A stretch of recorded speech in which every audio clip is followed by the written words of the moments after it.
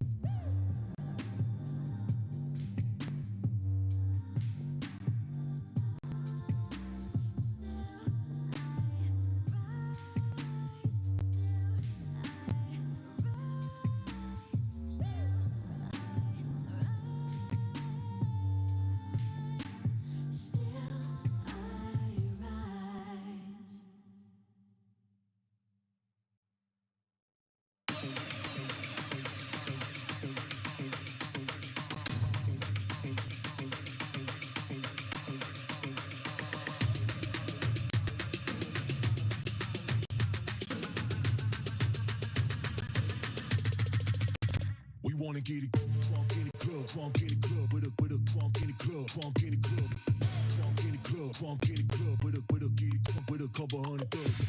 Crunk in the club, crunk in the club, with a crunk in the club, crunk in the club, crunk in the club, crunk in the club, with a get it crunk with a couple hundred thugs.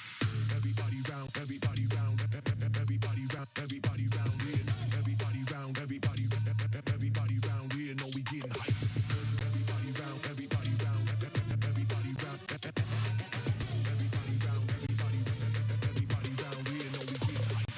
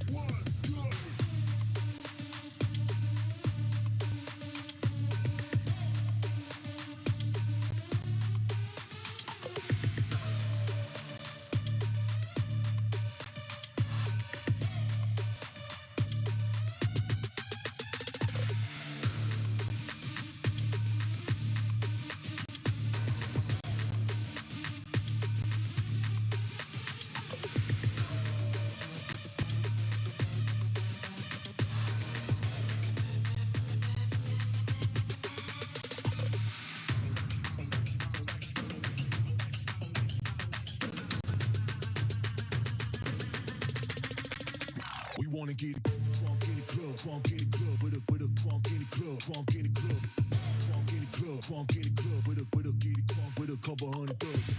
Crunk in the club, crunk in the club, with a crunk in the club, crunk in the club, crunk in the club, crunk in the club, with a get it crunk with a couple hundred thugs. Everybody round, everybody round, everybody round, everybody round here, everybody round, everybody round here, know we getting hype. Everybody round, everybody round, everybody round, everybody round, everybody round here, know we getting hype.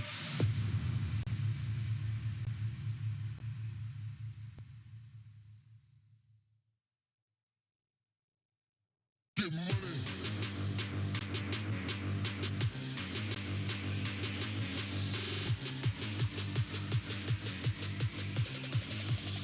Let's get the get money.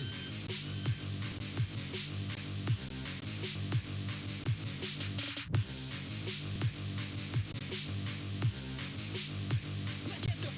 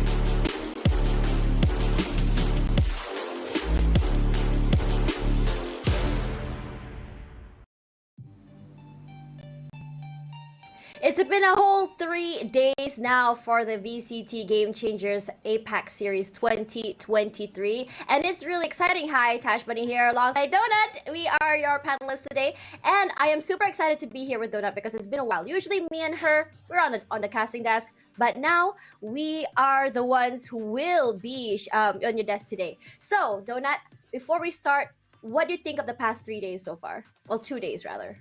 Yeah, the 2 days, they've been so amazing. I mean, we've seen a lot of, unconventional selections from Team SMG for their composition. And apparently yesterday it was revealed that it was their coach really defining everything else. I thought it was the players themselves, but the coach had a lot to do with their selections. But of course, right, some of the teams here, at least 6 out of the 8 teams who qualified for the playoffs were the same teams from Open 1. But a lot has changed ever since Open 1, and Open 2 is such a tournament to unpack, especially with the changes that happened. The only thing constant, at least, is Team SMG doing SMG things each and every single day. I wouldn't really say it's constant from them because they did have some new signings to the team, and one of them being one of the best players here in the Asia Pacific, at least, which is Aneri. Now, coming back to what we thought about today, I mean, when we talk about all these teams, we are even seeing, well, these teams are teams that we've seen from Open 1, even from last year. There are some new signings to the team, and some of them are brand new players, and one of them is RKNY. Despite that, I'm really seeing that these girls, they're really coming into this new open with a brand new mindset and a brand new team style of play, as well a brand new sort of, I would say, team, not teamwork, but teamwork as well as, what's the word to say it? How do we define this? A brand new passion for anything. But for those who are just tuning in, here is some of the things that you need to know about the VCT Game Changers APAC Series Open 2. So if you guys didn't know that this particular series format starts from Open number 1, where we have a $10,000 prize pool, and now where we are currently on the Open 2. From groups, which will be happening from May 30th to June 3rd, and now we're at playoffs from June 6th to June number 10th. Yeah, there's a lot to really undergo, right? I think there were some questions in the chat, in the comments, like, why do we have to go through the opens? Well, the reason why is because the league ever so changes, the scene changes together with it, right? And given all of these opens, it's a time to test and to learn, to see really what the scene and the landscape really is for the players, and then prepare themselves for LCQ and, of course, the last stage, which is Elite. But I'm happy to see a lot of registered teams for Stage 1, Open 2. We had a total of 68 teams, Tash, for this Open. And you know what's really exciting? Because, when Quack was telling us from before VCT Game Changers is called VCT Game Changers, we didn't have a lot of teams. There used to be very little teams. Maybe we'll have 16 at max. But now we've come to this point where we have over 60 teams signing up, and I can only imagine it getting bigger from now on. So the playoffs had happened. Sorry, not playoffs. Sorry, the qualifiers had happened, and now we're down to the playoffs. And these are all the teams that have come through. While not a lot has changed in terms of the household names, we do have some brand new teams, which is, I know, Point of Authority Blossom. We have teams like the Hero KDA. But players, however, especially in the Hero KDA, are players who have already played here in the Game Changers since, I don't know, last year, even before that. Yeah, an example of that would be Snooki, right? She used to represent the Team X Team Bo, wherein they wanted to really qualify for LCQ. They gave other teams a run really for their tough money. time, right? But unfortunately, they had to face the team of Sapphire, and that's when they fell to their demise. But at least in Open 1 and Open 2, Hero KDA went against OGX as well, which is something that we will be seeing for today. And I'm interested to see how they will see each other. I mean, how they will go against each other, given that there will be a prize pool, such a big prize pool for Open 2. So the prize pool is still $10,000, where the first place winner will be going home with $3,500. Now, I think for a lot of these girls, prize money is just a bonus. Most of them want to get to go forward. I mean, if you saw last year, it was the Sapphire team previously under X10, now FULLSENSE Sapphire. They were the ones to go all the way to Berlin. And for these girls who have been training their whole lives, that is where they want to head to the global stages. While we did see that the Asia Pacific scene was a little bit kind of like lagging behind the other teams, but you can tell that from the way they are playing this open, they had learned a lot in that, I would say, in Berlin last year. But enough about that. Let's talk about the brackets, because yesterday we saw SMG versus GE. We saw OGX FSS, OGX THK was happening today alongside GE versus RRQ. And then on the upper brackets, we're going to be seeing SMG versus FSS. And honestly, I'm not surprised at this outcome. Yeah, I mean, I'm not really surprised. A good run for SMG, and they haven't really dropped a single map just yet for this year. And probably match 11, the second match that we will be seeing for this stream is gonna be either a make or break for Team SMG. Will they lose their streak, or will there be something new that FULLSENSE Sapphire has to offer? But I want to really talk about OGX and THK since they have met in the same Open, at least previously during the Swiss stage, right? And Yes. OGX really defeated THK. And then I think this is going to be a redemption match for the Hero KDA at this point, given that Hannah and both Aisling are very experienced players. Yeah, and when you talk about Hannah and Ashling, I think we did see them kind of like going head to head on Twitter, where Hannah, I think her biggest goal right now is to be able to overcome Orangutan X. And I think that's a very, very, I wouldn't say a tall mountain to climb, but it is very ambitious. Now, it will be a very big statement because Orangutan X, they are a team that is not only a team that has come together for a long time, they've played together for quite some time now, unless, of course, there are some additions to the team, but the core still remains the same. And personally, for me, this I just want to ask you, what do you think of the roster changes so far for Orangutan X? I mean, Aruma is going to be a great addition to the team, right? I mean, she had a lot of good things to show when she was part of Big Scythe, and I think it's either a big loss for Big Scythe and a big change for OGX, especially if I had anybody else that I have my eyes set out for in terms of player to beat, that would be her because her being the sentinel and being the anchor of each of the site, she's impenetrable as a killjoy and a cipher. Okay, for now, let's talk about going into a break first. When we come back, let's talk a little bit more about the roster and what they can bring to the table today. So don't go anywhere.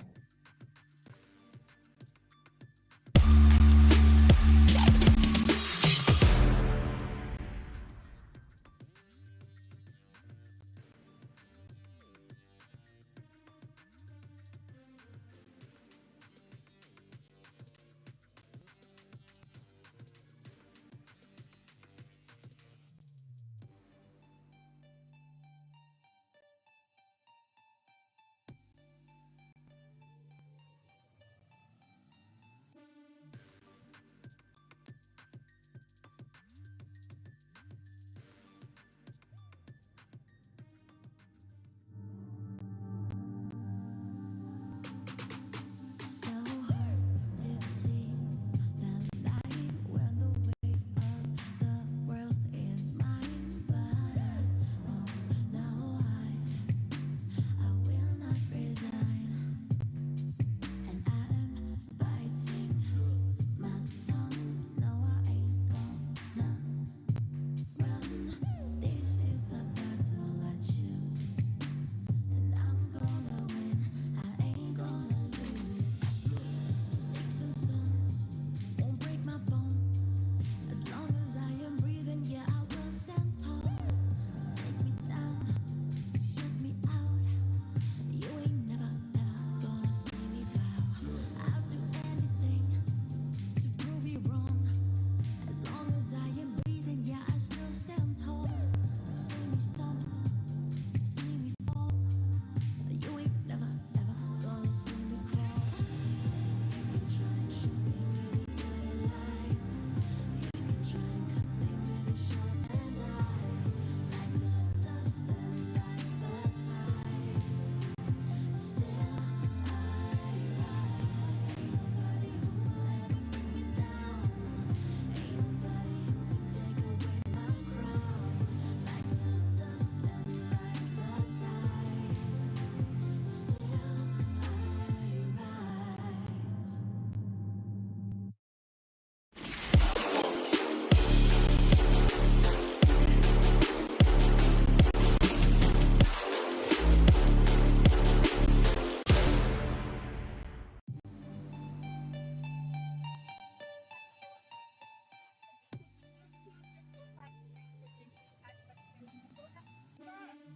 Sorry about that. Always a technical difficulty when we're doing on air, but let's take it back one more time. Welcome everyone to the VCT Game Changers APAC Series 2023. Tashbunny here alongside Donut, and we are your incredible duo today on the desk. Now, for our first series today is going to be really exciting. Orangutan X versus the Hero KDA. Now, we've seen these two play. These are clearly not their first time coming together here, matching up. We know that Hannah one of her biggest things that she wants to do is to take down Orangutan X, and this is going to be a very exciting one. But coming back to what we were talking about earlier, Donut, we were talking about Orangutan X's roster change, but let's talk about the roster that is on the Hero KDA side.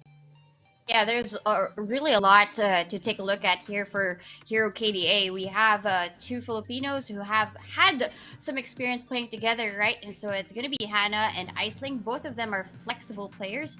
Hannah has really transcended from being a controller to now the initiator for the team, and she's doing really great wonders here. But Iceling, always, she's really been good at being the anchor for the team, not just really a role anchor, but really more of that brain power for the team. So I guess that duo here is going to be really a big impact for this specific matchup. But then at the same time, there's still a lot to learn from RKNY, right? You mentioned that she's quite new to the team. When I took a look at her VLR profile, she had nothing on her, but she's really performing so well. She is really good. The way she plays, the way she communicates, her clutch moments have been phenomenal. In my opinion, it looks as though she had been very experienced in playing in the pro scene, given the fact of how she communicates and moves with her teammates. I think she and Hannah have something good going on. If you see the buddy system, especially if you saw them play Ascent on day number 1, you saw Hannah holding near logs Ascent B, and then after that you saw RKNY holding on B main. As soon as someone came out, you saw the swing out, or at least the first hit will be coming in from RKNY, and Hannah will answer back for that second trade. And I think it's such an impenetrable, I would say, fortress in terms of their post plant or even hold on the site itself, because it shows how much they have in terms of communication as well as understanding each other's playstyle and body languages. And because I'm just really curious, because I don't think I've seen this team in open number 1, so it means that they must have just come together, but the way they play has just been so clean. Now coming back to Orangutan X one more time, I don't think we've spoken a bit about their team play and chemistry. After all, we still already have 2 more players in. What do you think?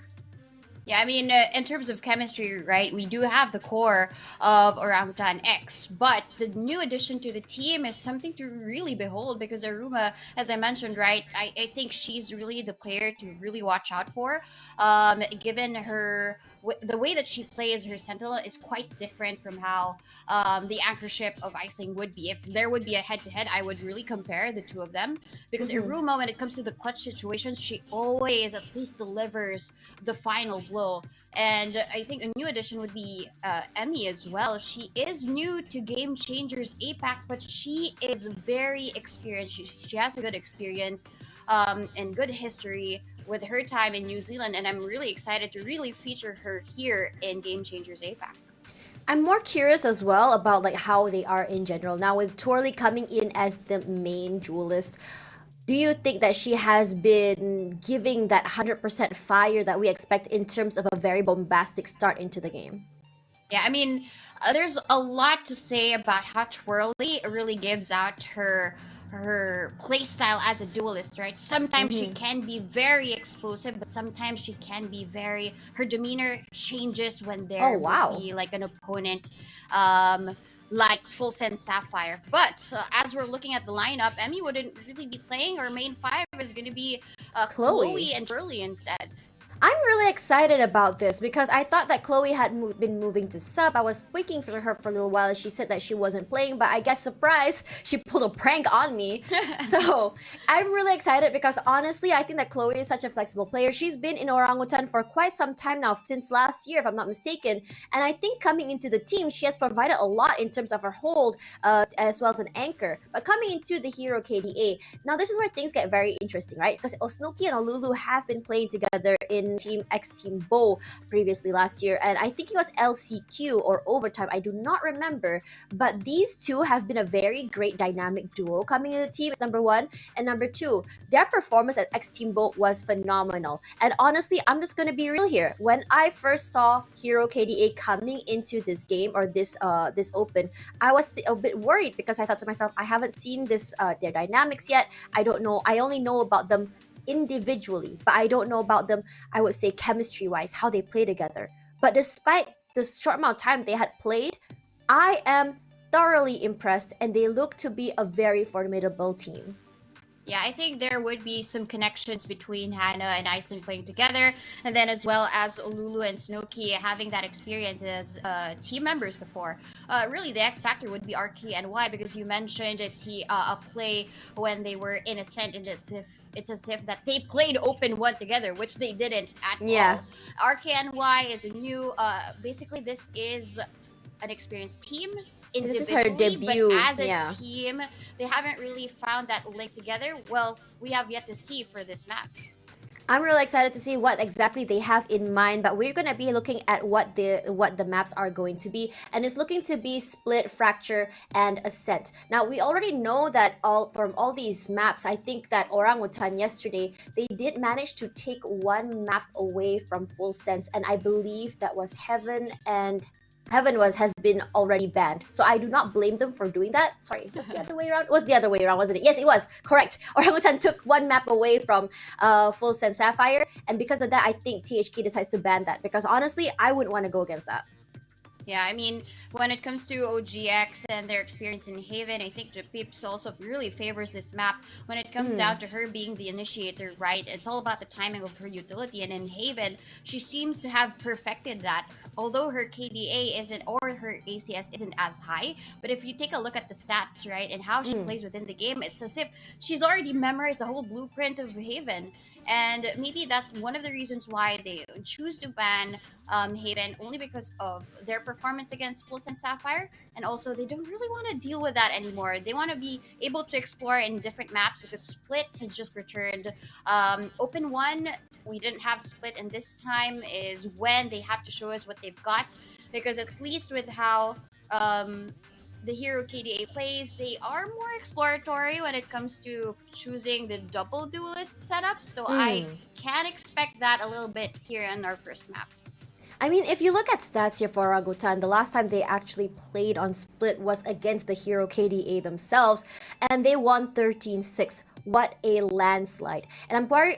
Honestly, when you think stats, you're like, oh, they're gonna lose again because they've lost against them before. But I think that when you play against this team and you're going on a round 2, there are a lot of things you can learn from your mistakes, and going against them again in such a short amount of time will give the upper hand advantage to the Hero KDA. Now, my question stands for Orangutan X is: did you guys manage to create a new counter strat? Did you guys try to create something new in your playbook? Like, yes, maybe perhaps what you did in the previous weeks, the last time you went with them, might be working, but what are your next few pages if you do get outstratted here? Because I've seen way too many games where, even though people are saying, okay, just get 4 in attack and then we'll just thrive on defense, but there are just so many games that I've seen now where teams thrive on attack, and it's honestly surprising given the fact that the map is just so defender-sided. Yeah, I think there is a lot to say here about the composition of the team of OGX, or at least the performance of the controller. I think when it comes to Split, right, it's all about the timing of the smokes with how you use the utility, because if you're an Omen, you're only left with 2 dark covers, at least for the first few seconds of the round, and then it refreshes. But even as the Astra, right, when it comes to how Casper plays the Astra, she's so phenomenal. All of her gravity wells and her Nova Pulses would hit them right smack in their faces. And I am just really looking forward to either reviving that. Yes, I said so. Oh, I mean, wow. Astra is gonna be selected, and Aruma goes for the Cypher. I am excited for this one because we have another comp here of a team that does not use Sentinels. Now, the idea of not using Sentinels here is to take up space and deny them that space entirely by playing as aggressively as you can. Sorry, we are seeing Sentinel. I just didn't realize that Aruma actually just picked up that Cypher. Now, it's going to be Battle of the Cyphers. Well, Cypher and Killjoy. Personally, for me, I prefer Killjoy. I prefer what the alarm bots can do. It covers a lot more space. But a Cypher, though, I think the flexibility as well as the hard hold that a Cypher can bring to a site might state a whole different story. Regardless, I'm really curious to see what exactly is coming to the table here, because before this we saw Chloe on the Killjoy all the time. She was their designated Killjoy, and now she's gonna be playing the Reyna. Regardless, we are gonna be going into our first game of the day: Orangutan versus the Hero KDA. Let's throw it to our casters. Take it away, ladies.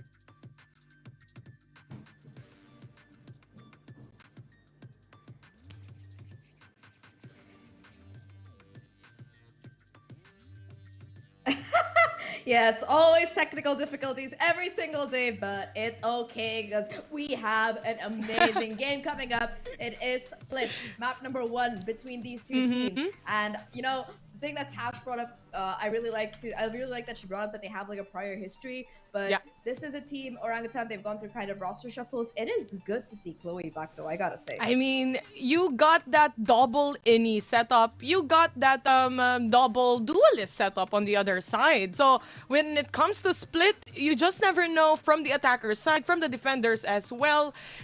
If you just think about it as well, who and what composition can actually make it better here in a map like Split? For you, in personal opinion right now, Zach, is it double innie or is it gonna be the double duel? Look, I'm just a fan of the double duelist just because of how Paper Rex plays it. I'm not saying that every team plays it like Paper Rex, but whenever I see double duelist, I get super excited about it just for that reason. I think that Split is a map in particular that even with the changes that came in a couple of patches ago, it's a map that most teams really struggle to attack on and take space on. And while double initiator is useful for setting your single duelist up, I feel like if you just have that double duelist dynamic, if you're really good at coordinating together, like how, for example, Forsaken and Jing do, or well, these days something and Jing do, I think that kind of chemistry is just enough for you to like power through, punch through, and just get inside. Not other than that, they have that setup from Erase anyway. So as a duelist, for example, you have that explosiveness that you can still bring to the table with the help of that double innie setup that you can take and really look for the fights. That's the problem here, especially for the side of the double duelist setup like Orangutan X. Like, you have that enough firepower. Again, it really depends on the synergy of the team and if they can make it work. But heading into our pistol round here, Zach, we are looking at OGX on the defense. Yeah, they're gonna be just holding down the fort. You do see 3 players stacked up towards mid, perhaps expecting that pressure to be coming through from the side of the Hero KDA, but instead it just seems to be mostly B main push. They do have one player kind of lurking around mid, watching for that push, and you can already see the aggression coming out of the OG squad towards mid. Casper, of course, the only anchor on this B side. Yeah, it does have some backup from Japeeps, though. 1-for-1 trades coming so far, and the numbers are pretty even. Yep, quick trades back and forth for the rest of the teams, but Casper already in a good spot here. Good repositioning coming in from her, and Aruma from behind will finish everything off. OGX secures this round 1. I mean, Casper was just waiting there patiently at that point, Zach, waiting for that perfect moment to actually kill the heads off. Look, I gotta say, Casper is one of the best players and her improvement has just been phenomenal over the last year. Her aim is just one enemy remaining. Ryzen waits with her utility. Not only as an Astra does she get the smokes down, she also gets the kills, and that's exactly what you want out of your controller player, and Casper delivers every single game. And the setup was great anyway. You have that smoke actually there to really displace the enemy and go for those angle isolation plays, and they managed to pull it off, especially with the help of Aruma coming over from heaven. But it's another brand new round that we have here. OGX, they're playing a little bit slower on the end here of THK as well, knowing that they don't have the power really when it comes to the guns, holding on to the classics. They want to try to make a setup happen here and make the pistol round work.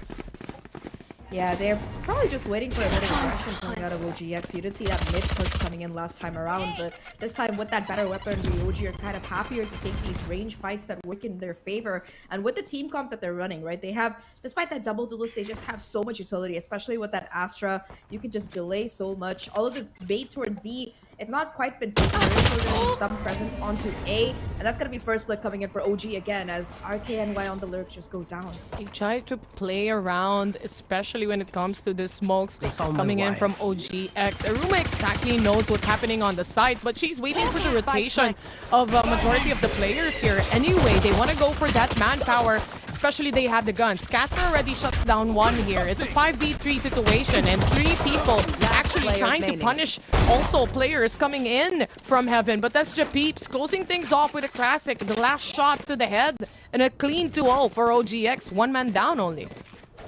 Yeah, only Casper goes down there, but honestly, it's not that bad. I think that her Spectre is gonna be something that she can replace, and honestly, Casper with the Ghost is pretty scary. Almost as scary as her with the Spectre anyway, so I don't think it's too much of a loss. It's the bonus round for OG anyway, and this is where things get scary, right? The Hero KDA, they're gonna have their buy coming in. kind of been charging up those ultimates, especially I have my eyes on those Seekers coming out of Olulu. Only 2 away. They might come into play in this round, but overall, OGX, they're just looking to be so strong here. I'm just looking at that pistol and that anti-eco. They're just there for the trades. Their synergy, they have been really working on it since that open one, and especially with their new players, they're looking almost flawless. You have the double innie anyway. You can set up quite well, especially here on the attacker with the fault line coming in and even maybe a pain shells to really displace enemies that you want to displace when it comes to the backside of a site, for example. But still depends on what play they actually want to show against OGX here, as they are really just patiently waiting for the entries to come in. They know they have traps set already all the way to,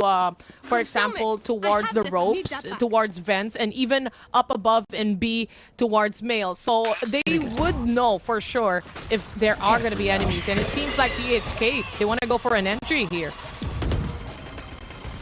Haven't quite found anything, and if you look at the positions that OJ is playing in, it's a lot of these really tight angles and corners. There's only so much that you can do. Aruma spots that first player, takes the shot, gives away her position, and is not even able to find one. As Snowkey with the satchels is just able to not only find space, but also the kills. Already 3 entries coming in for THK here, and OG, they're gonna be in a very awkward retake attempt at this point. Their best hope is to make it as expensive as possible.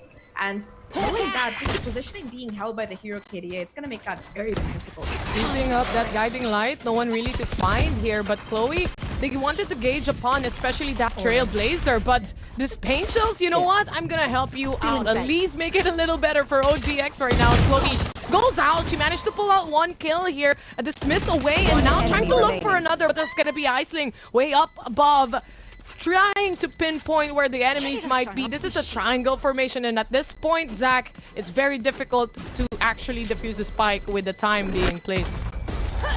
Yeah, though you did see some players going down, some kills coming in for OG. Really, really good bonus for them, by the way.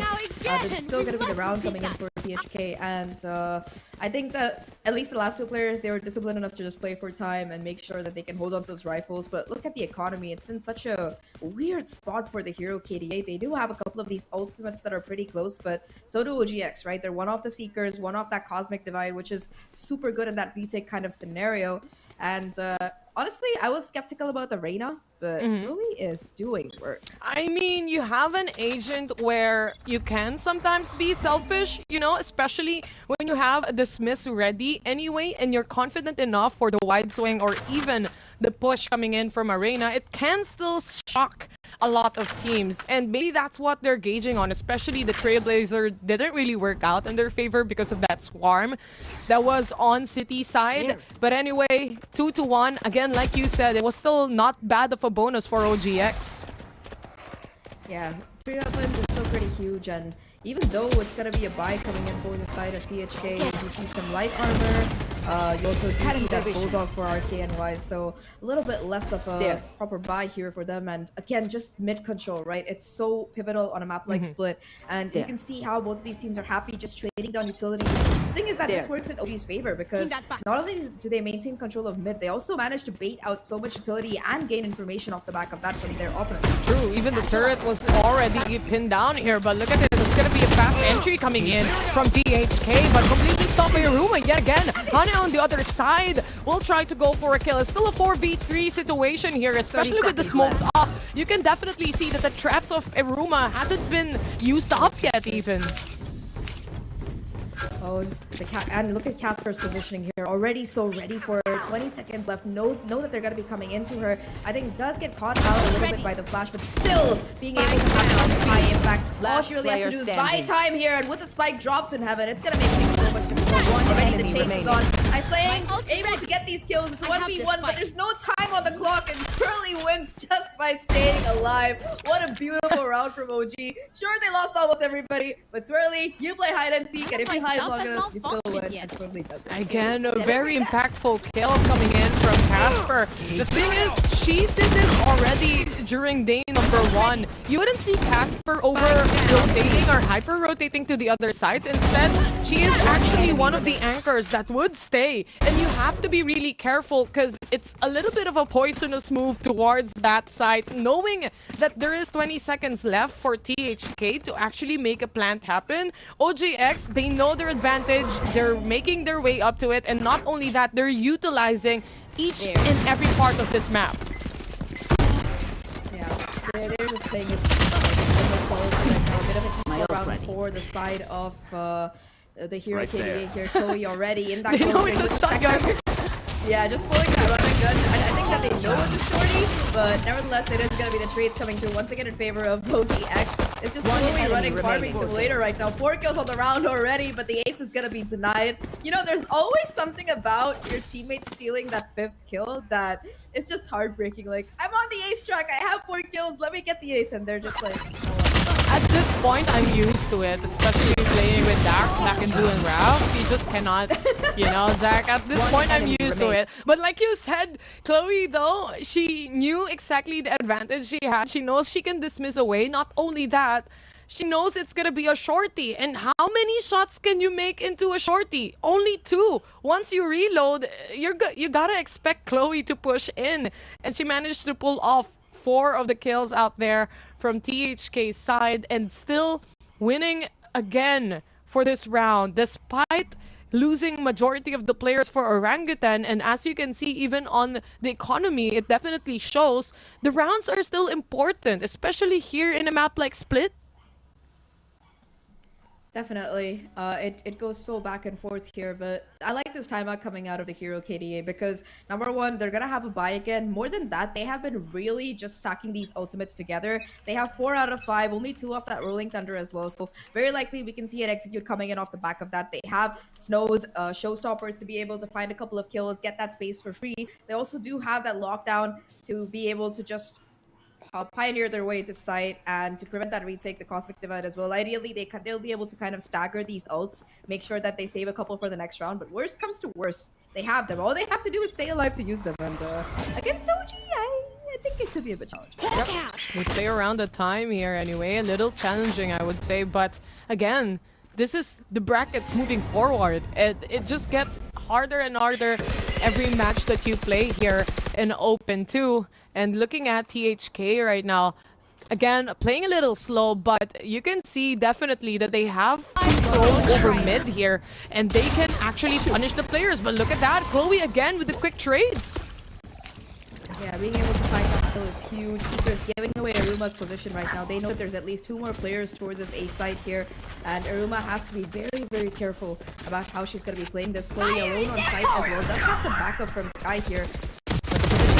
Has to be very, very careful. The Empress now active for Chloe. Dodges the showstopper. Gets yet another kill here.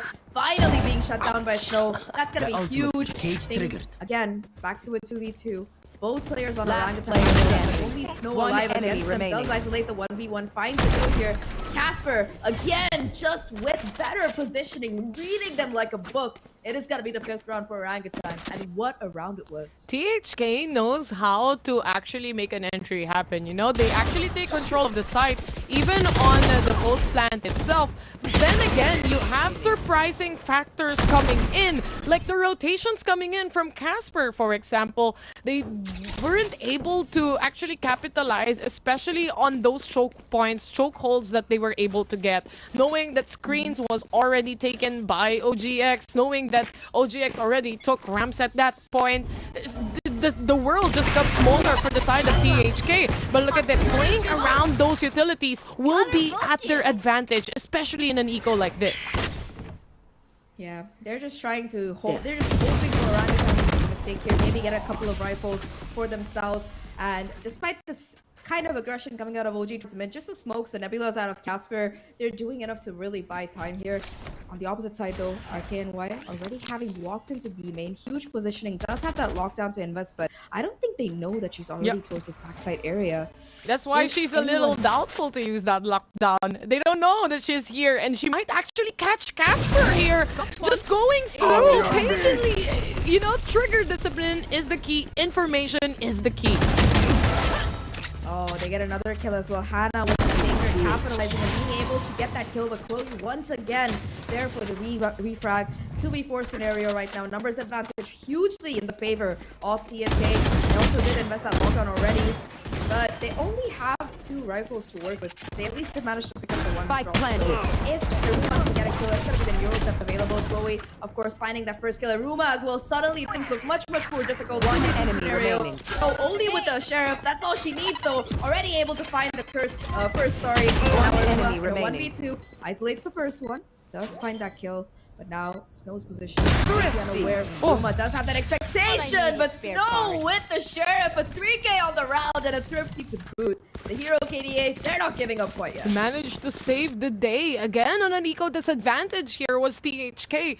But if you play around those utilities, the power of a Page Shell and even a Gravity Well put together, you can definitely get kills away from that. Knowing that it wasn't, again, an eco disadvantage here, playing around the utilities, even that neural death coming in from Cypher, they still managed to pull off those essential kills. Again, the epitome of this stake started from RKNY really holding that trigger towards Casper.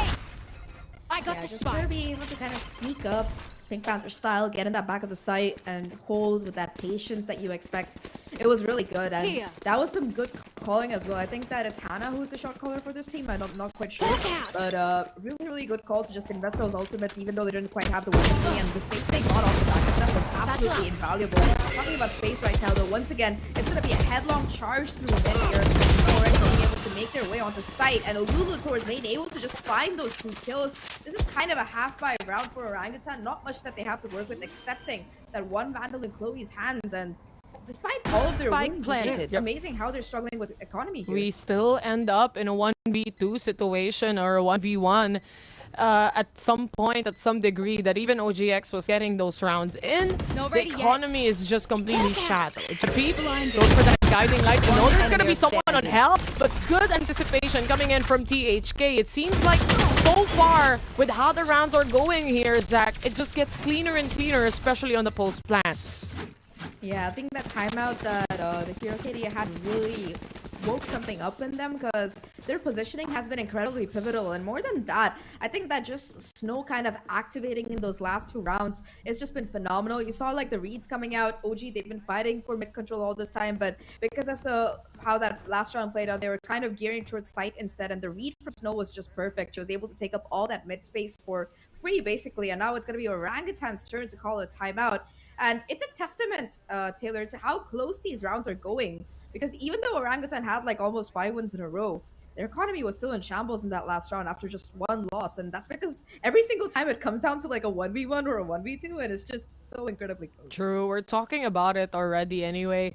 And it seems like, of course, for OGX, the gauging for this is for Chloe to obviously get the initial pickoffs, maybe even a dismiss away, and the rest of the team comes by and actually helps her out. But the thing is, if you shut down Chloe immediately here, there is a certain factor for THK, and we can see that all of us can actually see that despite the advantage that the defense has here, there's still some loopholes. Like, they can go into a site without even anyone from OGX actually knowing. It's just been very, very sneaky coming out of them. Huge lurks from RKNY in particular, but overall their coordination over these last few days has significantly improved, I gotta say. And now once again, you see that change of pace coming out. The last 2 rounds they've been very, very aggressive from the Hero KDA, but now they're just kind of playing it patiently instead. They know that Twirly has that showstopper, might be tempted to push up with it, and off the back of that, they're just trying to like take it a little bit slow. But OG, they have their number this time around. They're playing a little bit more carefully, much more slowly. 1 fault line out, and the answer is 2 utility play coming in from OGX. And immediately, you know, you shut down those utilities, shut down the cameras, shut down the line traps, or even since THK is playing majority on a play for contact scenario, they find a loophole. They manage to take a space here. The problem remains is how are they gonna hold again onto that post plant they want to continue holding on to. OGX, they can feel there's some certain pulse here, and the showstopper perfectly connecting yet again. But a showstopper back to answer. That's gonna be Twirly going for the second, and she managed to pull it off with a quick trade to Hannah. 30 seconds left. 3 right now. Once again, the Hero KDA do have that Spike numbers planted. advantage. Last player standing. But again, Casper is only able to find one though, and Aruma is going to be forced to take on that 1v2. Hannah, though, more than ready for it, finds not 1 kills and ends the round with a massive, huge number, almost only 1 away from that Rolling Thunder. Sorry, 2 away from that Rolling Thunder. So once again, the Hero KDA kind of they took the timeout and they are back on fire right now. Like they said, just play around your advantages, and they know that they destroyed traps here. They know they don't have the cameras anymore. They know the positioning of the respective OGX players because they have certain engagement where they just really try to get that intel in. And so far, THK is doing wonderful in minimizing the effects that OGX is having right now. And again, shutting down Chloe is one thing, and the other is actually making that decision happen and making it work. Look at this. Aruma knows exactly there's gonna be people coming in from male here. Not exactly how many though. She has to come back as there are gonna be lots of utilities coming in as well. Again, you just see this. This is like the 3rd round that I think THK are doing this. They just go for this crunch towards B main from mid, and Spike the 4 players planted. towards B main, they just get punished time and time again. And there's just no counter to it exactly. This time it's going to be Casper paying the price here. 4 players for OGX, all of them with not ideal weapons to say the least, though at least Twirly and Chloe duelists do have some kind of great power. Tucked away in the corner. It's going to be RKM by finding the frags. 3 on the run already.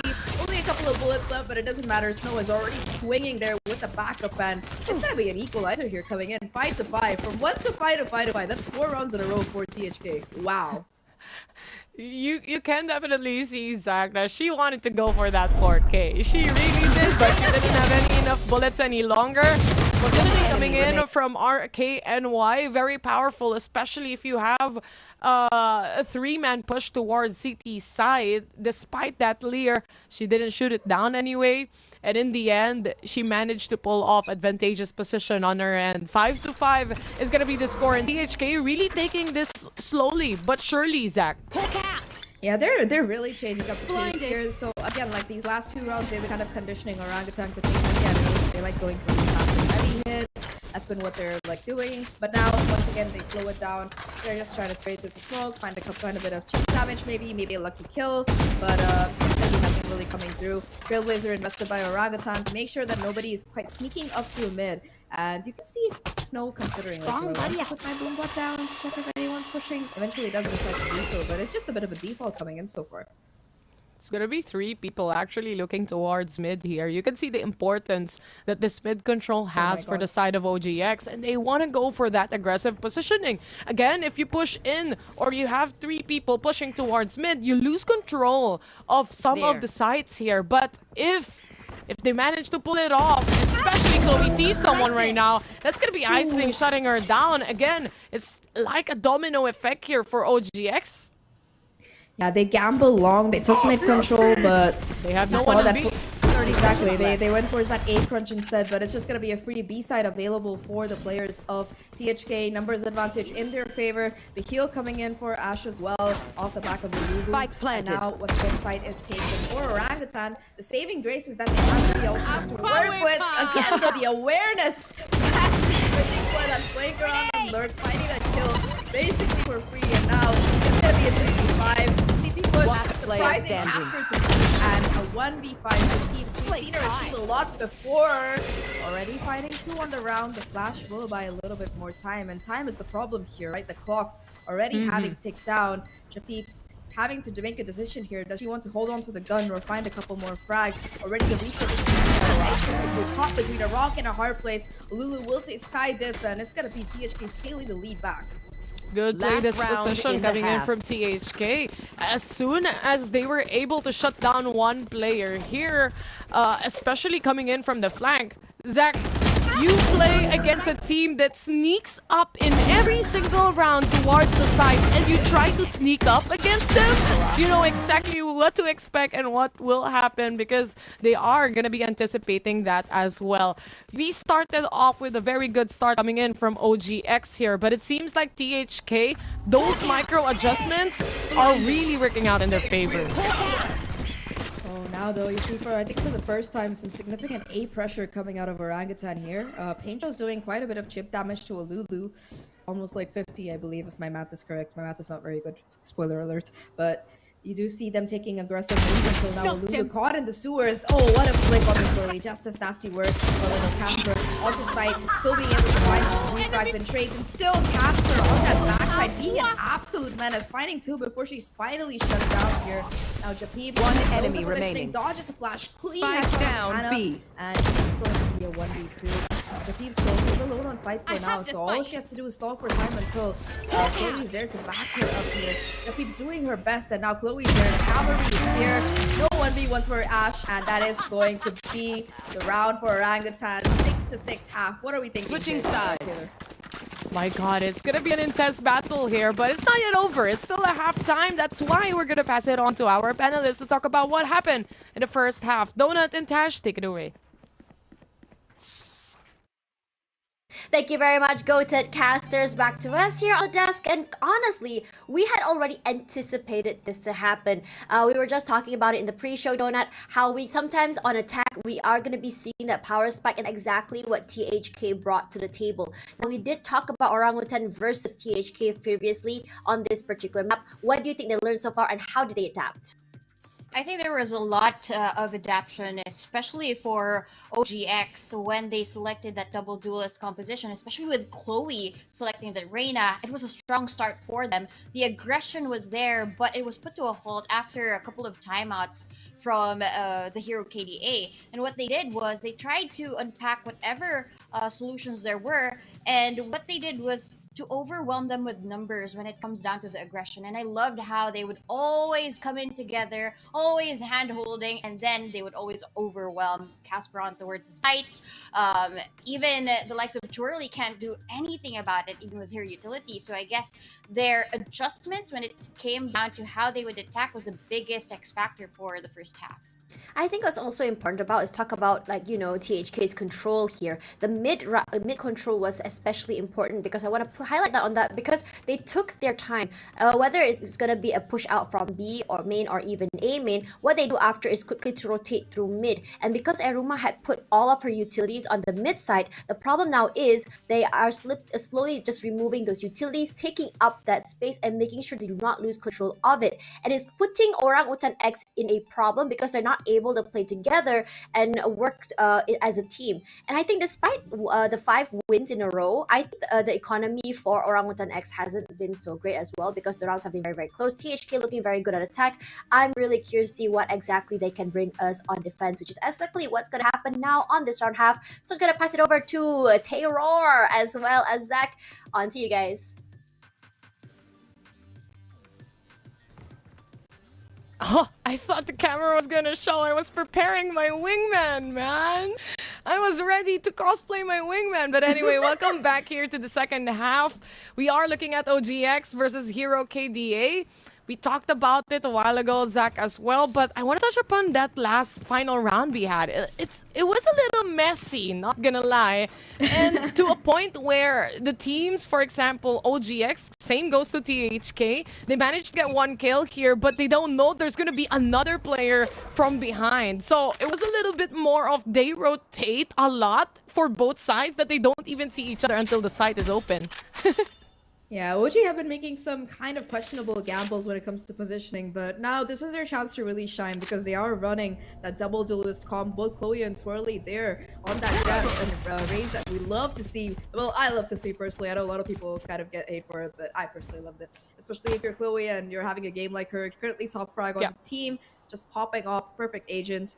And you can see Orangutan making their way up towards Rams already. Close to taking Heaven control, but they want to go into the site. The problem is, there's a Killjoy setup here, and Timmy the Turret is just player 6 on a pistol roll.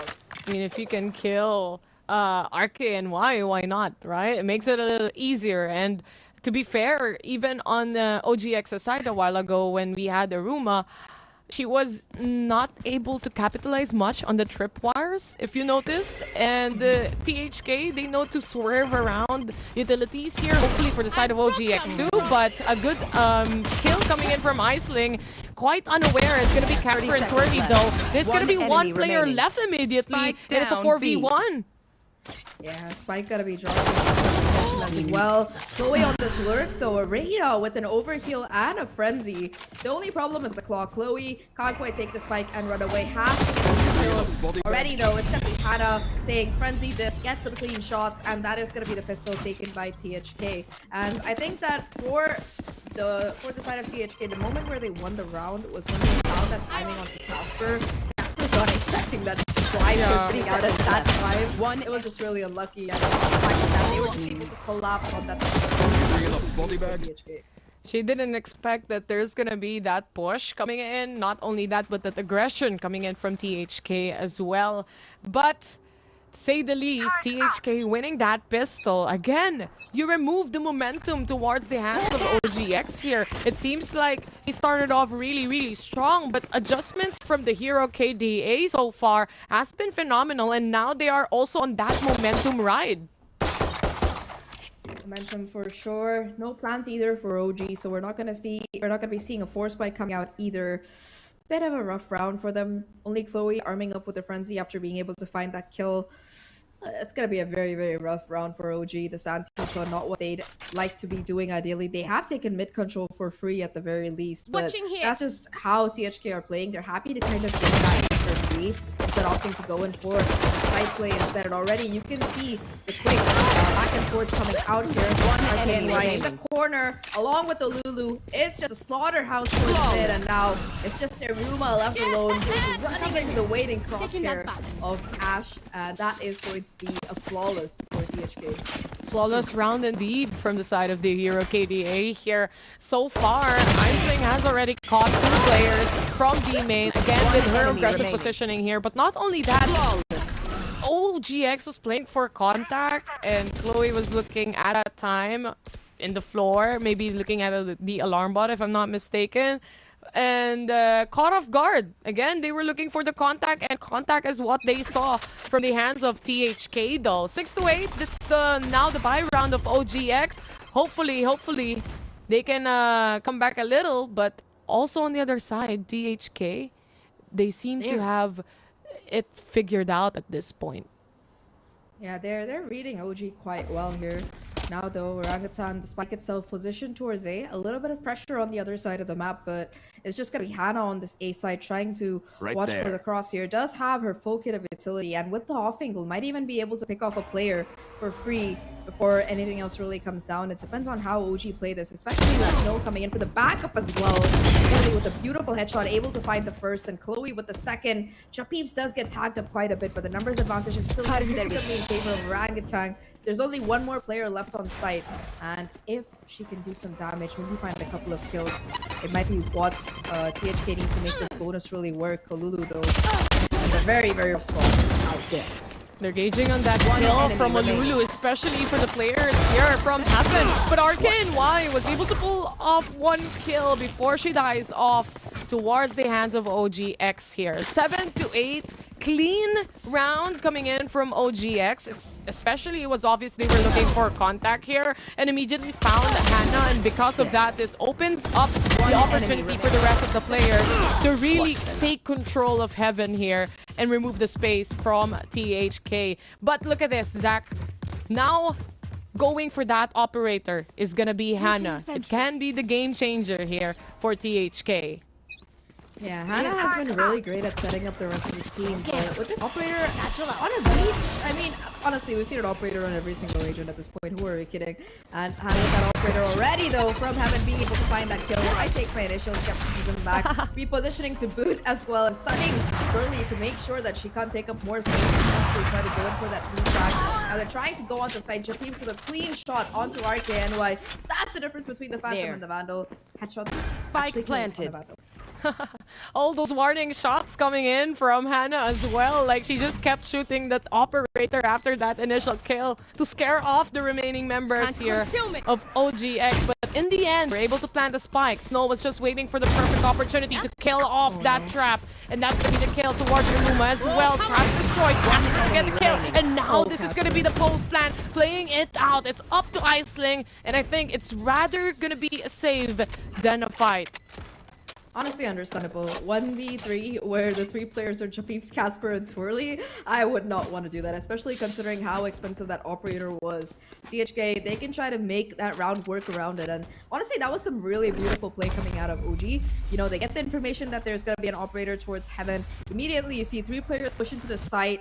Japeeps finds that kill onto RKNY. And after that, they just hold down his crossfire. Sure, Uma goes down to that well-timed flank, caught looking at the camera instead. But aside from that, Orangutan, they were almost all being able to just dodge that flash and find those two kills towards main, completely shut down any hope that the Hero KDA had for a retake. They still want to gauge on that operator for the next following rounds here, Zach. Now, what I'm worried about, actually, I think we're looking at a pause here anyway. What I'm actually worried about is when you have an operator, especially on the defense here, especially you have it with Hannah, who cannot really hyper-rotate quite fast compared to a Jet, for example, or, you know, other agents. But then, the value of the operator, you lose it, especially when you have to make a retake happen.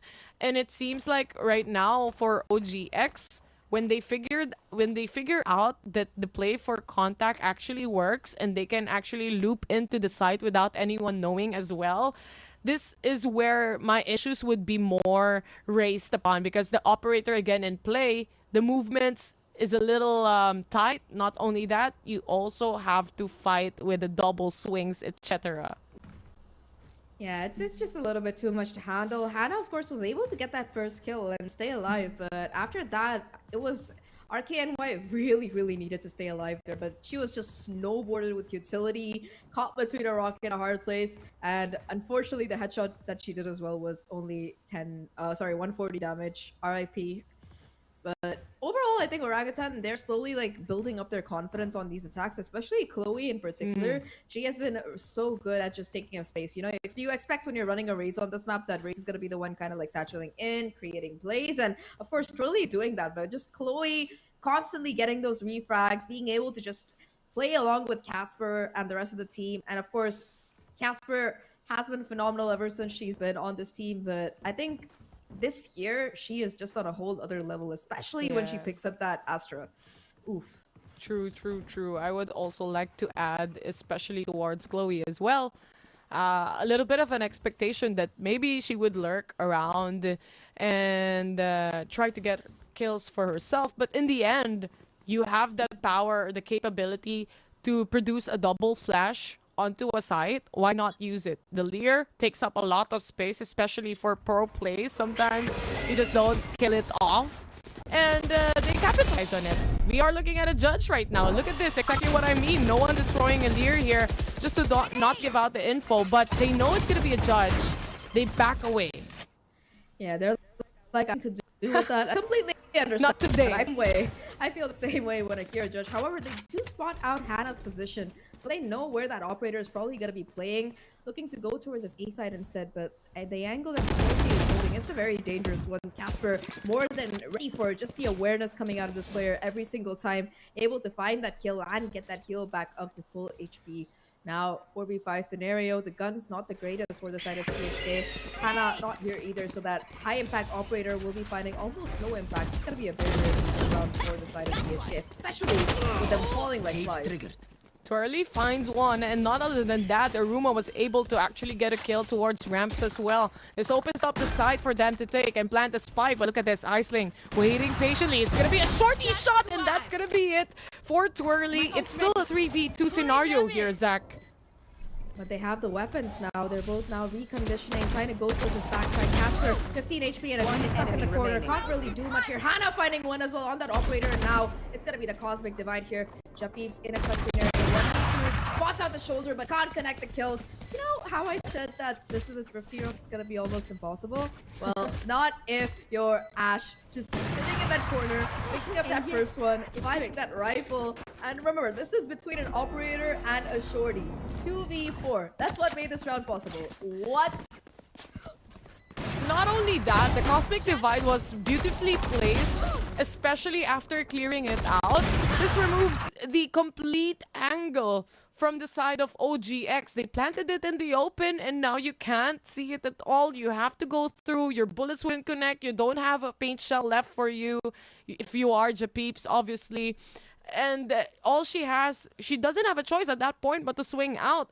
And either that or take the advantage for the side of OGX here and really make a double swing happen in that Cosmic Divide from Hero KDA.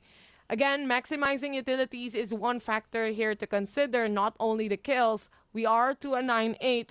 The Hero KDA, they are on the upper hand here with one round, but we're looking at a timeout and the possibility that you want to convert more rounds. They certainly have the ults to work with it. They have that lockdown available for a retake if necessary. Nothing from Orangutan can really stop that, with the exception of Trolley. If she gets that showstopper, she might be able to just slam it into the ult's face and possibly find a couple of kills as well. But aside from that, ultimate economy, it's definitely in the favor of OG. They have that Cosmic Divide to be able to get onto side. Japeeps has Seekers. And if you really need some additional information after the Seekers, you also do have that Neural Depth on Aruma. So they have a lot to work with here. However, their economy is in a very precarious spot. You know, they've spent almost everything they've had into this round. Next round is going to be a little bit rough for them, and they're going for a very aggressive A hit already. Cosmic Divide and Seekers coming out. Especially with that kind of Cosmic Divide, this is going to be a sure A hit now as the showstopper comes out in the hands of Twirly. She's trying to look for someone to actually pop it on. RKNY goes down already, but that showstopper would never see the light of day. Olulu, on the other hand, goes for the flash and actually kills the one planting the spike. Now that the Cosmic Divide is away, she has to fight with a triple kill. She managed to do so. 5 HP remaining, and they can still make a sandwich play happen here, Zach.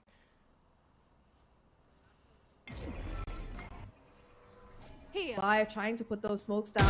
Too, like you mentioned, Aruma though finding that kill is huge. That's gonna trigger that neural theft, and the remaining players they're gonna know exactly where they are. Ash and Hannah, Spike finally going down. Casper being able to get it onto site here. Aruma going up towards heaven, trying to find a frag, finding a better positioning here. Does spot out Ash, gets her to really low HP, but not quite able to finish off the kill. And now Casper playing aggressive, despite that operator looking to find some frag value. One spotted out. Aruma though goes down despite the low HP, and now it's once again down to Casper to be that clutch player her team needs. Finds the first, but Hannah swapping out that weapon is able to refrag immediately, and THK they get to talk to the first. How did that round fall apart? Really quick thinking coming in here from THK side, but not other than that, the shots just didn't connect, especially for the players up above heaven, especially for the Astra that just jumped down because she has the unequipped time, to say the least. And isolating the angle is very much needed. Again, for the side of the Hero KDA here, having Olulu alive and getting a triple kill like that, there's something that they have to fix up here. And they tried. Again, if the shots wouldn't connect, what else can you do, right? You have to just completely reset right now. And a good timeout might help them as well. Yeah, they definitely need to reset. I think Aruma, of course, only had a Bulldog, wasn't quite able to finish off the kill. I think that despite Ash only having like about 5 HP left, just being able to find that kill onto Aruma was what really changed the course of that round. They took 2v1s almost the entire time after that. You saw her waiting for Hannah, being able to find that kill onto Aruma, and then they swing together onto poor Casper, who can only do so much. And unfortunately, that's going to be a round that Orangutan should have won, especially after getting those 2 entry picks and investing like 3 or 4 ultimates in it. It's just going to be a loss, unfortunately, instead this time around, and not much left in the bank here for them, both ultimate-wise and money-wise. They're going to be playing a bit of a half-buy purchase. If they can convert it, well and good, but otherwise, 8-11. Yeah. Not ideal. THK, they lost the operator here, but in the end, they won the round, right? So, the importance right now of each and every round, especially you're on a double-digit scoreline, very essential for the team and to really keep up at it. But again, OGX will try for a take to happen. Again, control over Ramen. That's gonna be the double shot from Casper actually connecting. Casper, as always, coming in clutch, being able to find those 2 kills is huge, and that's going to be a couple more rifles that they can possibly retrieve if they decide to go forward. Ash now playing aggressive, trying to prevent that very possibility, does get spotted out, and unfortunately will be forced to fall back. Off the back of that Orangutan, they find 2 guns that they can use to try and make things work. Casper just pulling out the heroics. I think that's also the showstopper that got taken down, so wow. A lot, really. A lot has been taken away, that's for sure. But I think one more to be taken away here is gonna be Aruma as Hannah shuts her down away. 3v3 situation, still a lot of delays coming in the hands of the Hero KDA. But I think they can feel that it's gonna be a rotations going to A site. They only have a few seconds to do so or decide. So with the lockdown being placed, it's just gonna be another delay, and OGX has to decide now. It's either gonna be a fight or a rotate. It's gonna be a fight. Oh, unfortunately though, the frags still go in favor of the side of the Hero KDA, and Japeep's forced to plant with that clock ticking down. Hannah will be able to find the perfect timing and just get that final kill. That was a really, really nice cosmic ride coming out of Ash there, to be able to put that angle down, force them to just have one real way to peek into that lockdown and to fight it off. It was just such fantastic work. It got so much delay there. Yeah, it brought so much delay. It also brought so much worry in the hands here of OGX. And you can definitely see that from the players from Heaven, that they were contemplating, are we gonna push or are we gonna rotate because we're close to vents? And as time is ticking away, again, 30 seconds, you have to decide fast. Despite that, THK was already in position to take on the kills anyway. And again, good usage of utilities overall. Japeeps, on the other hand, it's a brand new round here. It might seem like a showstopper will actually be in their face, but Twirly managed to escape. Not like this. That is just such a great kill coming out. Japeep's being taken down like that. That's gonna mean no more flash initiation available for your duelists. No, that's why you have Chloe. That's why she chose the Reyna. Yeah, but it's not gonna be like info flashes anymore, right? It's just breakable Reyna flashes, which aren't nearly as good, unfortunately. And Snowkey gets away, doesn't even take a scratch, just gets that kill and is like, yeah, you know what? I did my work. I'm out of here. See you later, guys. Yeah, they know when to fight and they know how to actually stop the fight as well. When they have that advantage, why do we need to push it? And exactly like that, they just go back to the side retreat and regroup yet again. Chloe with a good opening here towards Olulu. They still have to find one. Twirly on the other hand, she might go down, but Casper quick on her toes to actually get the kill first. It's gonna be Twirly, not yet for the kill, but instead the other members of OGX. That's just a slaughterhouse. They come in one by one towards Heaven. Protect Twirly at all costs, Zach. I agree. Twirly is a queen. She deserves to be president. Get down, man. We got you. But you know, that was just really, really good awareness coming out of Orangutan. Casper to be able to check that corner and just their positioning. They were waiting for people to come out of that Heaven smoke. You see them jumping down one by one, and it's just like, yeah, let me do some skeet shooting here. Chloe gets one. Aruma gets one. I think that Twirly finally managed to get that last one. So Orangutan, they're not giving up yet. You want to fight it? Casper and Twirly died from that spray down, it would have been a different story here, but again, they saved the day. Another brand new round. Cosmic Divide has been set already. The race is inside. The boom bot explodes, but it's gonna be Japeeps and Twirly exploding onto them. A 4v3 situation again. THK, they're on a low buy here. Zach and Japeeps already going for the plant. Spike planted. Yeah, Spike will go down. There was a moment where you saw like Twirly shooting at Japeeps, and it's just like, oh wait, that's my Sky, that's not a Lulu.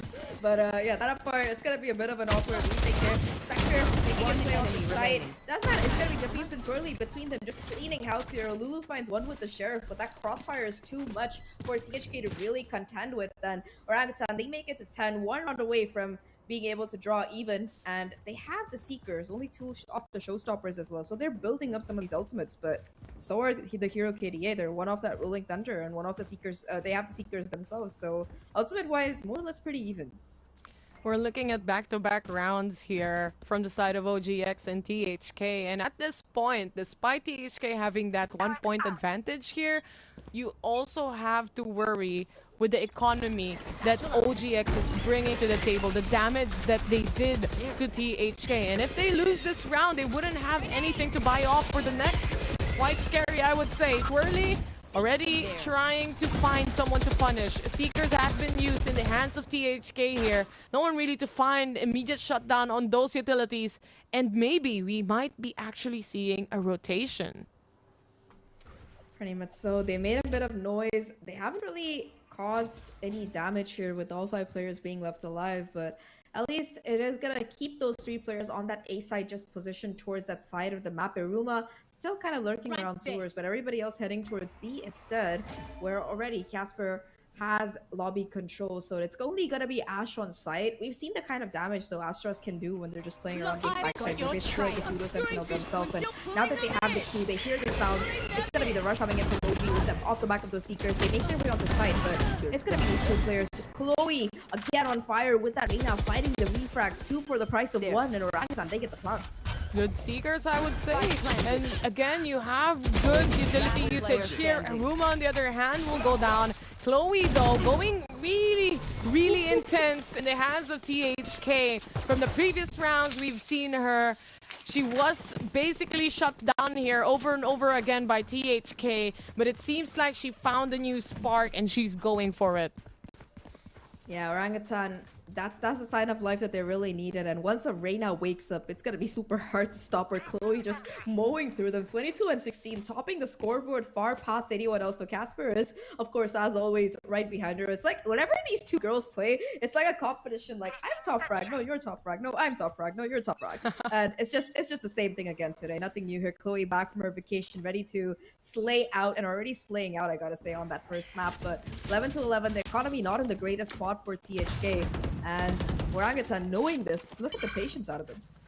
Patience is key as well. And OGX versus THK. Zach, we were talking about it already the previous round, and I mentioned it, that THK, their economy is completely shattered here by OGX yet again. In a double-digit score. This is the match point score we're talking about. And it seems like OGX really lopsided and got those rounds that are very impactful and very essential for the economy that we're talking about. Aisling quite prepared, but this paint shells actually doesn't hit her. She was saved by this wall, but Twirly wouldn't be saved, and that's gonna be Aisling going for the second here onto the headshot, but goes down in the hands of Casper. I know exactly where you Still a doable situation. Now the Neuro that's coming out, that's going to reveal the position of these last 2 players. Casper on the hunt here, trying to find these kills. Oh no, RK and Wido still finding value. Huge kill there, and now it's all up to the Cypher on the lurk. Knows that there's at least 1 on side, most likely both of them. Can't quite see the Killjoy hat or the barrel, so Ruma's going to be forced to drop down here. Can't even make a little bit of noise, unfortunately. 15 seconds left. She has to go for this. Very awkward fight. Swing is going to come out. Finds the first. Sees the second. And it's not going to be a clutch. Snow more than ready for it. Will get that headshot. Iruma almost getting the 1v2. But the Thrifty instead for THK is going to get them to match points. And Orangutan, they still have the guns to work with. They have the ults to work with. But for the Hero KDA, they have those and more. And they are very close to being able to lock them out. The thing I notice about, especially towards Aruma, is that she knows how to really isolate the fight. She's been put into a position where it was a 1v3 situation, and or a 2v3 even, but she still knows exactly where the angle might be that the enemy wouldn't see her as well. She uses this and utilizes it quite well. 11 to 12 is going to be the score again. Another try for an entry here from the side of OGX. They have a showstopper in play, but immediately a lockdown has been placed. Showstopper wouldn't connect that wall, but instead push out that turret away, and they have to respect this. No space, no kills. No time either, so yeah, of course, they're gonna have to be forced to wait it out. That's gonna be the only major ultimate that they had really coming into play. The Empress as well ticking down here. Already you can see the backup coming in on this B side. 3 defenders just positioned. If they make any kind of aggressive play, they're gonna go down, and the Empress runs out as well. Orangutan effectively have no ults in this particular round, and that's against the Rolling Thunder and an almost ready Cosmic Divide coming in. 50 seconds left on the clock. It seems like there's still one on the B side, but through the smoke, Ash able to to find a kill and do so remaining. much damage. The crossfires between THK players are just too much for anyone to deal with. The perfect stun as well from the side of Hannah, rolling Thunder to boot, and what a way to win the game. I think that was basically a flawless thing in that final round, and it is going to be that first map taken by the Hero KDA. And this is from 1 to 5, Tayrawr. They were like 4 rounds down, and they came back in that first half, equalized at 6-6. Again, Orangutan, they took the lead early, but the Hero KDA, just phenomenal teamwork coming out of them over that entire map.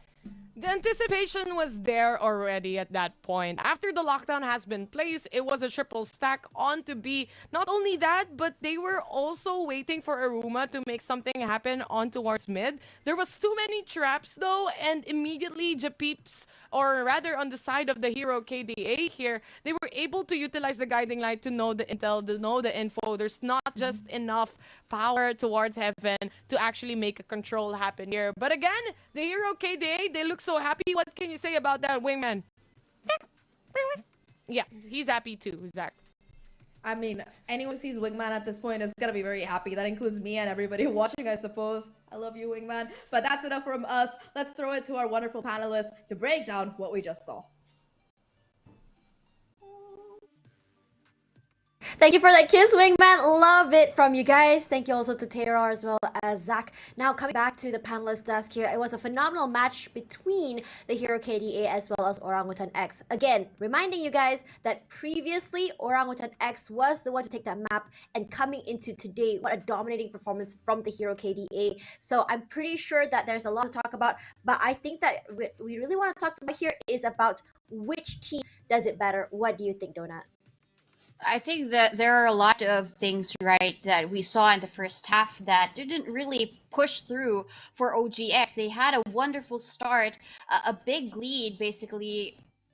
THK, they were down 4 points, but they just immediately threw that back and away from Orangutan X. I think one of the things that are very different between the two would be how they position themselves in the map. And Split is really tricky because of all of these narrow corners. You do have all of the utilities just lay down on the site, and also the potential of Casper being the hero for the team with all of the utility, it wasn't necessarily just shown, right? I think that was just a lack of setup for her during the defense, but she did pull through during the offense. But I do have to celebrate, of course, one of the members of THK, which was Iceling. She did show up during the last 4 rounds, getting all of these multi-kills each and every time. And even as the Astra, look at her first kills. 5 kills during the, I think most of them were really garnered during the defense.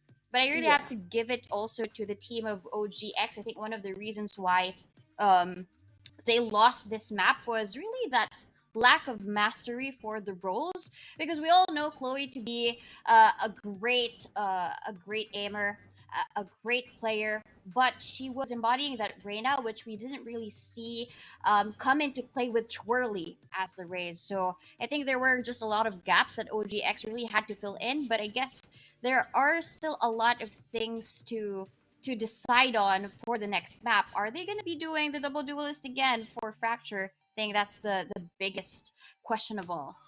I mean, when you look at how they play for the Hero KDA, other than Aisling, I think Aisling has been such a great job doing a great job on that map in particular. She's a great anchor. She's a great, I would say, band-aid player when push comes to shove, when it comes to those clutch moments, and she's really good at these aim duels. And I would like to kind of like compare it to Orangutan, where it feels like in so many situations, Orangutan was just using so many of these aim duels. Sometimes it also feels like a little bit of an overheat as well, when you think about how they push out a little bit too greedily, when they weren't able to prepare for that post plant, when they weren't able to try to push into sight. It feels like they were a little bit at loss about how to deal with these executes.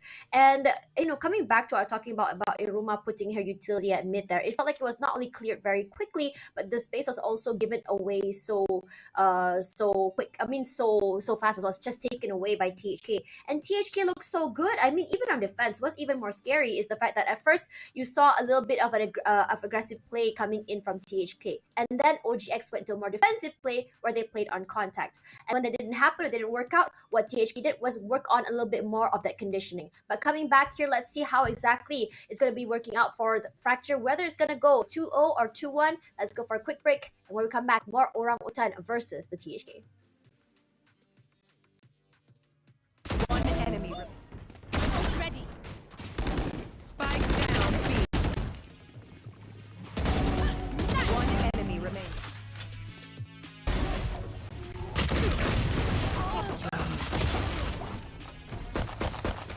enemy remaining.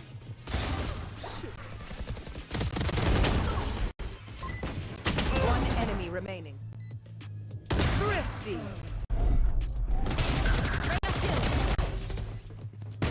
One enemy remaining. Flawless.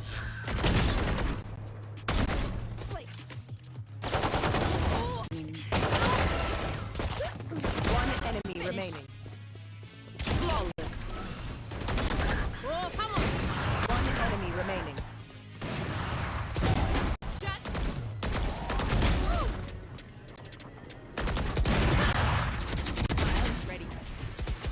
Spike down A. That's 3. You're done.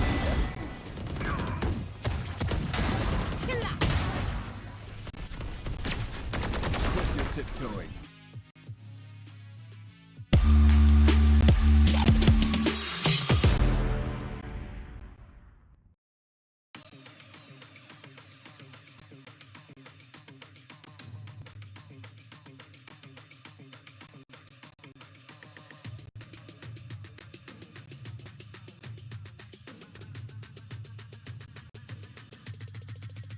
We wanna get it crunk in the club, crunk in the club, with a crunk in the club, crunk in the club, crunk in the club, crunk in the club, with a get it crunk with a couple hundred thugs. Crunk in the club, crunk in the club, with a crunk in the club, crunk in the club, crunk in the club, crunk in the club, with a get it crunk with a couple hundred thugs. Everybody round, everybody round, everybody round, everybody round here, everybody round, everybody round here, know we getting hype. Everybody round, everybody round, everybody round, everybody round, everybody round here, know we getting hype.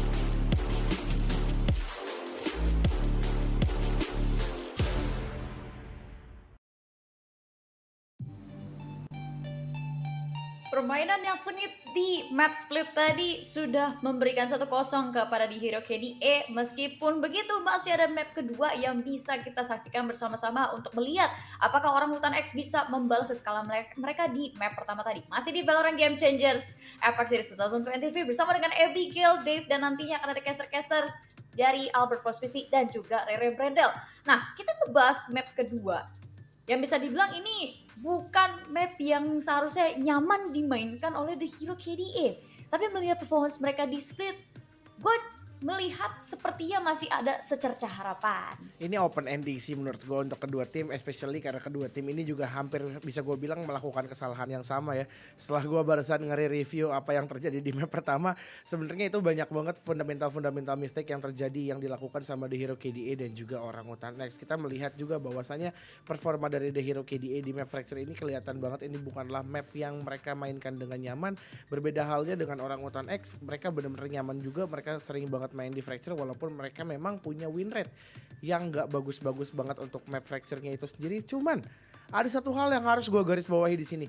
Kalau misalnya Orangutan masih melakukan kesalahan-kesalahan seperti apa yang mereka lakukan di map pertama, menurut gue ini adalah kesempatan yang besar banget untuk The Hero KDA itu sendiri, dimana mereka hanya tinggal memfix beberapa mistake-mistake kecil seperti kayak nggak ngecek angle, beberapa kali sequence utility-nya aja. Especially ini udah mereka map yang bukan mainkan 1 kali 2 kali, ini adalah ketiga kalinya The Hero akan memainkan map Fracture. Otomatis harusnya mereka udah punya plan yang baru gimana caranya mereka bisa untuk melakukan approach. Sementara itu dari Orangutan X, ya balik lagi kesalahan mereka itu adalah kesalahan minor yang harus mereka cepat atasi, kayak ngecek angle, terus main mungkin harus memberikan sedikit variasi-variasi yang baru, tidak hanya dengan mempertahankan skenario 4-1 mereka, karena ketika skenario 4-1 or a double duelist, which we saw Orangutan X bring to the table. Now, I'm not sure if Emmy was playing in the previous rounds that they've played on this map during the Swiss, or if we saw Chloe play on this round of Swiss. But depending on their setups, which just now was kind of broken down by our friends over our casters, that they said that obviously the setups was set up around Emmy. What do you think we can expect with Chloe in the game? Yeah, with Chloe in the game, I guess they just really have to decide whether or not which type of player, because Chloe can be a good Viper, but I guess there will be a bit of adjustment. She will now be the fade for the team, which is very surprising because we haven't really seen her play this agent before. And I'm not one to really direct our eyes there whether or not this is going to be a mistake, but given the competition of THK and Olulu really bringing so much to the table as the initiator, I guess if we were to compare the head-to-head of Olulu versus the fade of Chloe, experience-wise, I would go in favor of Olulu. And Chloe, I think she has a lot of expectations now for the team. The team play has to be there, which THK really has a bigger weight, especially with how they played in split. I actually prefer having that breach, that hard entry that he can provide coming into the site, which can enable Snowkey, will bring a lot to the table. The question now is how exactly they'll be able to counter this sort of set play. Can they play offsite and go for retakes is the question. But I think that our casters are pretty much ready to go. So let's see how it's going to go here, whether or not this round 2 between THK and Orangutan would go to a win in Orangutan's favor. Let's throw it to our wingman as well as Zach and Tay. Take it away, ladies. I feel like this VCT Game Changers Open is just like a wingman chiming in simulator, like He's almost sleeping. every single time. Sorry, Aw, Dash. he's a bit tired. He's He was a bit tired. After that first map, I can't blame him at all. But Taylor, looking at these team comps coming in, the one thing that I am super excited for personally is just watching Twirly on that Neon again. I think last year for Bren Victra, she was like one of the strongest duelists ever on that server on this particular map, and to see her back on that Neon action, I am so excited. Exactly what I was thinking as well when I was seeing and looking at the agent composition. I'm excited to see Twirly back on that Neon. Again, they played Fracture the first day we had, and I also casted that game as well. And you can definitely see the confidence she has taking in the site. They might have lost the game back then against FULLSENSE, but in the end here, you have to give credit where credit's due. And those times that they were on the attack, the entry was amazing. It was well prepared here. Again, OGX, they just have to be the team where they don't lose the ball in the middle of the game, because it happens every time we look at them. They started off really strong, and then the micro adjustments from the other team, respective team, comes in, and they just couldn't keep up. Yeah, we saw this as well during this particular open, like in their opening match against Big Sight. They had that initial advantage in Orangutan so far, even over the course of today. They've been able to find that adjustment right off the start, but as the game progresses, they're not able to like really keep up the kind of momentum and pace that we've been seeing, that we've come to expect out of them, to say the least. Now, though, they're going to be starting off on the attack side. Already, you see them farming up those orbs, which personally is my favorite strategy on Fracture. When you have 4 orbs, you might as well try to get them into your pockets. Exactly, yeah. And now they're looking to just go towards this arcade and make a push into the site, but there's going to be that killjoy ability on site. Or maybe they're just creating boba milk teas, right? On the side. You just never know. Anyway, moving forward. Anna, though, already out of the equation here as Twirly shuts her down, but RKNY fights off. Managed to pick up a trade here. 4v3 situation as they plant a spike right now. Twirly knows exactly where one of the players of THK would be, but they have to move further away. They have to take care of this post-plant situation in a 4v2. Yeah. The HK is going to be in the favor of these V-takers, but as I say, that Snow goes down to Twirly despite being only 22 HP, says, no problem, guys. This is my map and my agent. I got this. Slaying out as always. It's all done just for Lulu. 1v4, hit by the stun. They know exactly where she is. They manages to finally take down Twirly, but Casper there for the trade, and Orangutan, they once again take the pistol on this particular map. And the thing about Fracture is that this is probably one of Orangutan's best maps. They managed to... they've been playing it for such a long time, and even though they lost, I think, last open, they've still been able to like really dominate on this particular one. Yeah, but you also have to remember it's a revamped setup. It's a revamped team we're looking at here as well. Though they really have good performance here in Fracture, that also means there's going to be lots of VODs to look at, lots of understanding from the respective teams, especially coming in here in the open. But another brand new round is what we're looking at. OGX, they have the upper hand, but look at this. A 4-man stack towards B. Actually 5. So quite deadly in the hands of THK if OGX decides to go to B. Yeah, that's just not a very fun prospect, walking into classic right clicks and shorties and everything in between here. Now, though, Orangutan themselves, they do seem to be getting a little bit of information. At least they spot out a couple of players, and Ruma finds one, but Snow finds the trade and doesn't even take any damage. So that's going to be one gun that they can retake. And Orangutan, they make some noise. They put down the fast lane here to possibly try to hold them, keep them onto that particular site, but instead they're just going to be heading towards the A site. They made the right call. There's still going to be nobody on site, although you do see Snow rotating over, and Snow's the only one with the weapon. It's going to be a lot of work onto her shoulders to make this round, this anti-eco viable again for the side of THK. Yeah, she's the only one here with the Spectre anyway.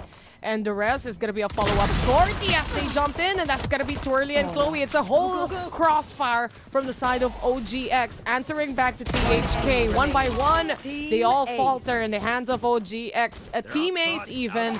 But 2 players, at least for OGX, were pinned down, were gunned down. In the end, the round is still theirs. Imagine, Zach, if they decided to go actually hit B. Oh, that would have just been extremely scary.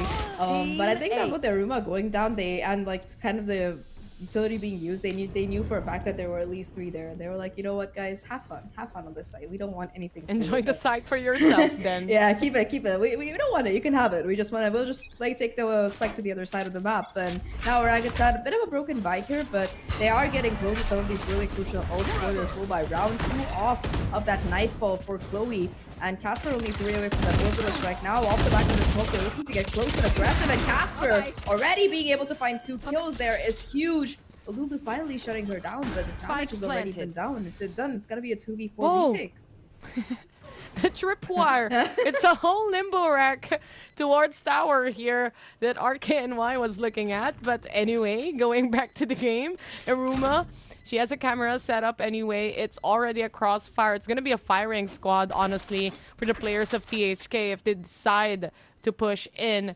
And I think it would rather be a save for them. They would go on the safer side. Good bonus for the side of OGX though.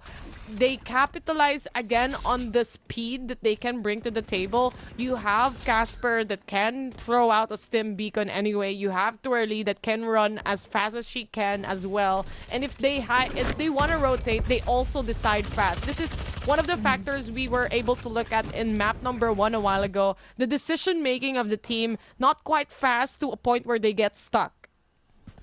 I think this is one of the nice things about the new kind of players and comps that they're running on the map, is that with the rotators coming in, they're able to completely catch them by surprise in a way. And like you mentioned, that speed coming out of the Stim Beacon, along with, I think that round-winning piece of utility there was that smoke that Casper put down. It cuts off that long angle completely, and they're just able to take these close head-on-head fights. THK should not have been playing to try to push through those smokes. They got punished for it so hard, and Casper finding not one but two.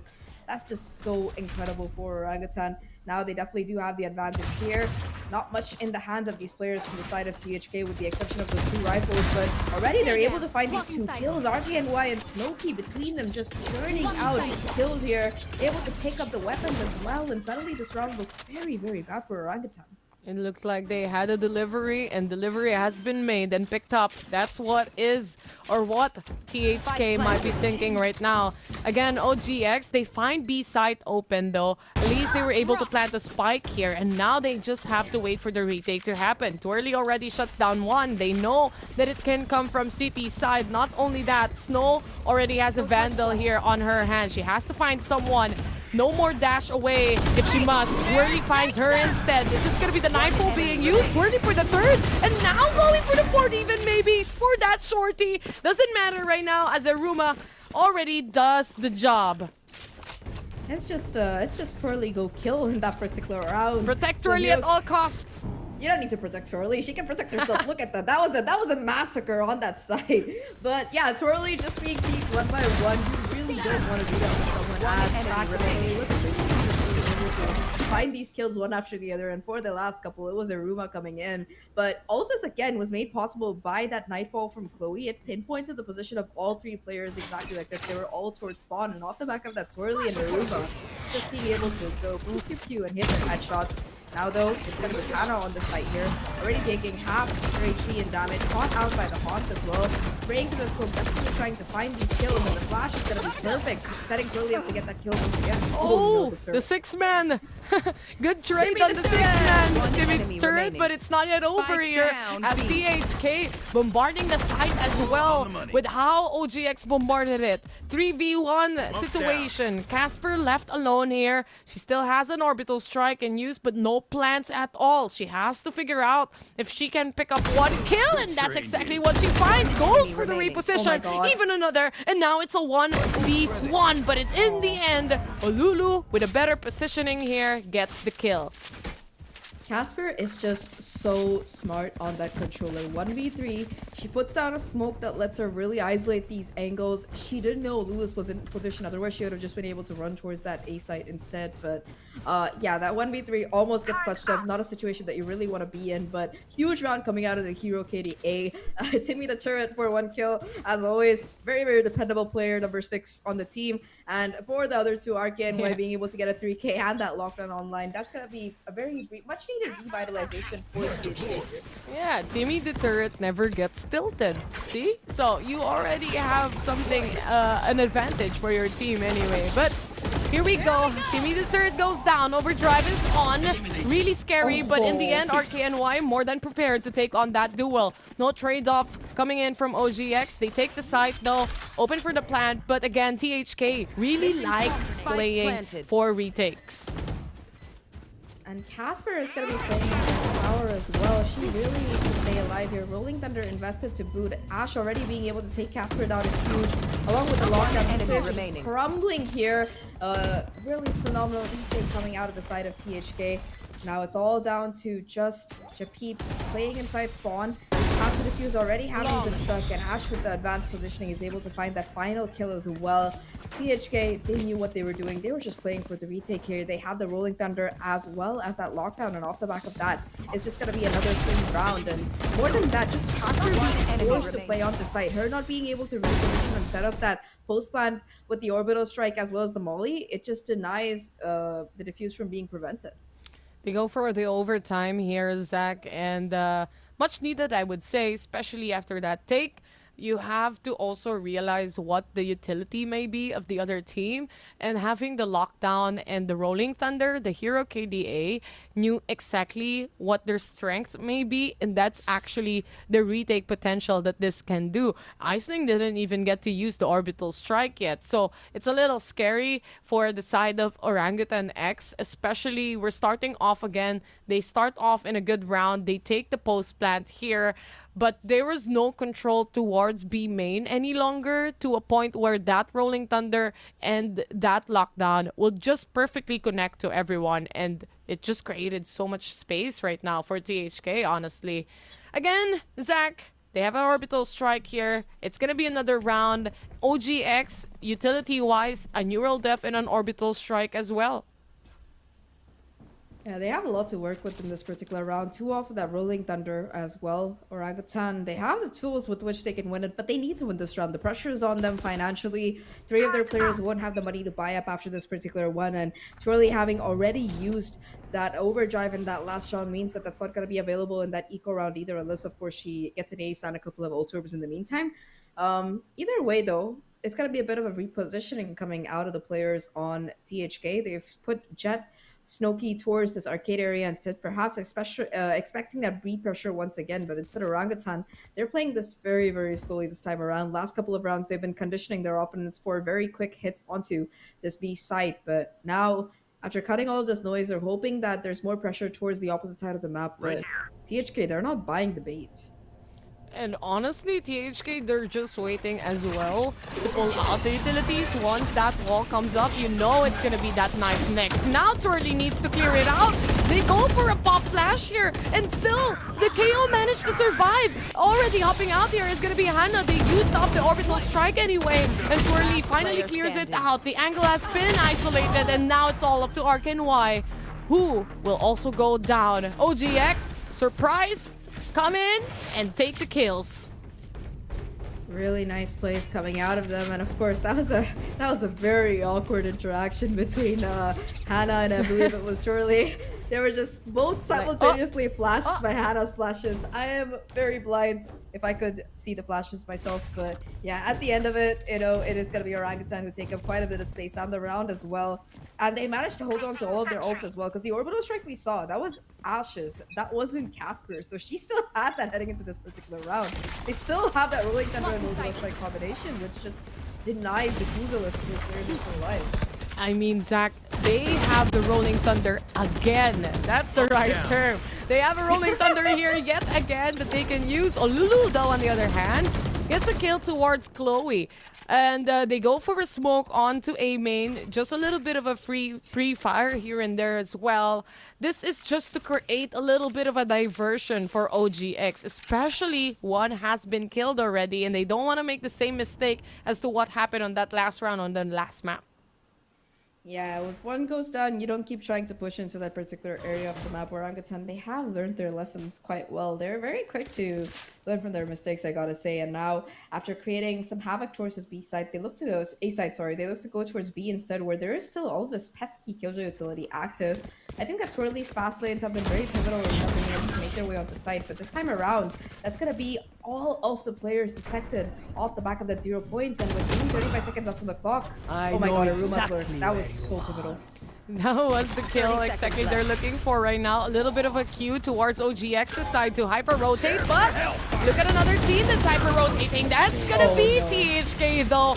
Burnt alive, roasted alive, but that opportunity to get up and actually use the orbital strike perfectly, it was just there for them to take the round itself, Zach. Yeah, Casper doesn't have any smokes left, puts down the orbital strike. 2 players trying to play up close. They get caught in it, and it's definitely stuck between, do I want to burn alive or do I want to die to One enemy standing. really nice reloading coming out of Orangutan. That could have gone very, very badly considering the time was so low. But Orangutan, they still play it to perfection. And now 6-2 here. That's going to trigger a timeout out of the Hero KDA. And their buy is not looking very good. Yeah, their buy is a little bit shattered right now. Even the economy as well. Just a bit. For the Hero KDA. But I guess like Fracture is a map where if you have really good skills mechanical skills when it comes to sheriffs, for example, it'll be another story, right, Zach? So it really depends on the players here and how they actually make use of this pistol rounds, because in the end they are very essential. It can still be pivotal to some degree, but especially if OGX is a type of team that would go to try and play for picks. And if you win those engagements, if you win those duels, especially using and utilizing those 0 points where you make it a raw firepower duel, you might be able to win still. I think that head-to-head, firepower-wise, I feel like a lot of these players, they're just on pretty much even footing. But Orangutan, they're definitely using utility a little bit better in these last couple of rounds. Once again, I think it's like war flashbacks coming in. Will the sheriff's kill? Nope, it's just Twirly slaying out here. Doesn't even take a single speck of damage. 3 kills already on the round. And with that fast lane, once again, looking to charge into sight like that superhero that you really want. Ash through the smoke, trying to get a couple of headshots, but unfortunately not quite coming out. Now it's just Twirly who wants the ace. Shorty versus taking out the Vandal instead, finds that 4th kill, and it's all down to Ash to be able to prevent this. Does deny the ace at the very least, but Peeps is there to find revenge, and Orangutan finds 7 to boot. Every time there's an ace on board, it's always a 4K. Every time. Of course it would be a 4K. Why give the ace, right? Your teammate just wanting to post some TikTok reels, and instead Orangutan posts a normal TikTok, you know? Like, I don't want 5-kill reels. I want you guys on TikTok. And that's exactly what they do anyway. Shout out to the peeps. But anyway, going back here to the game, Zach as well. A little one-sided in the hands of OGX. Now, my fear remains on the next following rounds. If THK makes a really good adjustment here, again, OGX a little on the table where they drop the ball in the middle, especially if they're getting overwhelmed. Yeah, we haven't been seeing any real aggression coming out of THK so far. They've been just playing catch-up to how Orangutan is playing now. Goes Snow, goes to a little bit of early exploration. In fact, a 3-player flank coming in for the side of THK. Tripwire gonna be broken. Camera spots out at least a couple. And Twirly's once again down. Aruma as well, caught between 3 players. That's gonna make it a 3-1. Make that a 2v4 retake attempt. The Chloe and Casper both able to find huge kills. Chloe finding the second as well. The stun though, it's gonna be enough to beat Ash in the open. Now Casper, as always, ready for the clutch. 1v1 scenario with Anna still down and with only 1 enemy left. We'll have to stay and make it work. And Casper, 3 on the round, a huge clutch, denying the momentum shift coming in for THK and Orangutan. They take 8. Can we please see that again, Casper? It was 10 HP, Zach. I know. I closed my eyes at that point. I was praying for Casper, and in the end, she managed to survive. The fact is, they were going for that rest towards the KO and actually stopped it in the middle. And if you wanted to have that 3v1 situation, they actually could have done it, but it was a little bit of the pressure coming into the teams. Again, you want to trade off your teammate, but if your teammate is also shouting it's 10 HP remaining, the pressure is just completely on. And Casper, with regards to that pressure, really performed quite well. But look at this, Aruma yet again on that flank. Always her. Does deny Ash's Blade Storm, but aside from that, it's still going to be a 4v4 situation. In the meantime, Orangutan, they've taken advantage, been able to get the A site for themselves. However, the ultimate economy is definitely in the favor of these players from the THK side. They do have that. They do have the Rolling Thunder, the lockdown, as well as drop control. So they can put this lockdown safely. Casper doesn't have the orbital strike either. They have the ultimates to work with for this retake. All they have to do is really make it work. And with both of these being committed, they should be able to rush off the site. And And even an orbital strike, honestly, has been placed here. They have to fight it off. And immediately trades after trades. Now Hana goes in as well with the judge to the face. That's towards Twirly. Time's ticking away. It's still a 1v1 as Chloe was going away. But Casper, yet again, the back-to-back round save. Casper on smokes is just a hero. Casper in general is just a hero, don't get me wrong, but she's been looking incredible today in particular. So many rounds, just being able to be that difference maker for the team here. Chloe as well, coming back after a vacation, revitalized, you know, you think you just chill. Where did she go? Get into Valorant. I'm not exactly sure. It's I saw her posting pictures, but I'm not. I forgot. Someone told me where it is, but I forgot. I think Thailand. No wonder. No wonder she's very she's back active. fresh. She's refreshed. Oh, what? It's already almost the first half here, but anyway, Twirly again. Fast lane is being used up here. They want to take a side completely, and it's actually very, very much open for them to take. THK, they want to play for that retake potential. Yet again, no other ultimates in play here. Yeah, they tried to go for the gamble stack on the B side, but once again, Orangutan, either they had the read or they just got lucky, but either way, it's going to be a 5v5, and the weaponry for THK is not exactly what you'd call ideal. Already, RKNY going down is going to make it very difficult. No, the sensitive coming there. There's Snow with the Vandal, along with Ash, and they find two of their own. On site, though, it's going to be Casper and Twirly just finding these kills. 1v2 once again for Hannah. Does have one share for these distance fights. Finds that first one, but again, Aruma is there for that swing out.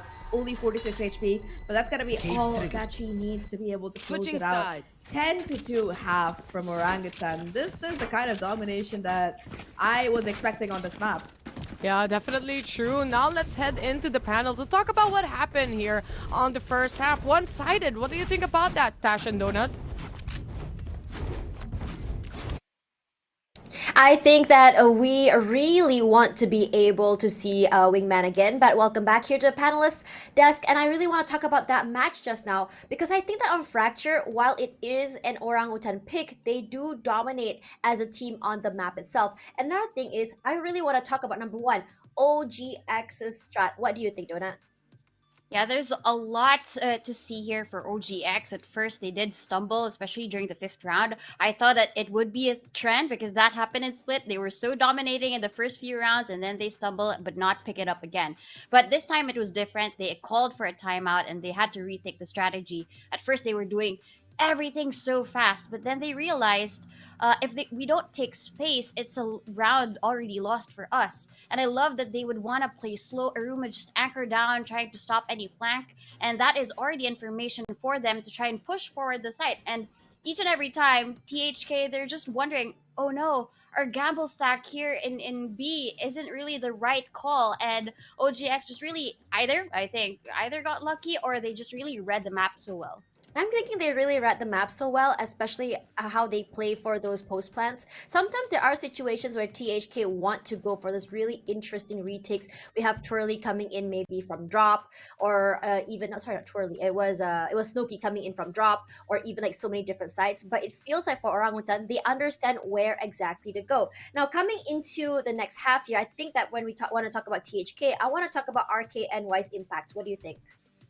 Yeah, I think RKNY, she had a lot of kills during the defense, but I guess she also has to embody that flank, right? They all push together in Split, but this time, since it's a bigger map and you really need to pincer, she really needs to provide a lot of coverage for her utility. Either they entrust the flank to another person and then use all of her utility to protect the rest of the members, or just, be that tank flank for the team. Well, I guess RKNY, she has a lot to give for the team, and I'm expecting her to perform just as well as she did during the defense. And for now, I think we are ready for the second half. Let's take it away. Wingman, Zach, and Tay. Hopefully Wingman... Wingman answers. I think he's awake. He's awake, Zach. Wingman answers. I think the boba definitely helped, though. Or it could just be watching Orangutan play. They're on steroids right now on this game, and they're just absolutely slaying out. But before we get more of Wingman's insightful analysis, it's gonna be the pistol round coming in. THK on the attack this time around, and I think I would not be overstating it if I said that this is a must-win pistol for the side of THK. So far, they have been struggling a little bit when it comes to these aggressive pistol rounds, but already they're able to just swamp their way onto site off the back of this utility. In her cage. Oh, that is such a nice nasty. And also not only that, the traps are actually the 0 point connected to the Cypher. So really, this eliminates the traps itself on the side. 3v2 situation, though Iceland goes down. It seems like OG-X, they still figured out the way how to make a retake happen. And that's exactly what happened right now. Like you said, Zach, it was very essential for THK to take. But again, momentum-wise, you can definitely tell it's in OG's side. Yeah, I think that's like what... Let me do the math here. Yeah, I can count, thankfully. 7 rounds in a row for Orangutan. Just a dominating game coming out of them. It looks like, you know, that first game, they're playing with like kind of a new composition and roster. They had to like settle in. But the second one, it seems like the confidence is kicking in. And of course, Twirly and Casper, they're going to be the ones stepping up huge. I said it before, Twirly on Neon was one of the main driving forces for... Yeah, exactly. This is. I mean, we saw the peak of all KDAs yesterday with Gohaibi going 29-1, but this is pretty impressive considering that it is their first day really playing here on this particular Neon. But now back into this anti-eco, because they got the plant, they are going to be able to force up on this particular gun. So it's not really a bonus already. RKNY and Ash between them able to find a couple of kills. Hano as well. This is looking like a round that suddenly swings completely into favor of THK. Orangutan left with only Chloe and Aruma. They do have this back, but oh, okay, nice spam. Again, if you have a Spectre, you have a smoke, why not spam it, right? Bullet trails wouldn't be seen anyway. But in the end, there are a few people that's very low in HP here. And if Chloe can actually get a kill on both, it would be the big opening they're looking at. But instead, they're more than prepared. THK, they know the players are low. They team up, they buddy up, and instead make that their advantage instead. 11-3, and finally that forced buy worked out in the favor of Hero KDA. But there's a bigger problem than this right now because they have to do what? 8 consecutive rounds, perfect consecutive rounds to actually make it to a tie. Yeah, it's a bit of a challenge, but I'm sure they're up for it. I think the biggest component here that differentiates both of these teams is the difference that the duelist is having. Shortly's impact is just exponentially greater at this point than what Snow has pulled off. And Snow, on that last map, was doing a phenomenal job. And this time around, he has to really activate. Being able to get that first kill is huge already. Just walking into CT here, it's shut down by Casper, though the trade is still going to be there. Chloe fighting the kill as well. That's the spike! You do not take the spike into spawn and expect to really survive there. They do manage to pick it up and get a couple of kills to boot, instead choosing to make their way towards that B side. But that's going to be weapons that OG can now pick up. City is the way to go, I think. That's gonna be for Aruma. She has a camera set up here. She even has a smoke in play if she wants to use that. But in the end, she has to still wait for Twirly here. And giving out both intel towards the Hero KDA right now will just make them move further away. They know they have the advantage as one is planting the spike here, but they have to answer back. Kind of goes for those double pop flash. Again, no follow-ups played for time, but Olulu, crossfire indeed. Not even a crossfire, but a double swing from the two players. Yeah, just a little bit too much for Twirly to deal with. However, considering that Orangutan had nothing but pistols in the round, still not too bad. Good. Yeah, not a bad equal, but now on their bye, they're able to be a little bit more confident. However, that's the kind of play that we need to see out of the Hero KDA. On these last 2 rounds, they've been hyper aggressive, and it's been paying off big for them. Just being able to get that first kill for free, basically. If they can continue, they're starting to build up momentum. If they can win this bonus round, sort of bonus round, they'll be able to buy up next, but they have 3 rifles because of how the anti-eco played out. It's going to be a huge boost to their confidence as well as the round differential. Again, so far for THK, they're looking for the next following rounds yet again. Good trade on Casper on that. No one really, because THK is already going into the A. And now there's gonna be the shutdown immediately from OG-X. Spray down indeed. Zach, again, if you have the traps, why not? Now it's gonna be a Lulu in a 1v3 position. No one, unfortunately, the gun has no bullets, so even if she spots Casper coming out of the smoke, not able to connect the shot, and just like that, Orangutan, they get to match points and are 1 round away from pushing this into a map 3. Like the adjustment, right? It's been very fast and heavy punches. Of course, RKNY on the enemy were able to find phenomenal value, but this time 3 players is too much for even her to deal with. And not the matchup, that just that ratty Cypher play coming out of Aruma. And I say rat as a compliment here, because her putting down a utility enables one of her teammates from drop to get that first kill, and on site they were not expecting her to get that second. You could just see Snow being like, "What? There's a player here? Oh Yeah. no!" It's like watching chess pieces hiding inside smokes. I don't know what kind of chess is that, but it. Speechless. I don't know which version is that, but they're playing Valorant 2.0 at this point, Zach. So they're already done with Valorant 1. So they know exactly what they needed to do anyway. But seriously speaking, though, for OGX, again, THK, they're looking for momentum here. They're looking to stabilize at least their economy as well, because all throughout the rounds we're looking at, despite them getting 2 more rounds here and OGX having a hard time closing it off so far, you still cannot deny that the damage has been done in the economy here. You can see Snow would just go for the Blade Storm. Very powerful, I would say, anyway, for a Jet. If she can actually explode and make something happen, that can be the cue for THK, or that can be the round. She has found a couple of very nice Blade Storm kills in that first half, even if they weren't able to win the rounds. But depending on it right now, it's gonna be a very huge ask, like you mentioned. Snow has not been having the best game on the duelist. I think part of that is just the disabling utility available on the opposite side from Orangutan. They've been very pivotal with it, but also just I feel like it's kind of like a lack of setup coming out of Olulu and Hannah. They don't look as coordinated as they usually do when it comes to them being able to set Snow up for kills. Now, honestly, looking at this, the thing that terrifies me most, it's not even like the 3 ultimates on the side of THK, but that judge in the hands of Aruma.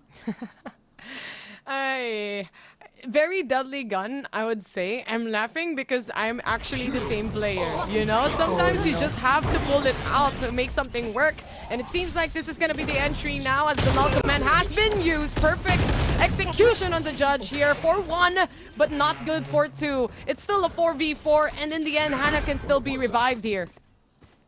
Yeah, they managed to get that player back up, which is pretty huge. They're holding down the angles. Casper already expecting to push her, able to take down RKNY. Chloe finding 2 there is absolutely insane. It's all down to Lulu and Hannah, the initiators, to try and make this round work out, but the orbital strike and stun is too much for Hannah to deal with. It's just going to come down to a Lulu. Has the Rolling Thunder, puts it down, but Casper once again just finds that timing, walks in, shoots her in the head, and that's going to be Orangutan taking Fracture 13-4. What a dominating statement being made. Perfect timing even from the judge itself, really stopping Hannah to her toes here.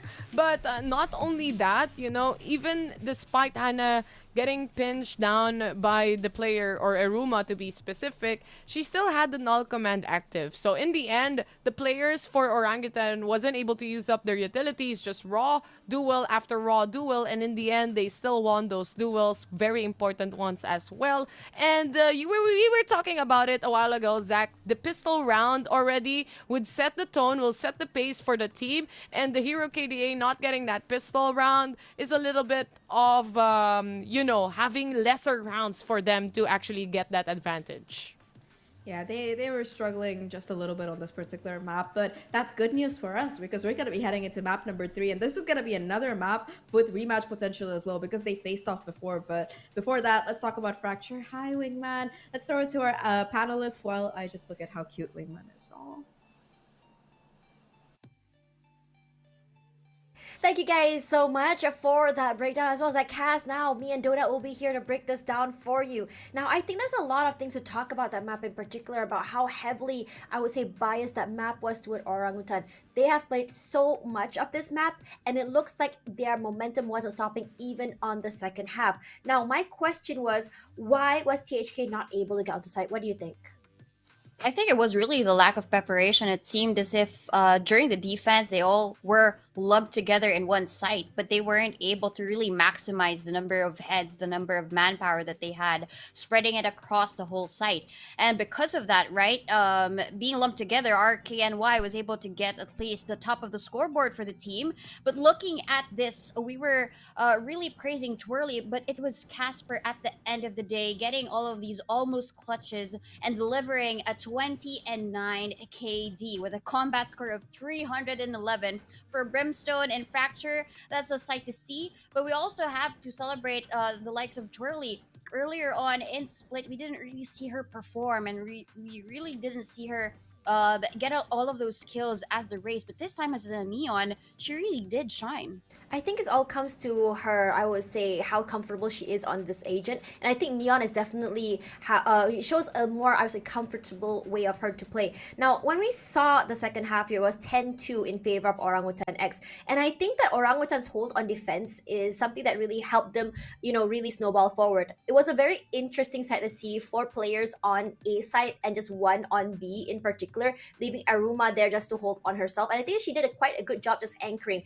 And that is, I would say, the power spike that we can expect from Aruma on a map like Fracture. She wasn't able to deliver this sort of impact on Split, and I love seeing her setup. She's okay with playing so closely behind dice and just using her judge. At the same time, by the time everyone, the members of THK have gotten onto the site, the other members of Orangutan has made it onto the site itself. The way they play reticks as well is very important to talk about, because in that situation, you see a setup coming in from Casper alongside her teammates when she dropped down the orbital strike, and all the other members of the Hero THK has to go toward main, and it was just a spray down altogether. So overall, I think it was just great communication and understanding of the map from Orangutan X. Now, as we move to Ascent after this, a lot of questions will be answered. We're gonna go for a quick break, and after this, we'll see whether or not which team will be going up and which team will be gone. One enemy remaining. Team A.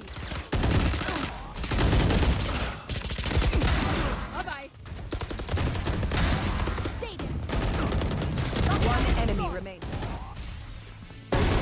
Prepare for hellfire! One enemy standing.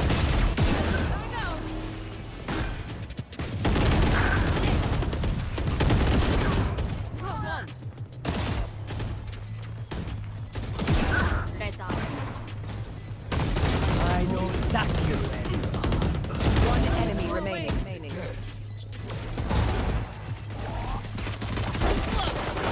One enemy remaining.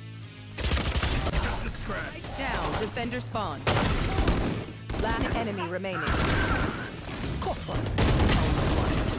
One enemy remaining. One left standing. Like, off your feet!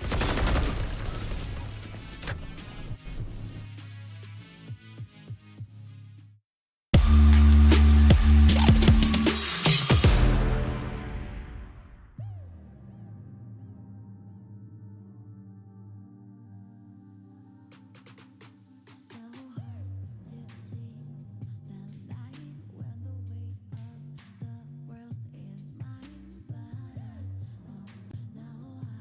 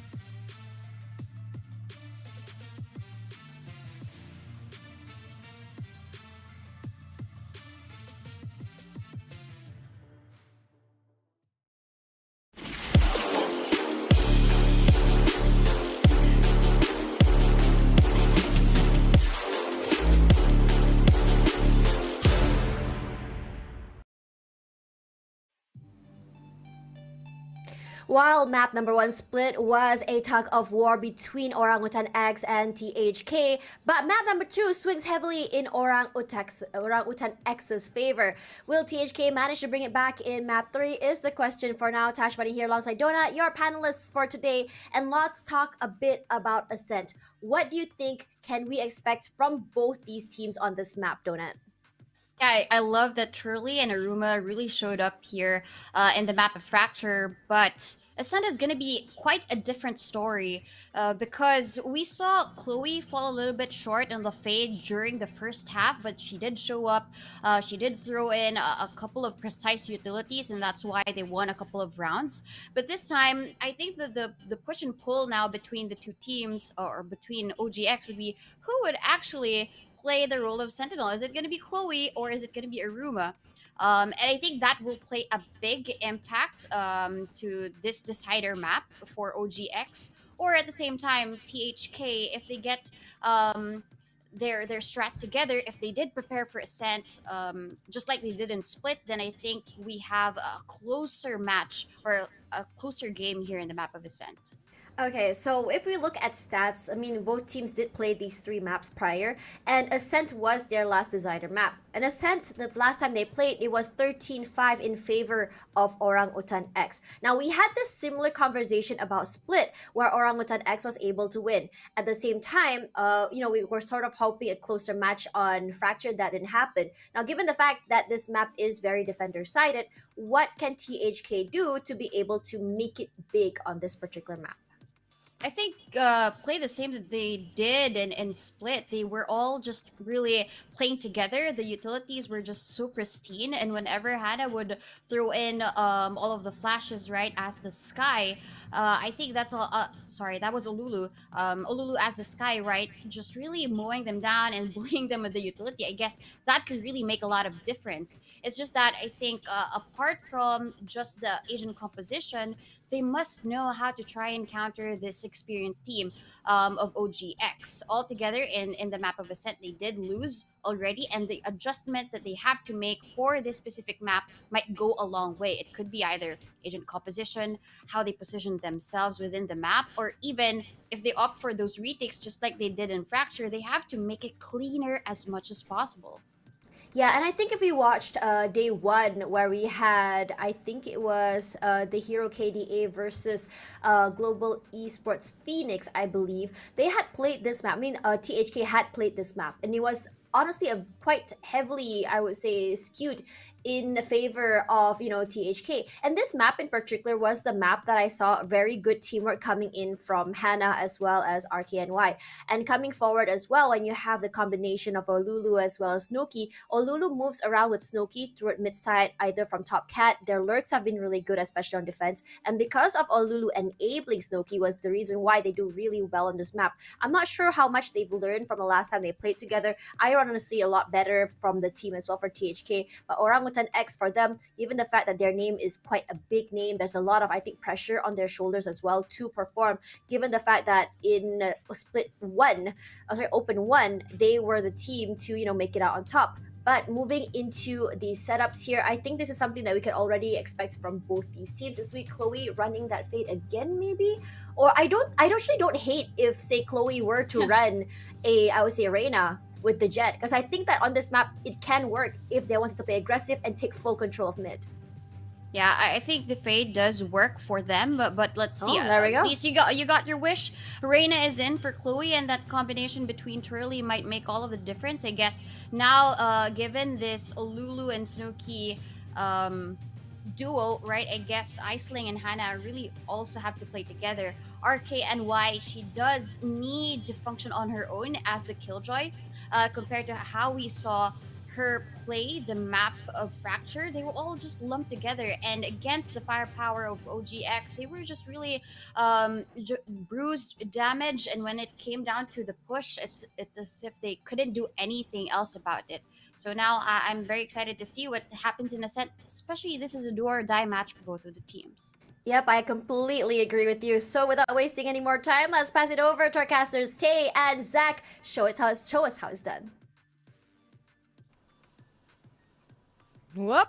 Map 3 it is, guys. Ladies and gents, welcome back here in Open 2. We are finally heading into a very, very heavy default setup called Ascent that we have as a map here, Zach. And last time they met in this exact map, 13-5 was the score in favor of Orangutan. Yeah, but last time it was a mirror matchup as well. This time we kind of have some things being shaken up here with that Reyna pick coming out of Chloe. Now, honestly, Chloe on Ascent on Killjoy is on one of the best plays I've seen in the history of VCT Game Changers APAC, but Chloe on Reyna, that's something new. And while it is very exciting, it is also slightly terrifying because Chloe on Killjoy is something very dependable. This is the X factor. And Orangutan, they are going to have a little bit less info utility since they don't have that KO anymore, but instead they are getting firepower. And I gotta say, Chloe has been on fire today.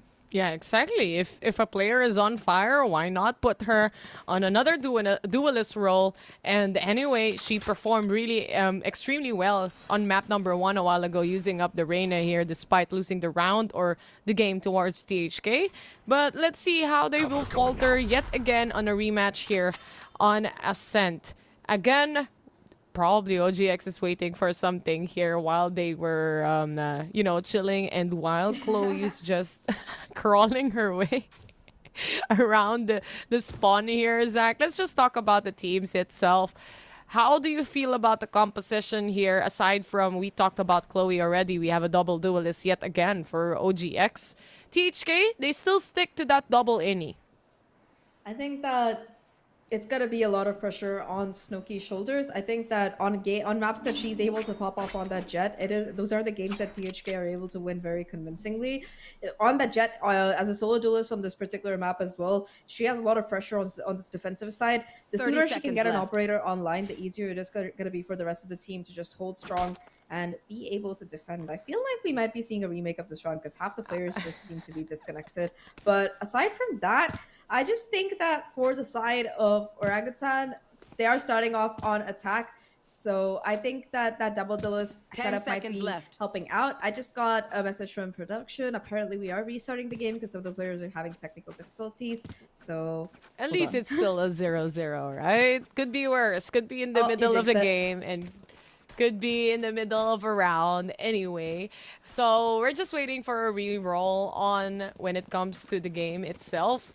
And again, just for the people who are watching and just for the people who just hopped in right now on the stream, since you can see us, Wingman is actually asking, who are you in favor of? Is it gonna be Orangutan or the Hero KDA? Do you actually have what do you call this?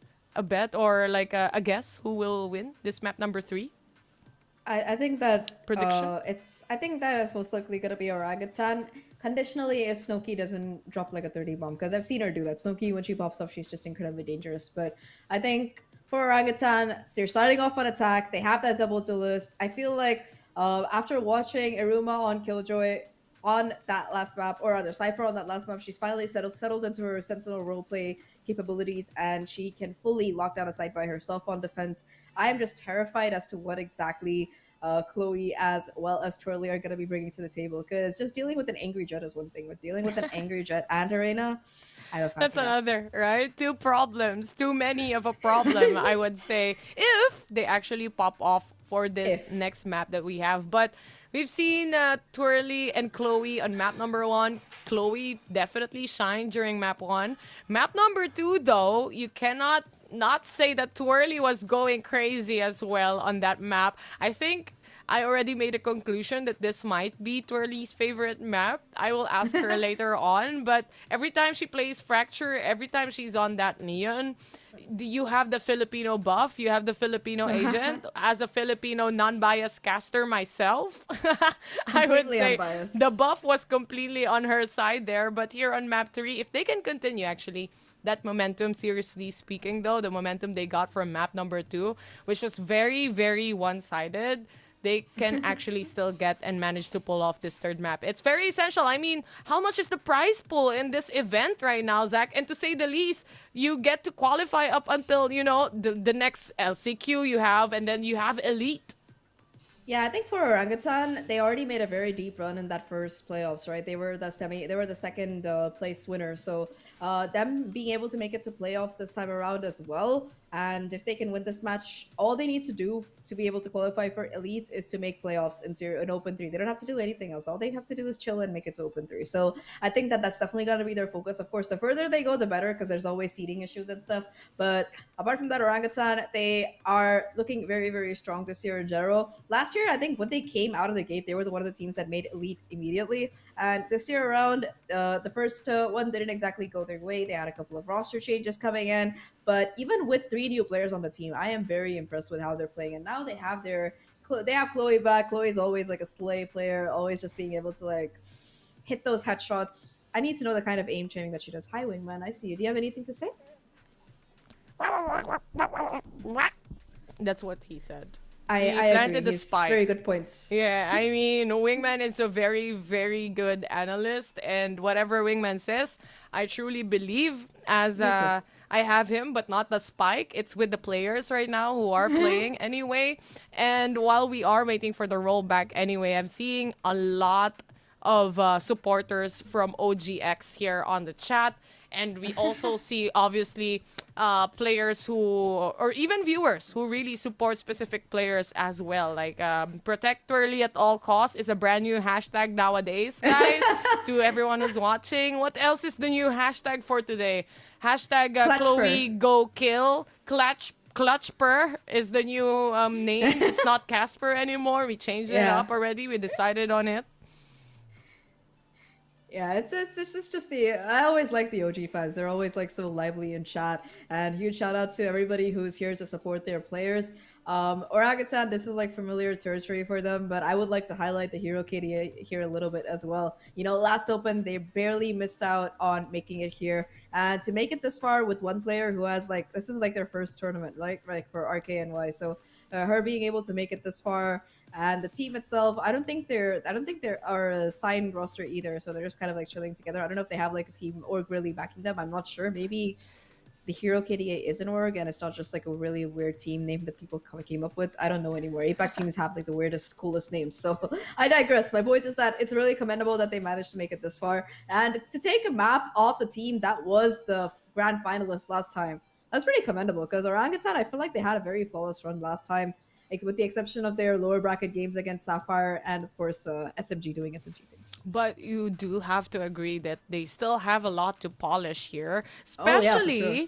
if you are planning to, you know, obviously we have our predictions as well, and it's very much obvious who is currently the strongest team right now in the circuit. And if you want to go up against a team like SMG, you have to keep everything at tabs. You have to keep everything clear on a table here and really polish every play that you can think of, because it's a very, very difficult to be position to be within.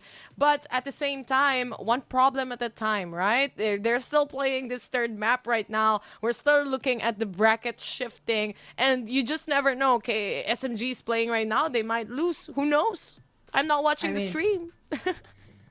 I mean, anybody could find an upset. I mean, I don't know about SMG, but like at least in this particular match, anybody could find an upset. True. You know, a lot of predictions in the chat were like, you know, OG 2-0s, OG clears and stuff, but just them being able to take split despite starting off slow, that was like what the Hero KDA really needed to jump into the series. Sure, Fracture didn't go that way, but I feel like the true sign of success for a team is when they are down maps, they are down momentum, but they're just able to swing back into things. Those are my favorite kind of games. We saw it with Fnatic at Lock-In. We saw it with Paper X at the VCT Pacific Finals. Who cares if they're 2 maps ahead? There's still 3 maps available. Just win your way through, and they don't even need to win 3 maps here. You just need to win 1 map. And like our Alice did point out, this is do or die here. You win, you have a rematch against one of the teams that you faced off against before. You lose, you unfortunately cannot play until 2 months from now. So you better work, basically. That's what I'm trying to say. That's a long time to, I mean, at least learn from the mistakes and polish, right? We still have Open 3, if I'm not mistaken, from the tournament setup that we have, and then you still have LCQ, you still have Elite again. So really a lot at stake here. And to be fair, to be honest though, for game changers, at least we have this kind of circuit already that at least for the time being, the entirety of the year, there's something that the pro teams, the pro players have to look out for, especially the orgs as well, supporting them.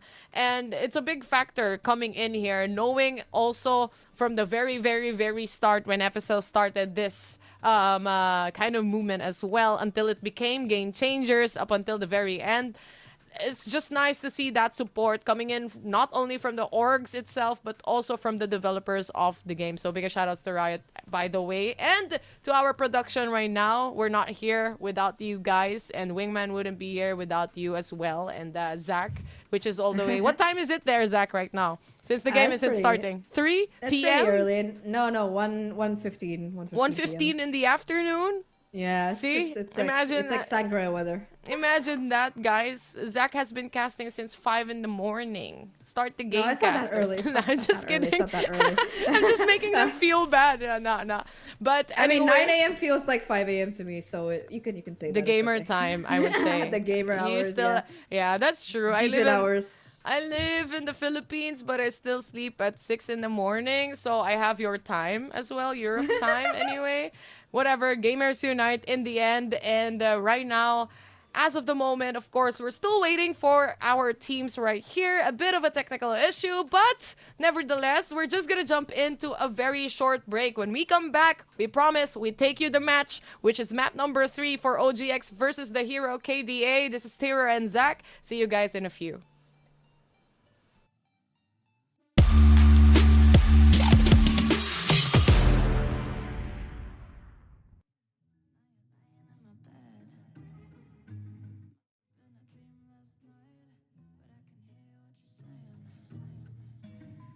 Shot to death last night. Where's my cup of coffee? I was dreaming something bad last night. Can't you hear what I'm saying? One gunshot, and I forgot to look at you, to look at you, to look at you, to look at you. Two gunshots, and my thoughts. We're not with you, we're not with you. We're not with you, we're not with you. You were shot to death last night, and I thought of someone else. Didn't care about your life last night, at least less than about his. All our dreams were shot to death last night. I see the clock stand still. Nightmares at your heart sometimes, but this is unbelievable. One gunshot, and I forgot to look at you, to look at you, to look at you, to look at you. Two gunshots, and my thoughts. We're not with you, we're not with you, we're not with you, we're not with you.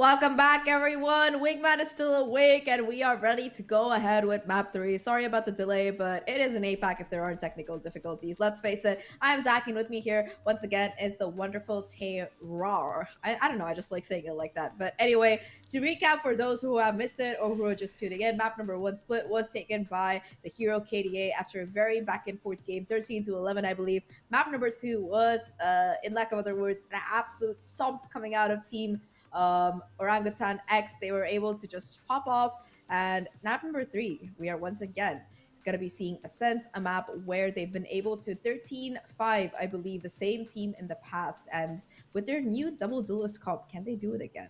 Ooh, we're seeing Arena being pulled out here yet again in the hands of Orangutan X and in the hands of Chloe yet again being played out here. But nevertheless, here, Zach, the meta is ever changing when it comes to Valorant, and it's just nice to see, to say the least, especially in a map, for example, we're used to seeing already, which is Ascent, and sometimes plays can become a little stale when you just, you know, recover, rinse, repeat the process that we have, and it just boils down to execution on how perfected the execution was. But having and throwing in that Reyna on the basket makes it a little bit more like, what will happen next? Where is the Lear coming in? Is it gonna be a lurk Reyna? Is it gonna be together with the team?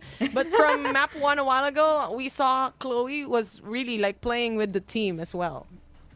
Yeah, honestly, I feel like a lurk Reyna is even scarier than the normal Reyna, because at least the normal Reyna, you expect her, you know, you're like, fine. Even if she gets a kill, we can at least try to trade, find another kill, but a lurk Reyna is just absolutely terrifying. Like, that's the stuff that gives me nightmares in my sleep. That and, like, seeing double Viper Harbor walls on Pro. But that's just me. Anyway, we're going to be heading into the pistol round right now. Orangutan, they have that double duelist. They're going to be starting off on attack, which is a definite plus for them.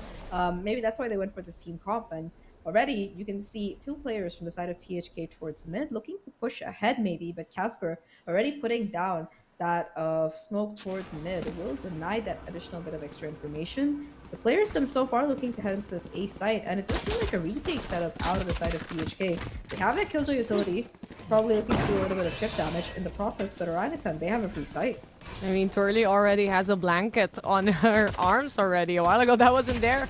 So, next up, of course, we are going to be looking at them trying to plant a spike right now, especially in the hands here of Japeeps. They have to fight, though, because the retake is already bound to happen as they started to hop in and hop off. That's going to be Stokey getting a kill here. And again, obliterating players left and right. That's exactly what THK needs right now. And Ruma to go down as the final kill here. And THK secures the round.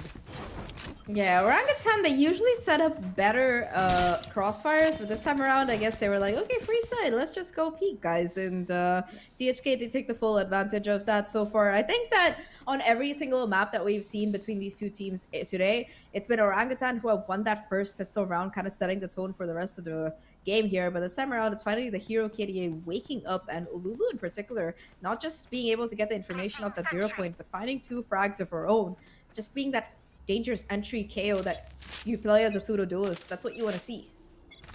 Let's see here on our second round, though, as they jump in and really try to utilize the RS right now, but no one really to hit as OGX.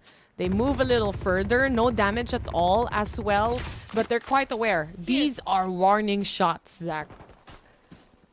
Yeah, you hear that Ares, they're immediately like, you know what, guys, we might have started off towards B, but I don't like it. This doesn't feel nice to me. Let's just go towards the other side of the map. So you see them looking for that A push instead. Once again, the retake Killjoy setup coming in. It is going to be the smoke coming in will enable Twirly to maybe get a little bit more control if necessary. But the site itself, it's going to be empty. So at the very least, Orangutan, they should be able to get a little bit more money in the bank. Although already you can see 2 players towards heaven just waiting to jump in. For the time being, at least they get the plant here, especially on an eco disadvantage. Snokey goes for the dash in with the help of Hana. They cleared out Jenny as well. 1 by 1, OGX yet again falter on the round, which they wanted to try a post plant here, but then Zach, the disadvantage when it comes to the guns, you just cannot discount it anymore. Yeah, it was just a flawless retake coming in for the side of the Hero KDA. Very, very well played by them. And Orangutan, you know, the problem for them is that they know they have this A side for free. However, they have to be able to hold when that retake comes in. And by playing it for a retake, there's just so much utility available. The recon from Hannah, the flashes from a Lulu, and of course, RKNY just chipping away at HP and shield alike with those nano swarms and to me the turret. It's a little bit difficult for OG to really make their way onto that site, and the fact that RKNY is able to hold on for so long, it just enables this 3-player stack towards this B side. And again, look at this push coming in. Stack it is, but they're just really waiting. What intel, what info? Because they hop out of this. This recon completely shattered immediately. And they were able to get away with 1 kill already in their pockets here for OGX. They go for a little bit of a repositioning. And the same goes for THK. Again, they know that this might be a push. They anticipated it. They were able to get value out of it. And just good decision making from OGX to keep it a little safer side. Spike itself heading towards a short right now. The read is there from THK though, so even though they're a player down, they're still going to be able to be available for this quick retake if necessary. You still see a player under heaven here, and Chloe already being brought down to such a low HP off the back of the Nano Swarm. Now it's going to be that flash. However, Chloe, that's the thing about playing right now. You get that first kill, that's going to be an overheal that you can easily get down. Ash with the sight though, able to at least deny the plans before he immediately trades things out. Now Hannah in a 1v4. Two of these players are incredibly low. However, the alert from Aruma is just a little bit too much for her to deal with. And Orangutan, they find their first gun finally. And hold on to 4 guns in the process. So all things considered, very nice for them. Really, when it comes to this replay though, like Chloe getting away with half HP after that nano swarm, you would have you would have thought, I would say, that for the time being, if she was displaced, there's going to be a certain reaction from the team. But you saw there was a smoke also on Jenny that Casper was basically just really holding down. And Aisling, I mean, sorry for that. But it was Aisling waiting patiently on that smoke.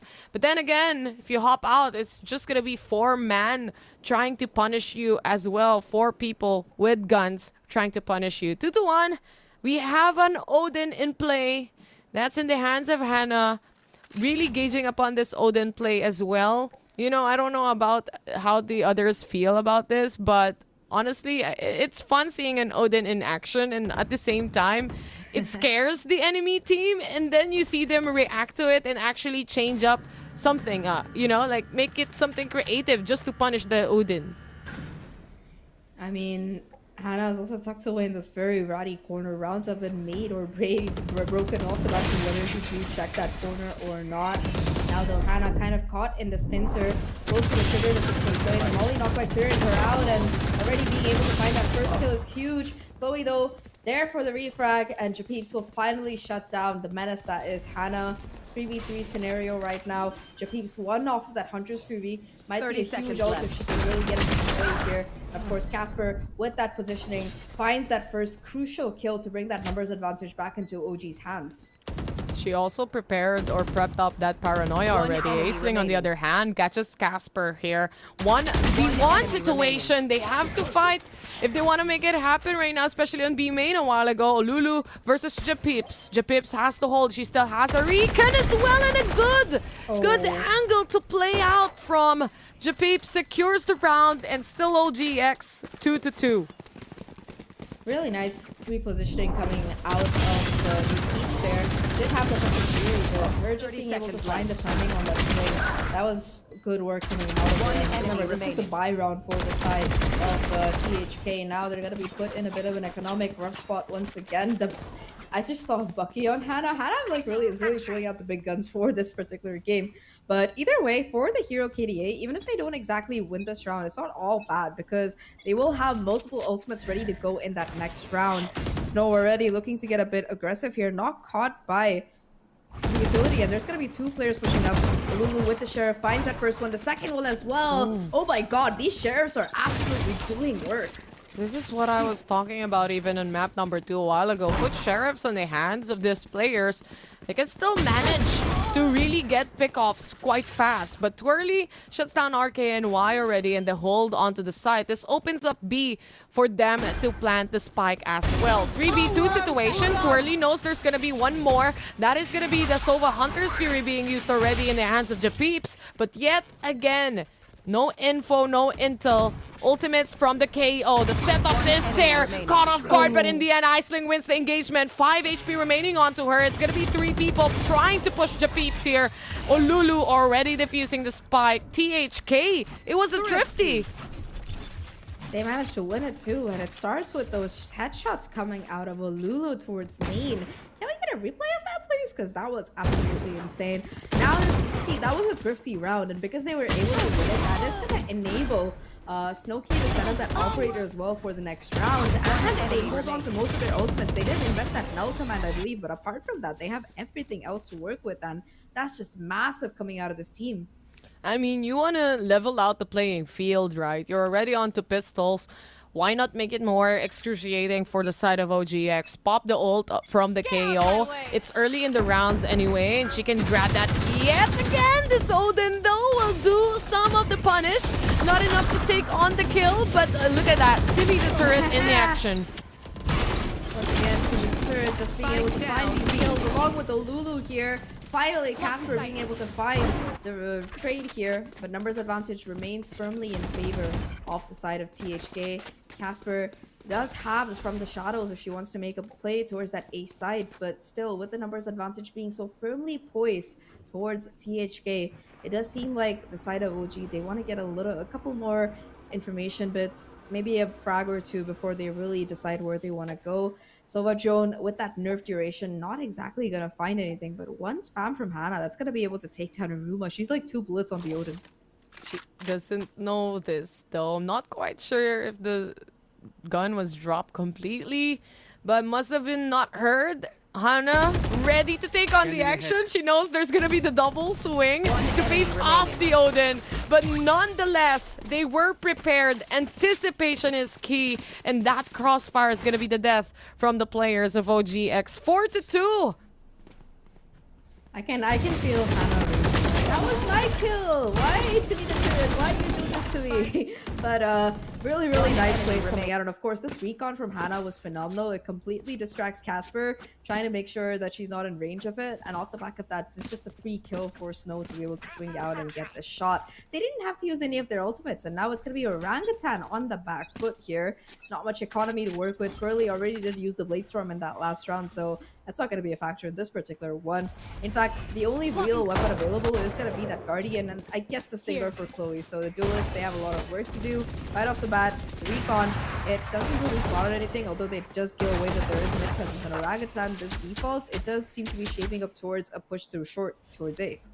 You have an Odin, and then you have an operator. What problem does THK want to bring it towards the side of OGX? But it seems like that's gonna be the first shot, hitting Casper there. Snowkey, on the other hand, 20 HP remaining. She moves away from that battle, but in the end, again, they're anticipating this plant of the spike. They still have a knife to play around here, canceling utilities here and there. Olulu gets the kill, and Hannah already with a wall bang, going crazy with that Odin, and now the lurk also goes down. Japeeps, in the end, with a stinger, not much you can do. Does find one at the very least, but THK, they managed to win the round. And once again, in these eco rounds, right, your goal is to take down players as well as make them use their ultimates. But the strategy that THK is running towards this A site, this full 5v4 or whatever retake policy, like, it's okay if they get the site. We have the utility retake. It is working out for them in spades. And now Snow has the Blade Storm active to boot. She's already been such an incredible menace with this operator. In a dicey situation, she can now pull out the knives to boot. And this is the Snowkey that the side of THK really needed. They're looking absolutely dominant so far on this map. As soon as that operator came out, it's just been constant confusion from OG. Do I want to go towards the Odin or do I want to go towards the op? Yeah. And neither answer is very nice. Yeah, the two choices, we would say, as we talk about it, you try to go B main, you get faced by the Odin. You try to go mid, you have an operator set up. You try to go A, you would have Killjoy trying to set up as well, or maybe even in B site even. So again, once you have a double innie here even, at the end of the day, Olulu is just gonna react onto the entry of the players, throw in the knife, and because of that diversion, and while OGX is trying to enter the site, they wouldn't mind the knife anymore. Now they have to fight with raw firepower. And again, if you get phased by the Odin and the op, it's really gonna be difficult, really difficult for you to make an entry happen. You have that fear that an Odin or an operator is waiting on you, but in the end, you are the attackers. Now the Orangutan, once again, they're going to be having the buy coming in. They also do have, they are close to a couple of ults of their own, and the Empress already active. Aruma won off of that lockdown. It might be what they need. And look at the conditioning play that THK have pulled off. They've been saying, like, A side is very nice and juicy, guys. Nobody plays here. It's just free for the taking, which is going to trigger Orangutan to possibly go in for a B split. Drone information denied as well, off the back of that beautiful zero point. It's just going to be close coming to across the board. Bringing up a few players to quite a bit. Snow with the operator fighting too as well, and now it's just down to Aruma and Casper. Casper with low HP already being shut down. Aruma in a 1v5 finds the first though. Still has the lockdown to play with, even if the spike isn't available. Spots out the head of that player, but in this position, gonna be stuck between 3 different angles, and the off angle from RKNY is too much for her to deal with. 6th round coming in for THK and Orangutan. They are shattering under the pressure here. Yeah, you don't have the problem with the Odin and the op anymore, and then you see Olulu. That's the thing. She knows how to isolate the fights itself when she goes into an aggressive position. For example, what we saw a while ago, she managed to catch people from OGX really off guard in a position where obviously she had the knife. She knew exactly how many players are coming in. Not only that, intel is coming in as well from the respective teammates. It's just information above information, and how to play around that information is the key towards THK really winning rounds after rounds here. Again, Zahk, OGX, they're gonna be stuck in a position they're not comfortable with, especially in the guns itself. Casper and Japeeps only has a Sheriff to play around here, and the others, the Spectre and the Bulldog. A little bit of a, well, quite a bit of a weapon advantage, I gotta say. Aruma does have that lockdown, but unless it's going to be Orangutan getting a couple of picks, I don't think we're going to be really seeing that coming into play in this particular round. Orangutan, they're going for a little bit of a different strategy this time around. You see them put pressure towards B main or A main or A short, but now there's going to be 2 players towards mid instead. Already Chloe with the Spectre just being flashed, tagged by the recall and everything, and the kitchen sink being thrown at these B main players. Really has a power position. Unfortunately, the Odin is just more powerful. Chloe finally finding a trade here onto Lulu. Aruma as well with that lurk play, being able to find that is huge. 3v3 right now. I don't think they can really set Lulu up, but Snow with the operator still being happy. A little bit of a diversion here. They're waiting for that null command to go away so they can entry. And not other than that, Chloe can also dismiss. But look at this scenario now. 12 seconds remaining to plant the spike. No chance at all for Aruma unless she makes an unimaginable or unimaginable play right here, right now. Again, Zahk, you have the players of THK ready up with anticipation. Good pop on the ult from Olulu because of that, literally OGX didn't want to try to come in. Again, Chloe cannot dismiss because the null command has been popped. Really, really good play. And of course, the knives from Snowkey, we talked about it before. When she gets going, she gets going. And her and Alulu are being the driving force for this team right now. There's just no space for Orangutan to work with. The rare times they do get the site, there's just so much utility available for a retake. And talking about available utility, RKNY has had this lockdown for like 5 rounds now. It's just like, we don't need a lockdown to retake. We got the Odin and the operator and like my flashes and the fragments. For next game. Saving for finals, Map 4. finals at this rate. Yeah, map 4. Yeah, saving for map 4. If you don't need it, why use it anyway, right? But that lockdown has been there already. I mean, Aruma also has a lockdown here in the hands of OGX. Can be a powerful take, I would say, if they use it correctly, knowing there's no Hunter's Fury to deny it anyway or any fashion. But it seems like OGX, again, a site for the taking. Snowkey trying to gauge on that operator yet again. Twirly already trying to come up from heavens above, trying to catch them off guard. This might be big. Too early, goes for the double, and now for the third. No! No way! One enemy She lost remaining. bullets right at that point, but already damage has been done. OGX secures the round. And they were ready for it as well. They expected that lockdown to come in, so immediately see that pincer push. Twirly, of course, through the smoke, being able to find 3 kills is huge, but even then, they were just pushing towards that lockdown. She brought enough time for the rest of the team to make their way around, and despite the huge lead that THK have, it's still going to be them calling a timeout, because the thing is, right now, they're on defense, and defense has historically always been a very double-sided map. I feel like they want to make sure they get every single round possible, because Orangutan, they do not mess around on defense. This is the map where I think they hold the history for the best comeback in Game Changers history. The first half was 1-11 when they were attacking, and they came back to take it to overtime and win like 14-12. So yeah, you do not mess with Orangutan on Ascent. This is like their home ground. They need a little bit of a timeout here for the side of the Hero KDA. They're talking about they heard us, Zach. They used the lockdown, especially and specifically for you, since you were asking for it. Yeah, but again, OGX, they found a solution. If you think about it, you face up against the players of THK for consecutive rounds.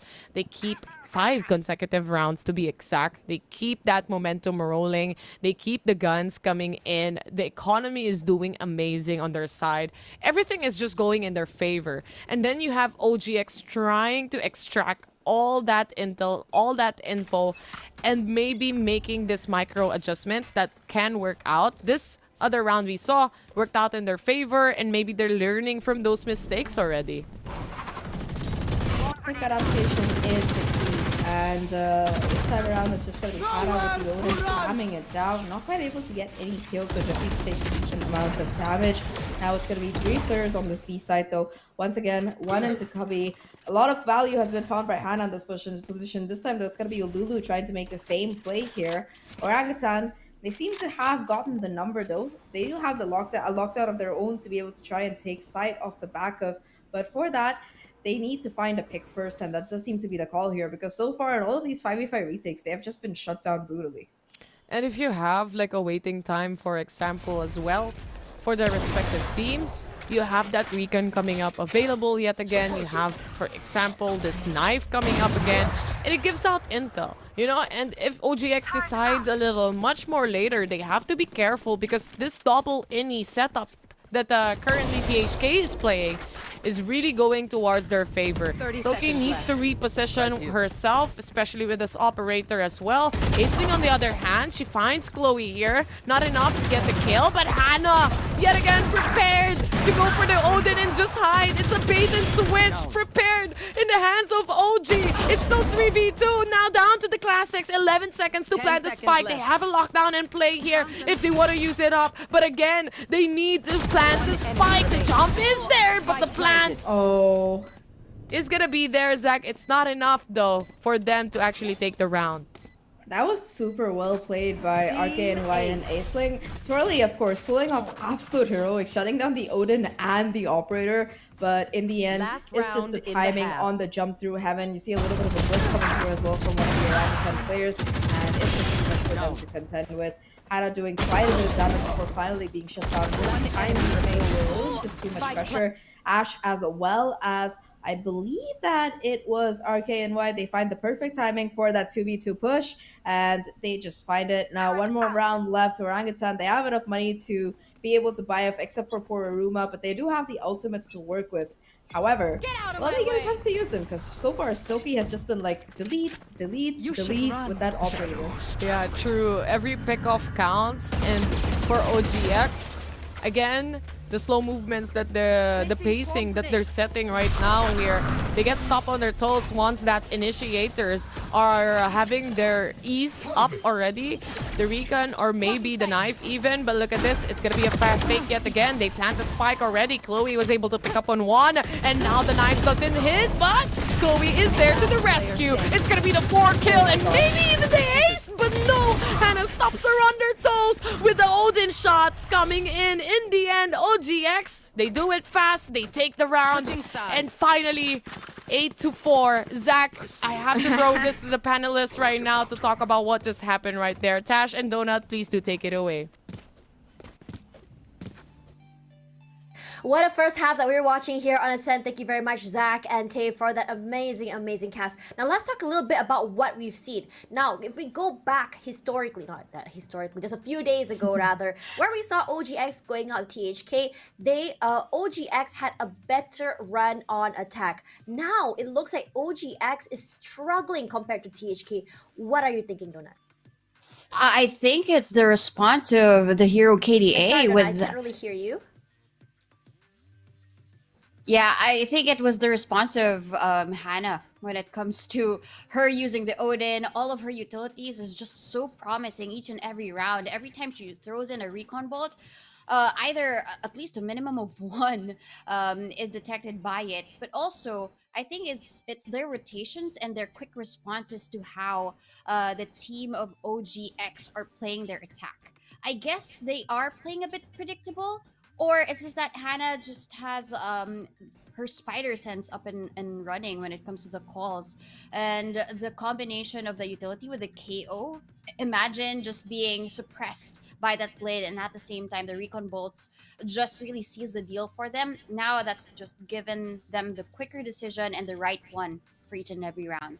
Yeah, I'm gonna have to agree with you there. I think Hannah when that Odin has been very, very, very huge. A big impact, not only in just chipping out that first damage before OGX is even able to get to sight, but also her control of the recoil is phenomenal. Because you saw how she played from the corner of either logs or even Haven window, that you can see that she is just completely spraying it out. It's really hard to counter when you have a gun that's already, in the midst of already firing. Because the only biggest problem of Odin is that first contact. When you have someone who's already so good at spraying as well as controlling the sprays, it can be very, very, I would say, stressful for the team to even try and answer. But now, before we go back here, I just really want to say that I'm really excited to see the battle of the two killjoys here. Let's talk about Eruma as well as RKNY. I think both of them have been doing a phenomenal job out lurking each other. Let's see if this will continue back in the second half. So take it away, Zach, as well as Tayrawr. Say hi to little bro for me.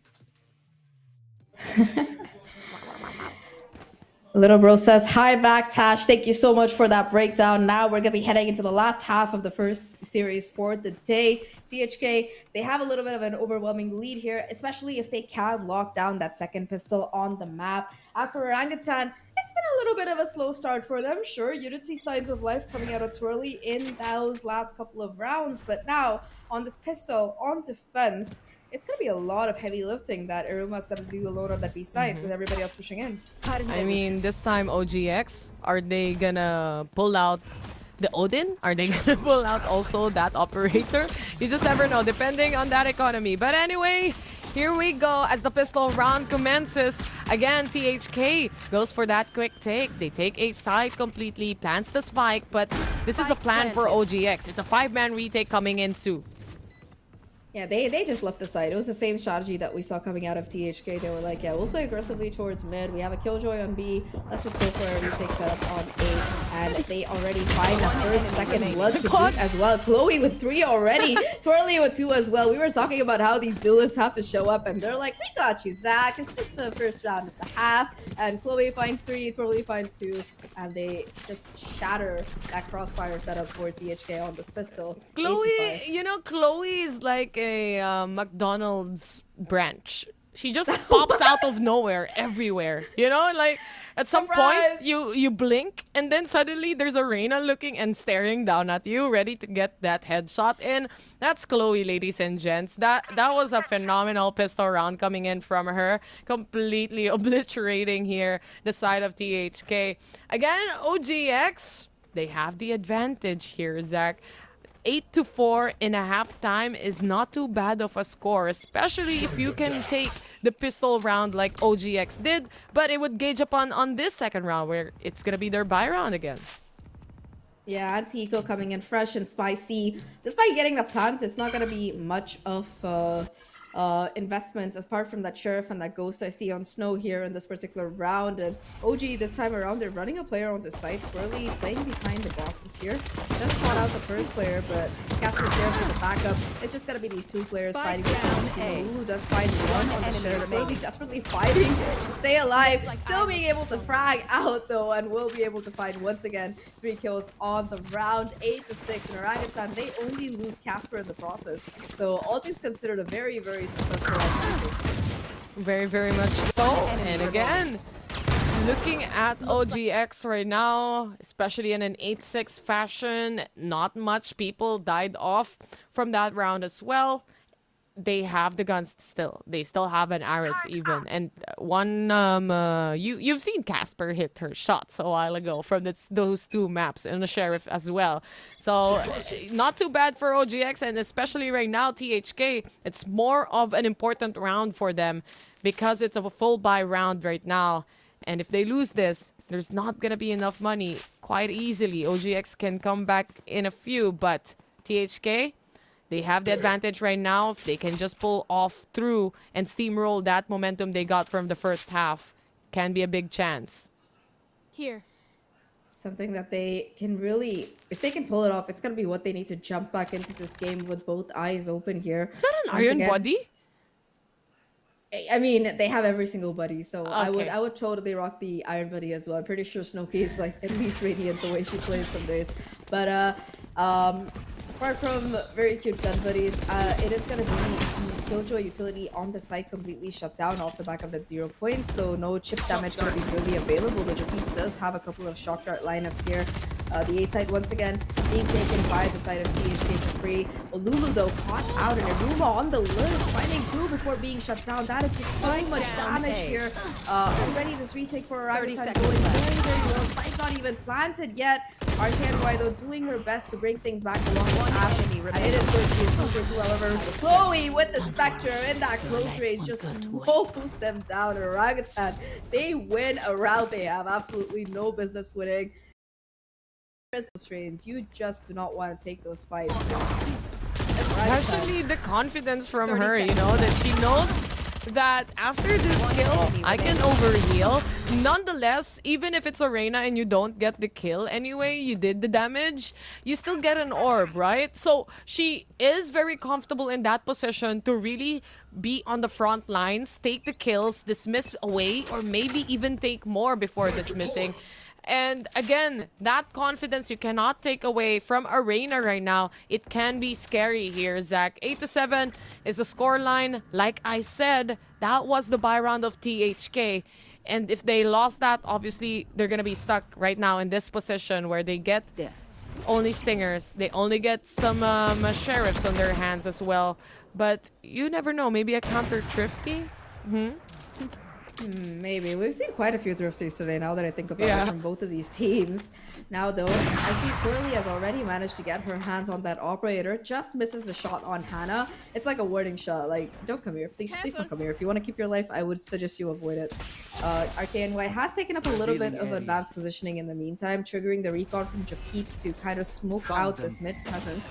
Nobody really playing there. Japeeps instead is going to be choosing to play towards this back of B side instead. Does get caught by that 0 point, so they know there's going to be at least one player on the site. However, talking about plays here, Twirly with the Blade Storm popped is just looking for a couple of frags.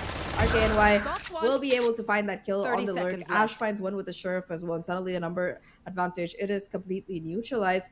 Spike, I think they have time to go to A if necessary. However, they're deciding to just go towards B instead. They have the operator in their hands. Hannah finding a huge kill with the help of the Stinger. It's all down to Aruma to deny this. Finds the first onto Ash. Gets the second as well onto Hannah. The third kill, Aruma, the unstoppable player in the back of sight here. Equalizes OG 8-8 and get a replay, please. Production. My God. I was just gonna dive into the spray control the two Stingers has right now. You have to give it to them. Chloe was moving away quite fast, jumping around through city, and still in the end, the control on the spray, especially on a Stinger, is quite phenomenal. They were able to pull up some kills here in the hands of OGX. completely obliterating 3 of them players. But to think about it, THK, that was just a half buy, you know? It was 3 people on the sheriffs as well. They still found value on that round. And here comes a timeout coming in from the Hero KDA. The timeouts we've seen from a while ago, they were able to convert it after those rounds. And maybe this is their reset time, you know, a little holdback. We talk about what's gonna happen, especially economy-wise. It's a little bit harder in the hands of THK. So the cleaner the rounds get, especially for OGX understanding this kind of scenario, this kinds of setup, it's a little scary. We're still halfway there, 8-8. I think that timeout will be much of a needed reset for the side of the Hero KDA. They are a little bit, they don't have the momentum anymore. Remember, at some point, this was 2-7. Orangutan were definitely down in the red, but now they're coming back in style. Again, the operator is going to be that menace that you really don't want to go towards. And the 0 point also gets the information that there's 3 towards A main. Immediately, you can see THK being like, yay, guys, the B side, it's free. And it is. There's only like 2 concerns and a couple of shoulders that's available. Sophie going for the dash into sight. Anna taking so much damage. Oh my god. Oh god. That's gonna be the final blow. The shock dart from the peeps, as they call it, the geometry itself. 4v5 situation. Spike not yet planted here. For the time being, THK, they would go for that lockdown. I'm not quite sure if OGX would respect this or fight for it, but it seems like it's gonna be a respect towards that. And they would rather go for that 5-man retake setup, especially they have the op here.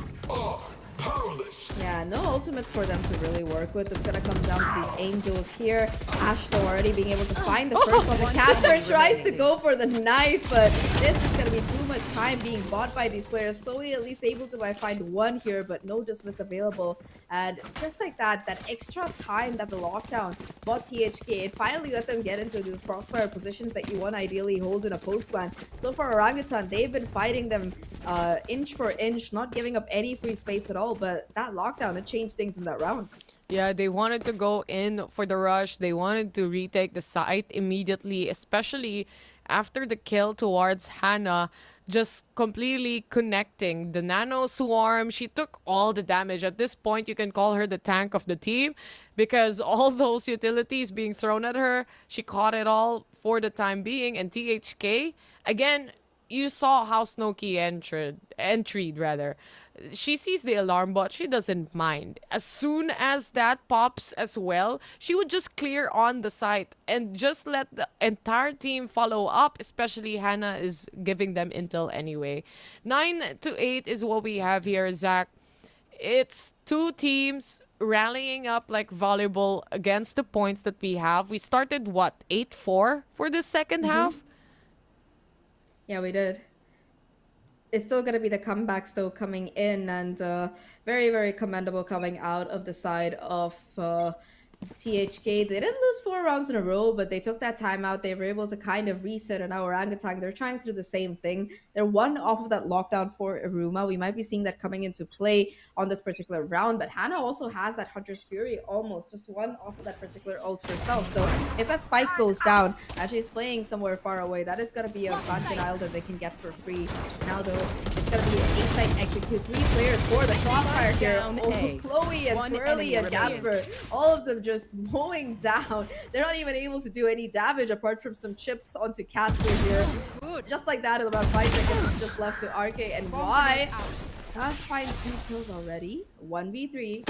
Might gonna be dropped on the site though, and it's just gonna be a little bit too much for her to deal with. Orangutan, they equalize 9-9 and keep their economy safe. It's the first time, I mean, you see a 2x2 crossfire setup. This is exactly it, Zach. Like 2 players, left side, 2 players on the right. You clear out, yeah, RKNY was able to take on the kills on the right side here, but you're in A main. It's a very, very strong choke point, especially if the spike has been dropped on the site itself. Very difficult to make a take happen here, unless some miracle happen as well. 9-9 OGX, adjusting again and again with how THK is playing here. So far, it just gets faster and faster each and every round we're looking at, knowing as well that OGX can play around the info quite well. Now it's going to be a half fight coming in for THK. Snowkey does have that Blaze Storm. We've seen her do some real damage with this particular ult, so it's going to be a lot of pressure on her shoulders to be able to find that entry frag possibly. Still though, it's going to be 2 players on the site. A really nice recon from Japeeps will catch out Snowkey. They know where she is. They know that she has the blades here. She's just going to be going into sight here. Japeeps and Aruma, though, still able to shut her down.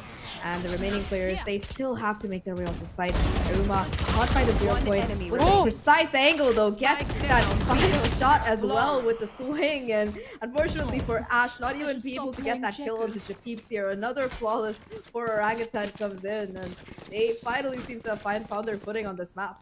Aruma here, especially whenever she's on the defense as well. We've seen this during Split when she was also using a Cypher here.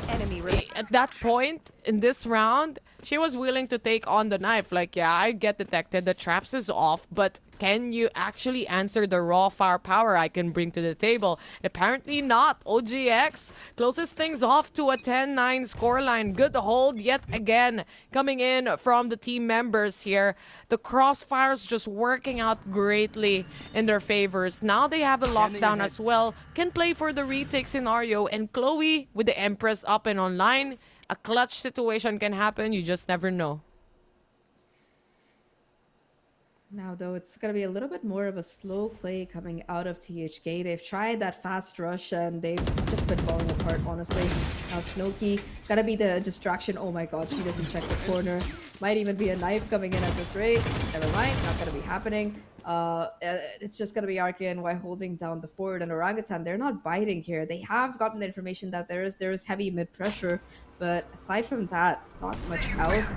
Again, pressure across the map coming in, but there's still going to be these 3 players towards the base side, and poor Ash is not ready for Twirly to just swing into her like that. Once again, Orangutan, they find that first blood.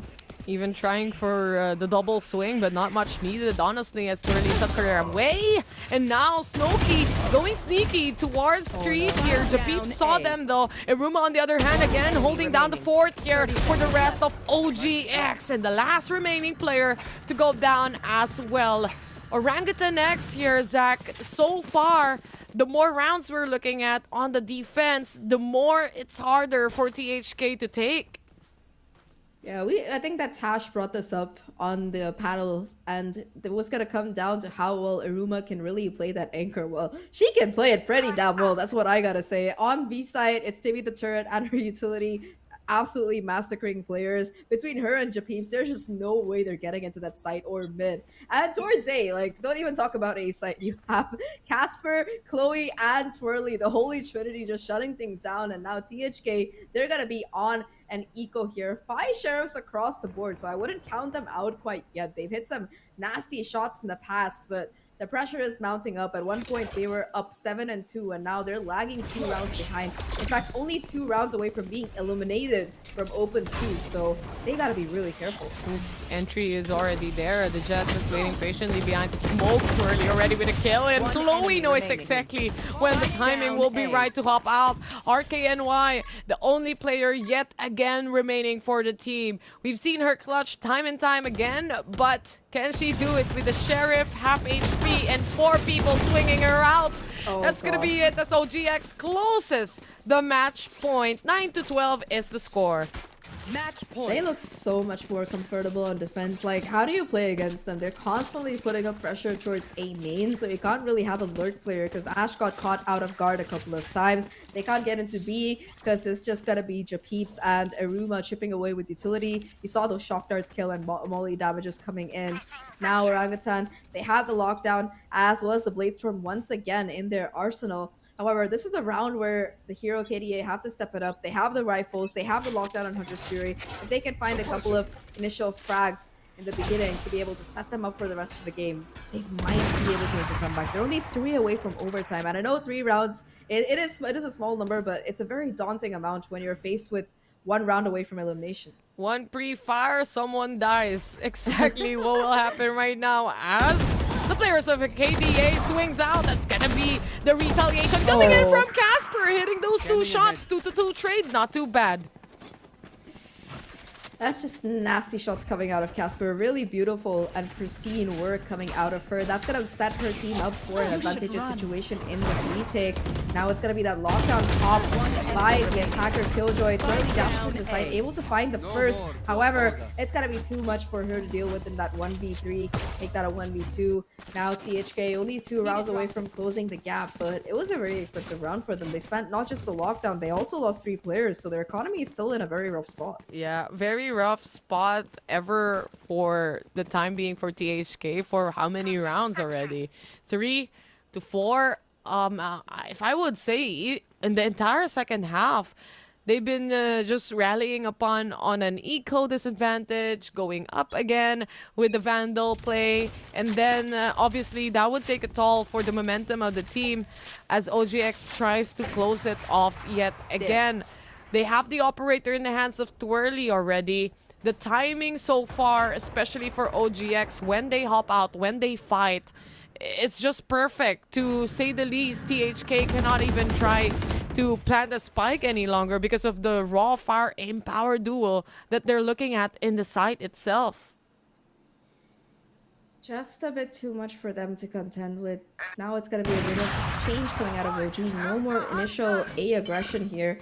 Instead, they're just going to be sort of chilling towards the site itself. Twirly does have that operator, so looking to find an initial pick before falling back here.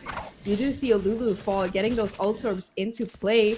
One off of that null command. That might be the difference maker here. If they can shut down that ult from Twirly, no more Blaze Storm available, it's going to make it much more difficult for the retake. Beautiful paranoia from Casper though. Casper buys so much time here. Now Twirly with the Blaze Storm goes for the updraft, finds the kills between Casper and Twirly. This team is looking unstoppable right now. Ash in spawn, Opera from the shadows, able to find the kill. Lulu as well. Huge impact frag out of there. Casper finally shuts her down though, and now it's still going to be a 2v2 scenario. Make that a 1v2. Casper, no res available. Caught between 2 players. Does have the spike in her possession at the very least, but the flank is too much. The whiff! The whiff! Casper in a 1v1! No way, Casper! Oh my god, she almost does it, but Hannah with 30 HP will clutch it up. You do not wish whiff against Casper. Oh my god, I had a heart attack. You don't have a co-caster anymore. Sorry, Tayrawr is already out. That round itself, man. Casper was supposed to be dead at that point, and if that was the final round for THK round, it would have been yeah, how can I explain, you know, like it would have hurt a lot for THK. In the end, Hannah saves the day here. We go one more, or do we go home? That's the question. Or are we going to overtime? Who knows? 12-11 is the scoreline right now. Pressure is on. OGX, they have a lockdown to play around here from the shadows as well as the util. But THK, they don't really have any ultimates in their favor. The one nice thing for THK is that they no longer have to worry about that operator, because they know that Orangutan, they're out of money to put another one online. But to be fair, Twirly on a rifle is still terrifying as Twirly on an operator, but at least they can be a little bit more chill. Talking about chill though, it's going to be Twirly taking up that aggressive positioning towards mid, finding a huge kill off the back of that. That's going to mean no more smokes for the rest of the round for THK. Snowkey looking to get aggressive, does get spotted out, walks into Ruma's crosshairs, and now that's a 2-player advantage that Orangutan have. Twirly swinging out as well. 3 kills on the round already. It's all down to RKNY. The new player has been so phenomenal over the course of this, but it's too much for her to deal with. Japip seals the deal in Orangutan. They move on in the slower bracket.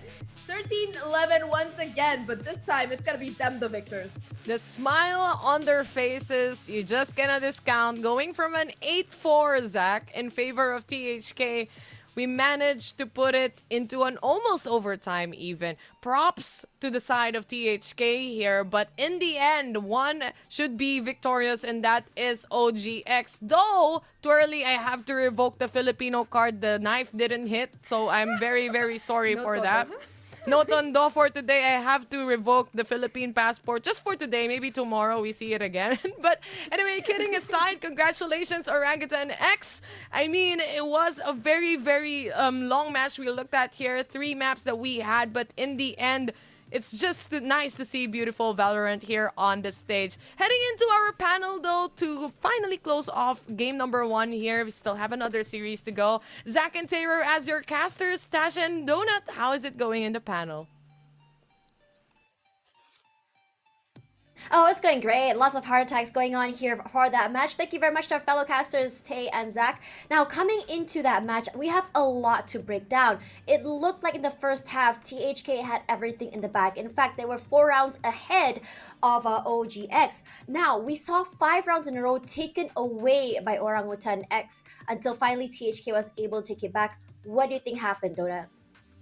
I think statistically speaking, when it comes to the strong start of THK, they usually just lose their grip whenever it's pulled away from them.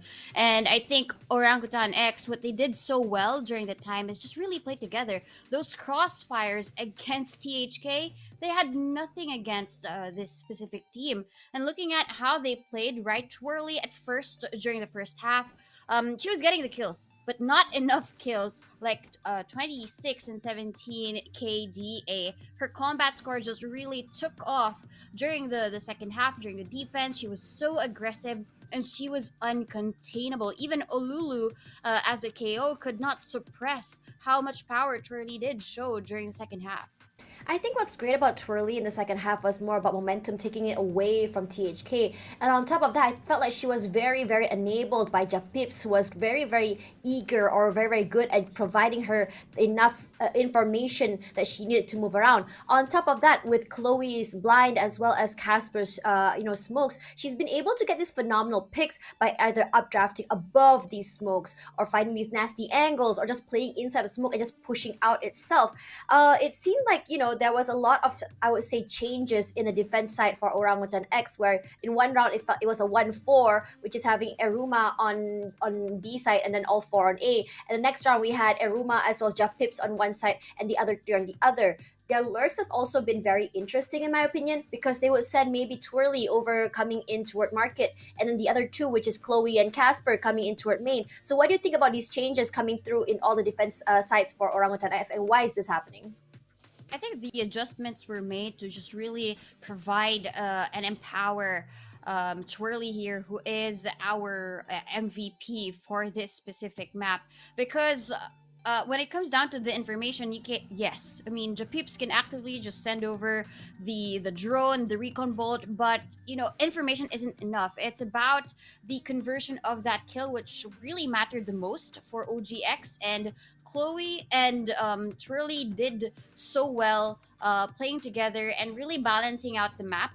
If there would be a Ruma on one side of the map, she would just be at a standstill in that specific map, and the rest are doing the work for her. But of course, when the pressure is high for her, she does deliver multi-kills for the team. So I guess it really just tipped in favor of OGX during the half.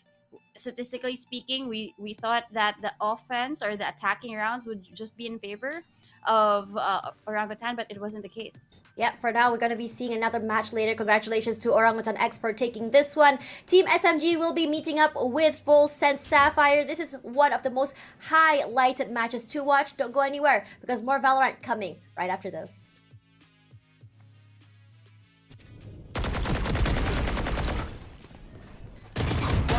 Remaining. One enemy remaining. Turret destroyed. Who? One enemy remains standing. I'll be the same. My ultimate is ready. Pow! B. One enemy remaining. There you are. Headshot.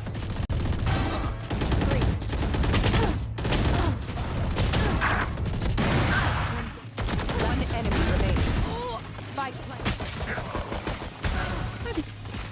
One enemy remaining. One enemy remaining. One enemy remaining. One enemy remaining. Who could have predicted? Spike down. Good. One enemy. Spike down A. One enemy remaining. 30 seconds.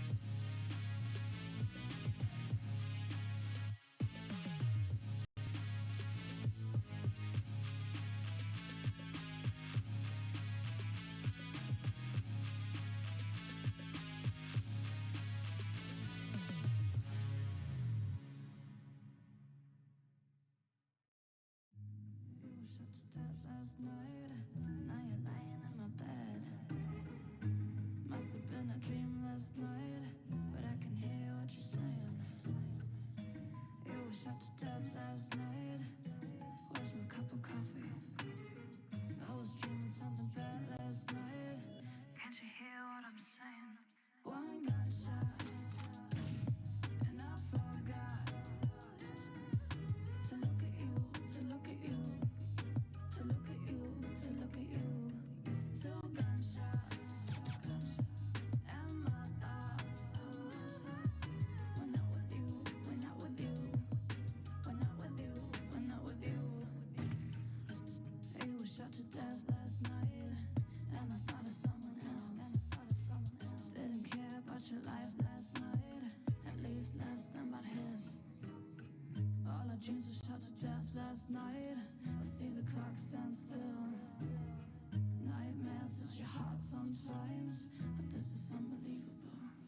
One gunshot, and I forgot to look at you, to look at you, to look at you, to look at you. Two gunshots, and my thoughts. We're not with you, we're not with you, we're not with you, we're not with you. We're not with you, we're not with you.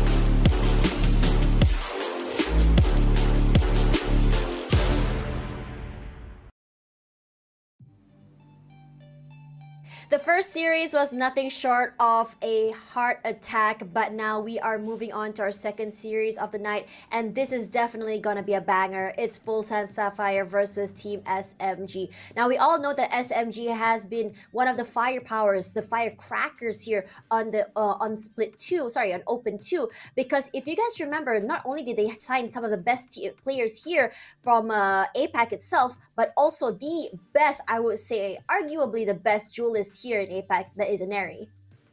I think that's no doubt at all what you just mentioned. That statement just rings across true with anybody else who has watched Game Changers here. But there is a team who actually beat that duelist, which is Sapphire, and they did proceed to the Game Changers Championship last year in 2022. This time, though, Aneri joining Team SMG might be a redemption arc for her in terms of her, pulling out the guns together with the likes of Alexi and the rest of the team, right? Is this going to be a revenge match, or is it just really will this just really be a showing of all of their talents across? Because Team SMG, they haven't really dropped the map just yet ever since the Game Changers started. I mean, if we look at the lineups here for both teams, I think it's going to be really interesting, because if we know for FULLSENSE Sapphire, I mean, most, if not all, of their players stayed together. But for SMG, changing out, having Camille on the team and Shirazi, as well as Aneri, not Shirazi, sorry, Aneri, has definitely changed the dynamics of how they play. We all know that SMG has been very strong, but with the firepower coming through from Aneri and Kohaibi, I think it's just a perfect symphony for them, because if you saw during the Swiss stage, they did not only did they not drop a single map, but coming into this game, every single map they played has been very, very huge, the gaps between the team as well as their opponents. Yeah, even against FULLSENSE Sapphire during Open 1, right, when Lotus debuted as one of the maps for Game Changers, they didn't even doubt at all their own performance. They just played so well. They were enjoying, and they stomped against this roster. But I don't doubt them at all. Of course, we have the likes of Ginny, Muffin, and Baby TZ, the trio all together, just performing so well for Sapphire. And together with Margot and Polly, just delivering all of those KDAs, their anchorship for the team. I'm guessing that this will be now a story of a rivalry. But yesterday during the interview with Team SMG, when Team SMG were asked whether or not they would consider other teams as their rivals, they would say, not really. Maybe they're just really focused on what's ahead of them. They're just focusing on the grand championships, of course, overseas, right? And that's really the main goal of Team SMG. But this time, right, that will be a barrier if and when Team Sapphire actually, or FULLSENSE Sapphire, does really give them a heart attack too. If match number 1 was a heart attack, this will be too, for sure. I mean, I had the pleasure of visiting the girls for Team SMG yesterday, to see their facility and how exactly things go, and I really saw the bond between them. If you guys didn't know as well at home, that Team SMG also has a psychologist with them, and I think that a lot of esports teams should have this, because their pre-match is really good, honestly, because coming through from SMG, not only were they meditating, they were already sort of like trying to clear their mind and to bring themselves into a different sort of level of gameplay and teamwork coming into the game, and I love to see that. I'm not sure what's being brought forward on the pre-games for other teams, but I think it'll be really cool to see that one day. Regardless, coming through, we also had this conversation as well yesterday about their coach Fall, really setting it up for them in terms of their set plays and what they want to do. And coming into today, the question for me is, I mean, we all know that yesterday, in terms of their comms and how they play, it's all just straight up confidence from SMG. I'm wondering if today would be the same. Yeah, I mean, look at the confidence too for FULLSENSE Sapphire. They did pick Haven against Team SMG, who actually really favors this map. But also, when it comes to the picks, right, Fall has a lot of influence when it comes to the decision making of the team. Probably Bind is another one as well. Given that this is going to be the first map, this will be what will define the rest of the momentum for Team SMG, or will it be able to swing in favor of FULLSENSE Sapphire? What I am very curious, though, would be the map of Pearl. It not being banned by FULLSENSE Sapphire means that they have prepared for this specific map. Right. Because Pearl has been Team SMG's comfort pick they have been getting scores of 13-2, 13-4. The most that the other opponents that they've had against Team SMG would be a 13-4. So Right. Pearl kind of is a rocky map, at least for FULLSENSE Sapphire, but there is a lot to show here. Right. I think we should kind of focus on Bind first. Now we all know that Bind has just gone through a rework, and coming into this game, I think that Bind, I wouldn't say it's more complicated, but it's still definitely defender sided. Now, what do you think that we can expect from both teams for this particular map? Well, the past 2 days, right? We expected for Team SMG to have a very decent composition. But even if they defied the odds, right, statistically speaking, of what is usually picked within this specific map, they would go for either a full controller setup and then favor like four duelists and then one controller. I'm really gonna doubt whether or not they choose that specifically for Bind, because Bind is really such a tricky map to play, It is. especially against FULLSENSE Sapphire. So I'm really looking forward to see how they will be able to at least balance it out. I know for sure that Shirazi would either play the controller, and then Camu will be the type of support agent for the team. But given that we do have technically three duelists for the team, Alexi, Kohaibi, and as well as Zaneri, that's where the assignments really should be. And I'm curious to see what Fal has in store for them in terms of agent comp. I mean, if you look at how they played here, I mean, for Bind, the last time they played was Swiss Stage against FULLSENSE Sapphire as well. And, you know, they actually picked, I think, a decent comp here. I mean, last time we saw it's going to be a Raze. Obviously, it's going to be Kohaibi on the Raze. We know how well she does that agent, as well as Aneri on the Jet. Now, with these two, I would say it's a very, very viable comp coming forward, because it does provide a lot of space for them to take space in. If, say, they want to hit A, they can come in through main or even clear out showers, which already gives two different areas to clear out for them to get onto the site itself. But at the same time, we can't just talk about set plays here, because we have to really talk about individual skill, because that's exactly what SMG brings to the table. Just pure, raw, clean aim, and that's what makes them so terrifying. Now, on the flip side, if you look at FULLSENSE, they are a team that I think heavily relies on teamwork, set play. And what do you think that they can expect coming into this game against SMG? Because again, we talk about about FULLSENSE, how it was very, very, I would say, great seeing their team play, their set play, how they look more confident. But what can they do when they are against a team that's just pure great, just like basically a forest fire in your face? I think it's all about the leadership. I think if you guys watched the documentary that Ginny was highlighted, right? It was all about the brain power, her being the leader for the team, and really her influencing the rest of the team members, right? If you have Team SMG with raw aim, raw firepower, raw talent, you do have a team as well that was built and anchored on one single player, which is Ginny. And if you can be able to try and provide that impact to your team members, and if all of the members just listen to one voice, then that can make a big difference. And I think that's also seen with how they play within a map, right? It's very crucial when it comes to Ginny's ability to lead the team mid-round, because even before Team SMG was formed, they did struggle for a bit when it comes to these mid-round recoveries. Right. But they've worked on that already, and now I think the biggest barrier is Team SMG. Yeah, and I feel like a lot of teams feel the same way, because if you look in terms of power rankings for this tournament, Team SMG is definitely far ahead of the rest. Now, whether or not these teams are up for the challenge is the question, and I think FULLSENSE Sapphire really want to prove that, because if you were to see, I mean, their last game, or just rather dissect it, Team SMG was so dominating on the defensive side, and that's honestly very understandable. Again, this is a defender-sided map, and FULLSENSE Sapphire, because they weren't able to get the attack side sooner, they actually lost that. Actually, no, because they weren't able to get most of the rounds earlier or get the momentum, they weren't able to push forward. Now, whether or not it would change if, say, FULLSENSE Sapphire would attack first might be a whole different story. Because for FULLSENSE Sapphire, they do run Muffin on the Jet, and we've seen her performance yesterday or even the day before that. Sorry, that when she plays as the Jet, it's very very clean because we all know that baby TZ as well as Ginny is just so great at providing and enabling her. Now, whether or not they'll still be able to maintain this set play is the question, because in a lot of situations for SMG, they're really good at breaking set plays, getting those pickoffs early, separating them from their teammates, playing aggressive.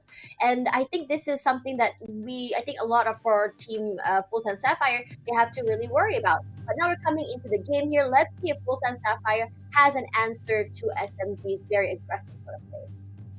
Yeah, I think it all boils down to what initiator that FULLSENSE Sapphire will be selecting. And I love this pick for Ginny as the Sky. She has been, playing the Sova for so long, but maybe changing it up a bit.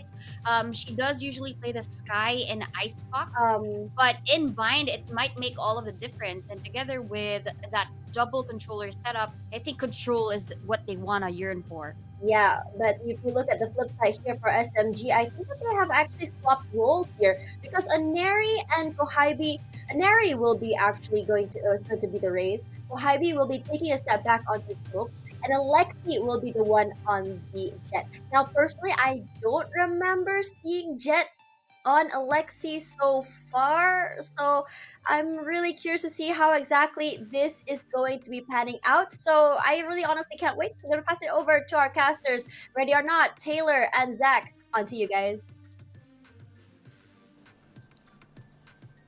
Thank you very much, Tash and Donut. And Alexi, well, Alexi, this year she might not have picked up the Jet as much, but last year she was one of those slay players for Bren Victor's IGL duelist. You don't see that quite often, but Alexi, she does it in style. So I'm very happy to see it again. I'm Zahk, and with me here is the wonderful Tayrawr. And looking at this team comp, what are your thoughts so far? Man, I was waiting for the 5-man controller, SMG. Why not pull it out now, huh? But anyway, we are finally here on our second series, ladies and gents, and you know what it is. It's gonna be FULLSENSE Sapphire playing here against Team SMG, and it's gonna be a real... You can see how serious they all look, right? So this is gonna be a banger of a match we're bringing to the table right now. Especially the first map is gonna be bind. Hopefully, we can also see the player camps this time. And by the way, Zahk, we're also on the main stream of FSL now. Bigger shout outs to you guys who was watching there as well. Yo. You know, so far this open, the most number of rounds that any team has taken off of SMG is 4. So the question is, can FULLSENSE Sapphire do better? And more than that, can they actually overcome the absolute server demons that SMG have been so far? At least finally we're seeing an actual serious composition coming out of SMG here. They have stopped saving strats, quote unquote, and now they're just looking to refine whatever existing teamwork they have. They're going to be starting off on attack here. Very, very slow start for SMG, for their taste anyway. Still, though, it's going to be a 1-for-1 trade, and Maneri gets the refrag through Hookah. However, towards long, it's still going to be player advantage shifting in their favor. Ginny barely getting away with their life. Numbers still at a very even trade here with Kohibi on the Viper, looking to get a little bit more aggressive. They know for a fact that Ginny is very, very good here. All they have to do is be able to get those kills. Polly, though, huge work there. And now it's going to be a 1v1. They wanted to clear out elbow here. They really want to put a lot of manpower towards that elbow control. But in the end, Polly going and moving away with a double kill really wasn't part of the plan here for the side of SMG. It might be a rotation as we are looking into it right now. It's going to be a run for the plant of the spike, and for Baby TZ, it's going to be a run to try and get the timing right. She hears the plant of the spike right there, and this is going to be position versus position, and the camera just doesn't help at all. Yeah, doesn't really catch anything. Shirazi, though, gets caught out here. Oh, just the tip of Harbor's ponytail visible over that box, and Baby TZ will be able to clean things out. I think this is the first time that a team has taken the pistol off SMG so far in these playoffs in that first round, but really clean work coming out of Sapphire there. Of course, Shirazi did her best, but that HP advantage a little bit too much for them to deal with, and just could not get that reposition in time. Beautiful work out of FULLSENSE Sapphire, and I think the biggest credit here goes to Ginny, and more than that, just Polly for being able to keep things at a 1v1 and tagging Shirazi up so much. She was able to get like 2.5 kills towards that CT side of the B side, so phenomenal work out of FULLSENSE. Yeah, exactly. Really good on the repositioning as well. And obviously, out of the luck itself, Baby TZ still had the traps on. She still had the camera on. Again, the upper hand advantage, especially in that kind of 1v1 scenario. But here we go again on another round that we have for FULLSENSE, where they get the Bulldogs, they get the Spectres, and now it's gonna be the fight for Neri as Polly shuts her down. This is one duelist away in the hands of SMG. Baby TC, on the other hand, very much aware there's someone or people on site already. They go for a plant here, but also with the smokes coming up from the harbor, really quite difficult to see. Whoa.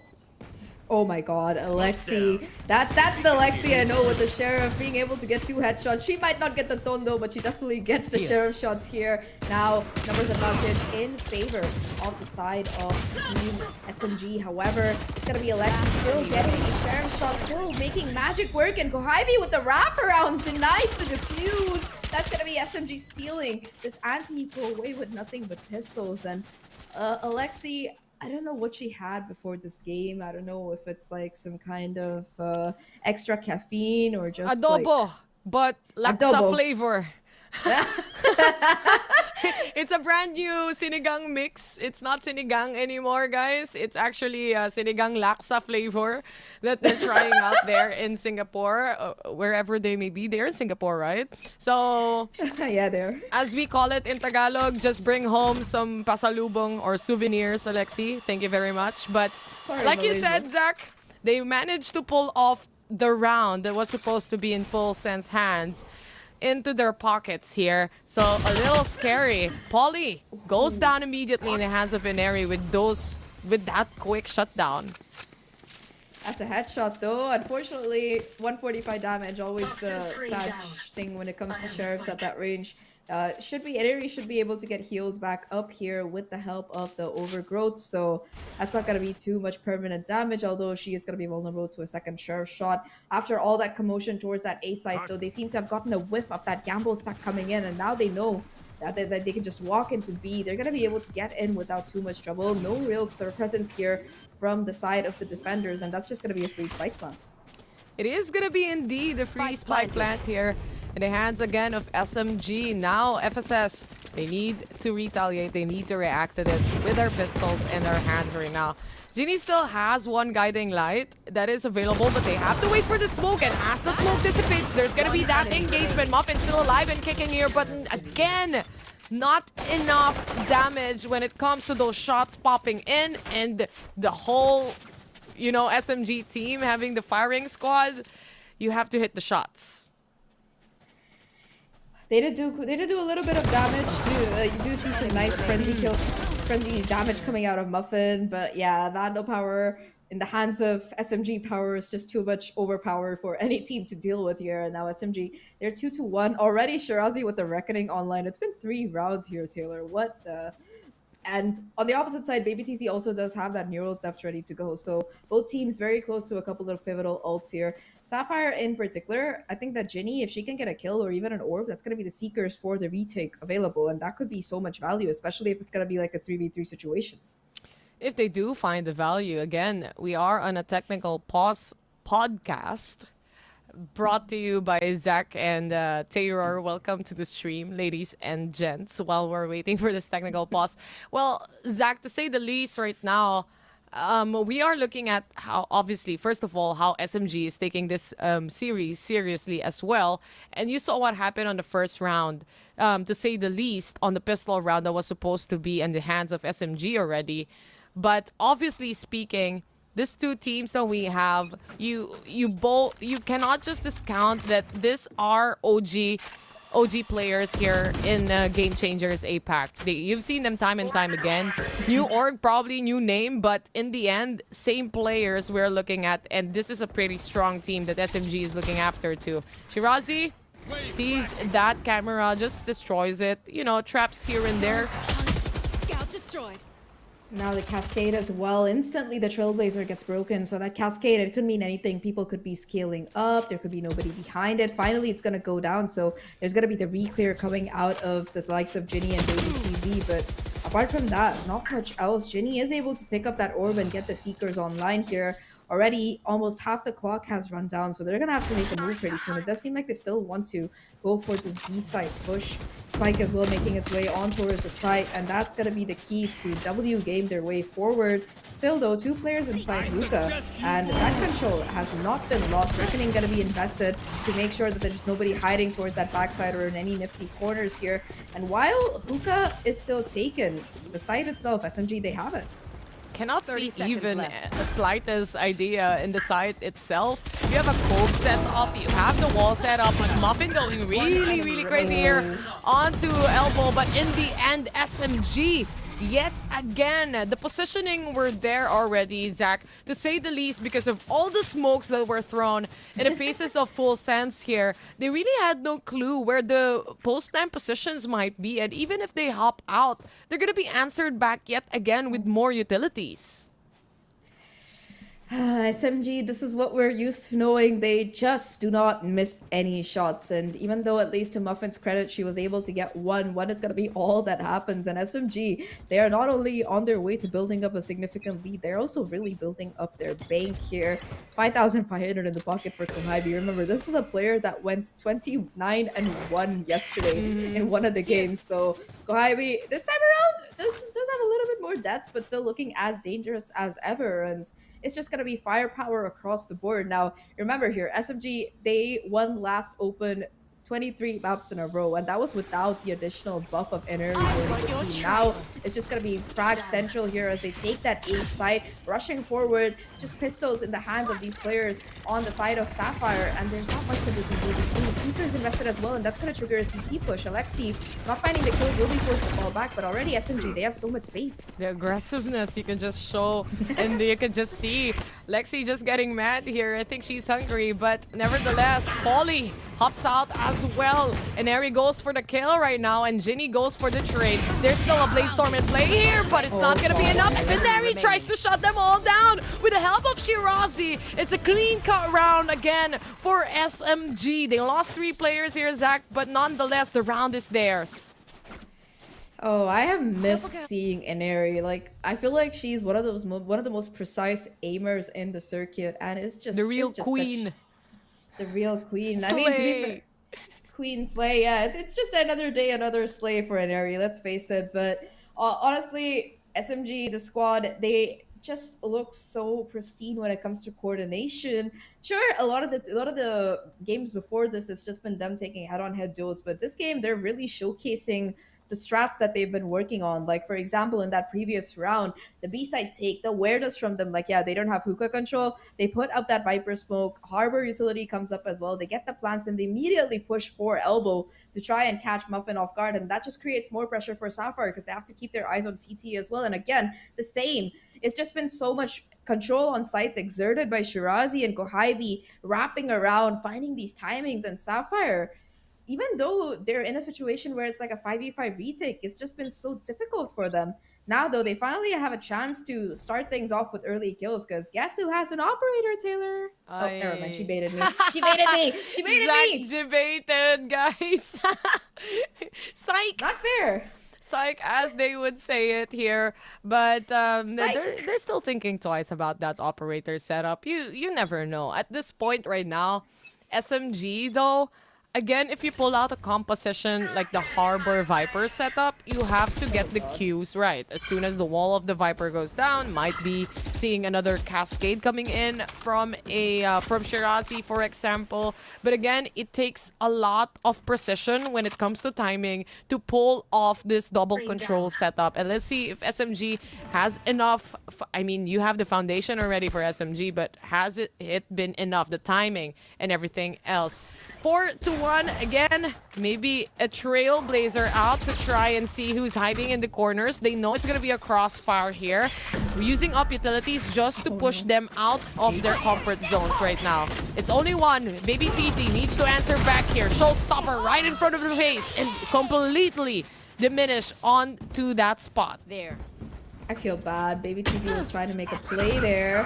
Oh, okay. Alexi with the knife jump peek. This time around, it's going to be an Airy to back her up. And it's going to be the kills once again going in favor of SMG. And Airy is on fire in this game. It does seem like she's that unstoppable force. Unless Margot has something to say about it. Finds 2 headshots concurrently. And now it is going to be a 2v3 scenario. Camille is so low as well. Only 2 HP and a dream left to play with. This is definitely a round that FULLSENSE can win. All they have to do is play their cards right. They're taking a lot of damage though. Smoke here. Margot with 4 on the round. Now it's a 1v1 controller versus controller. Shirazi though, the HP advantage of the positioning are just a little bit too much to deal with. Margot finally going down after getting 4 heroic kills. And SMG, they find 5. It's a curse, Zach. It's a curse. You just never get the ace today. You know, no one, everyone just got 4 Ks. The ace moment, not today. That's what happens. It just so happens it was a 1v1 situation as well. So the curse just worked in the end. But anyway, seriously speaking though, Margot, come on.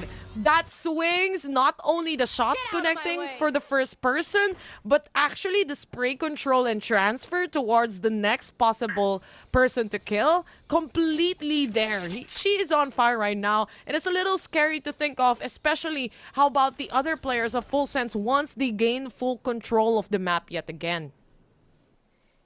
They're just kind of taking away the map now, though. It's going to be an aggressive push coming out. Camille still able to flick on and get that kill. Muffin with the weapon, finally able to get that refrag. And Baby TZ with a beautiful headshot will not only be able to get that neural theft for the info, but also some additional weaponry in her pocket. Now numbers advantage in favor of SMG. Only Sheriff in the hands of Baby TZ, and Kohibi runs her down with the help of that rifle.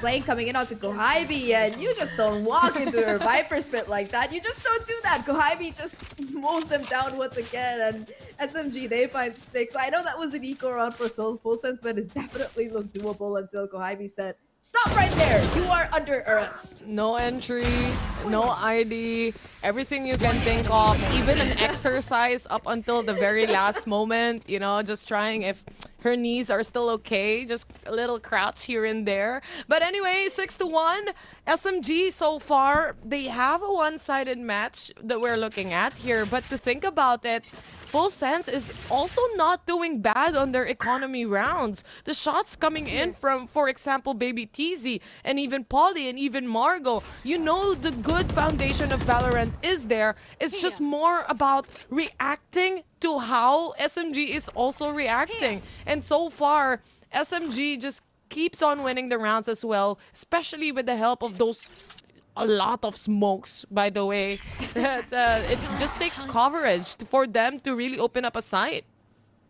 They are just having the time. It just looks like they're having fun. Like all of those player cams are smiling into it, especially Kohibi. She had a very evil smirk that last round, which is completely understandable. Now though, Muffin able to find that first blood here, taking down Camille. That's gonna be huge. No more flashes available for entries here. Alexi's gonna have a much more difficult job to really be able to set things up. In the meantime, 3 players still being held in place by Alexi on that B site. A side, only 2 there. Alexi now on a solo venture looking to find some frags here. Oh my god, Alexi finds 2 already before finally being shut down. However, Polly and Baby TZ between them are doing absolute work. It's all down to Shirazi. Only 30 HP left. Gets the wall bag on the first. Now a 1v2. Gets the reposition into U-Haul, but not aware of the position of where Muffin is. Goes to heaven. Gets that shot. No way you do this! Shirazi Finally, somebody stops her. Polly gets the defuse, but that 1v3, it looks so terrifying for like a minute. Oh my god. I don't know, Zach. Maybe I should go back to the Filipino broadcast and VCT PH. I feel like here in Game Changers, I'm gonna die from heart attack at 25.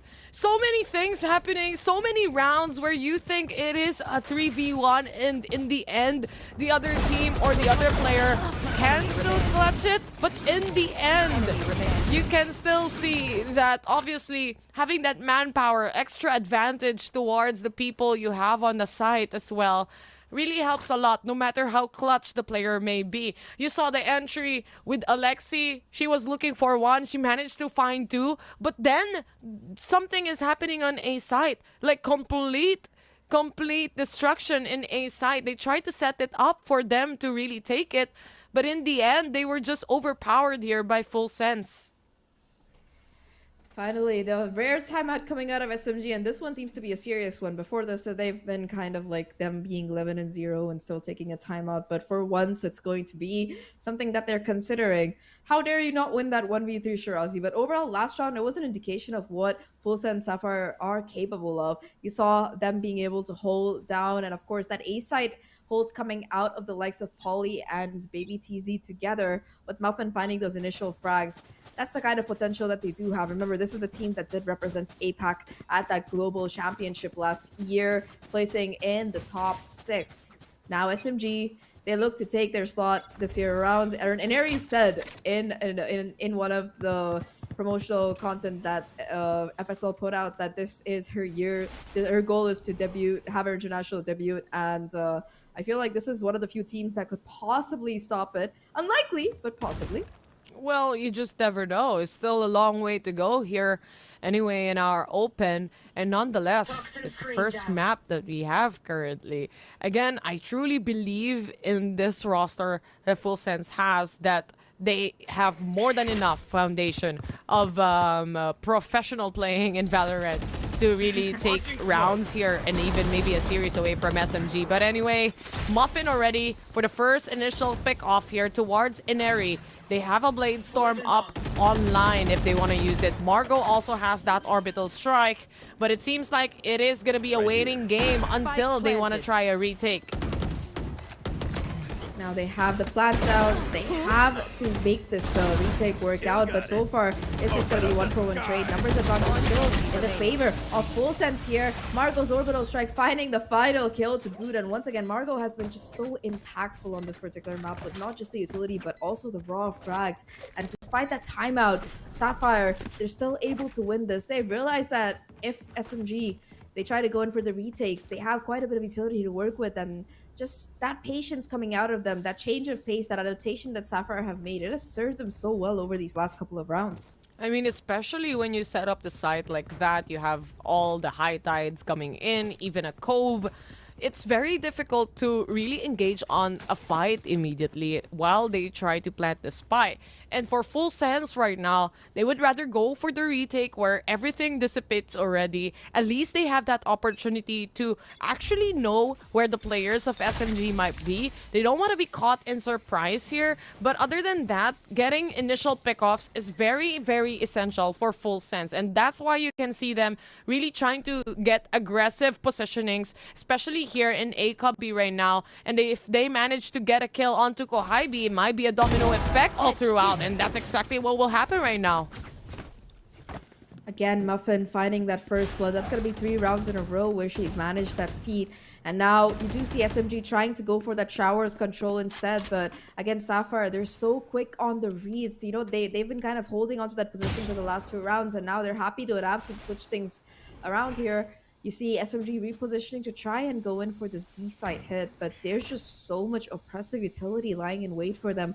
Polly with the Viper walls and mollies, as well as the Cypher utility on site is going to make things a bit rough. However, SMG, they have their Seekers to try and make their way through. They know for a fact that there's at least 2 players on the side off the back of that. And Alexi again on the lurk, just being an absolute menace here, brings things back down to a 4v4. 30 seconds left on the clock. They haven't gotten the plant down yet, but Alexi has the A side, and that's going to be the call to rotate. Oh, God.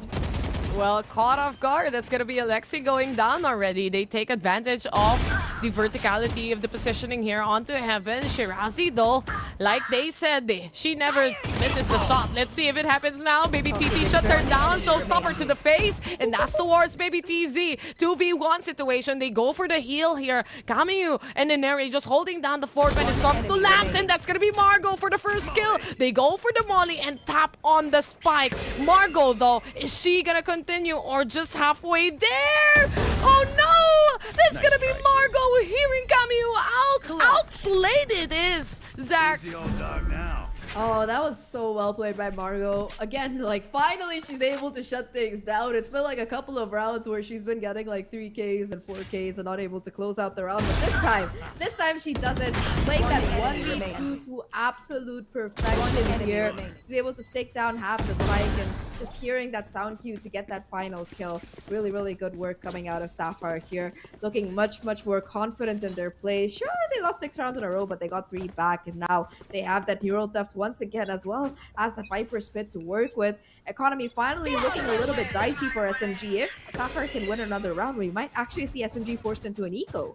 Look at this, though. Might be something big for Muffin right now as she hops out. The kills coming in from SMG yet again. Kamiyu looks unstoppable right now. Maybe for a third, but not gonna happen anymore. As Ginny stops her toes. 3v3. Very, very leveled playing field here. But Alexi has the opportunity to use the blades.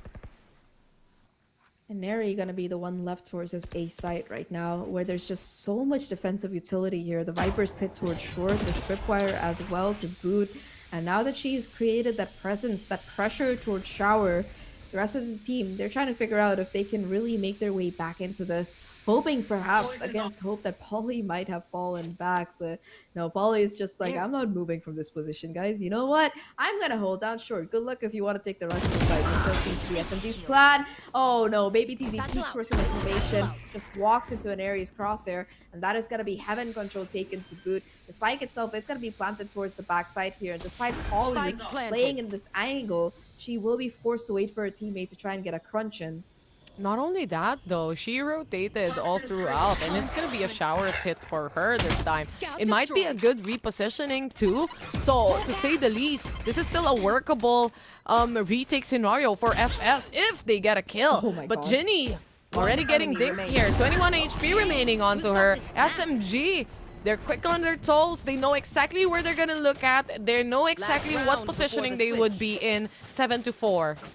You just cannot make a single mistake against SMG players here. The round started off pretty well for Sapphire. One Right? They enemy were able to remaining. trade out pretty evenly towards long, and they still had so much controlling utility on that A side, but just one peek from Baby TZ, one sliver of that Cypher had, and Ineri is just quick to the trigger, doing absolutely bombastic damage. And just like that, SMG, they once again jump back into the 7-4 right now. Last round and a half, Reckoning online for Shirazi, Seekers for Ginny. Let's see. Sorry, The Orbital only- Strike for Margot, yeah, my bad. Bombastic I know is a side-eye, but that's just me. Marco, though, and Polly going for the kills here. 2-1 trade coming in right now, but Alexi evens out. Again, Muffin answers as well. 3v2 situation. SMG, will they go for a rotate now? They go for the TP. This has been heard by FULLSENSE completely. They know it's gonna be 2 people. Delay. That's what they're gonna do as they hop out in front of the crosshairs of Polly. 1 man down, and the last remaining player. This is gonna be Kohaibi now. She can still go for that quick TP out. Let's see what she's gonna do, though. Instead, she reloads in 14 bullets. Now with Muffin hopping out. 1 man down yet again. 1v1. Kohaibi versus Margot. It's a battle of duel. Whoever hops out, and that's gonna be Margot winning. Margot, just that clutch player that FULLSENSE Sapphire has Switching truly sides. needed against the super team. And that's the record broken here, Taylor. That's going to be finally SMG losing more than 4 rounds. But we're not done with this map yet. We still have a half to go. Before that, though, let's toss it to our panelists to break down what we just saw, which was, in my opinion, chaos.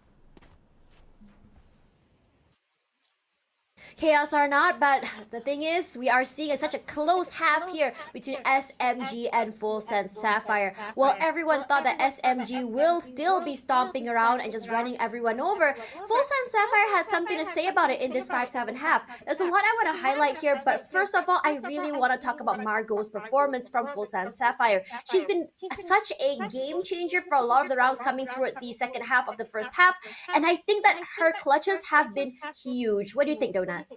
Yeah, especially as a controller for the game, you usually save all of that utility for last so that you have that molly, those smokes to try and control that situation. But Margot, being the last player alive, so much pressure is on her, but the pressure is not there. At least it was shown during the last round that we saw in that half. It was a Margot versus Kohibi, both at the top of the scoreboards. But at the same time, you would want to see at least in terms of performance, they're of equal footing. But I guess what the team of FULLSENSE Sapphire really did figure out during the first half was that first kill advantage. Each and every time it went in favor of Team SMG, and then everything went down from there. So what they did was they actively sought those kills.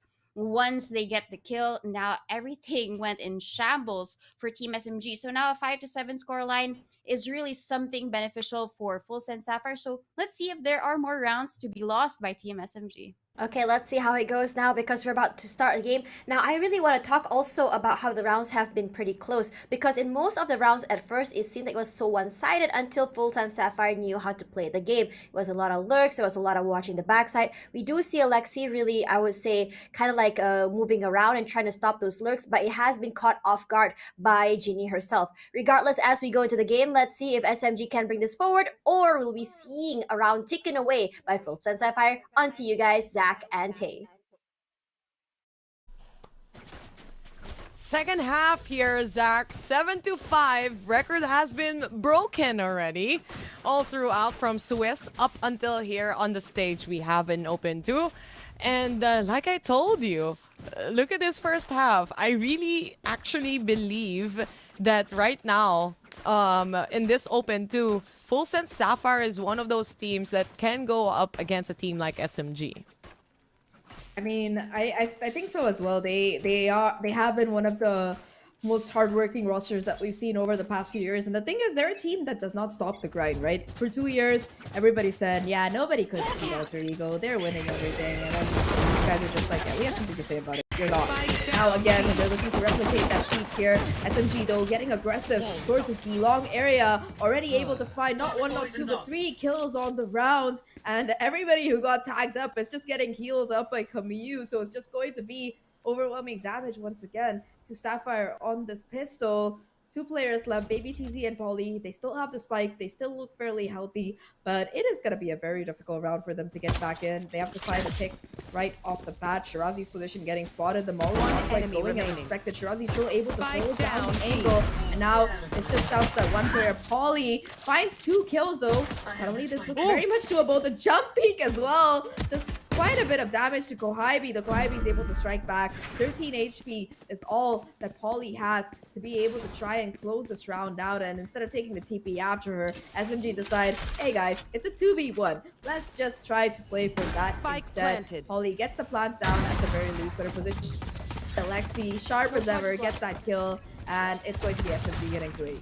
It was a run, you know? In the end, at least they were able to secure a plant here, and that would help out in the economy in the next following rounds as well. While Alexi is still exercising in front of the spike, you can definitely see as well that the advantage when it comes to the HP was very much heavily in favor here of SMG anyway. Not only that, like you said, they had the Sky alive. Kamiyu was alive and well to make a heal happen, and that completely resets at least the HP of the remaining players of SMG to go in that battle against Polly. And 5-8 is the scoreline as SMG wins the pistol here. They have another upper hand, but we've seen time and time again, Zach, that this anti-pistol or anti-eco that we have can also go turn around.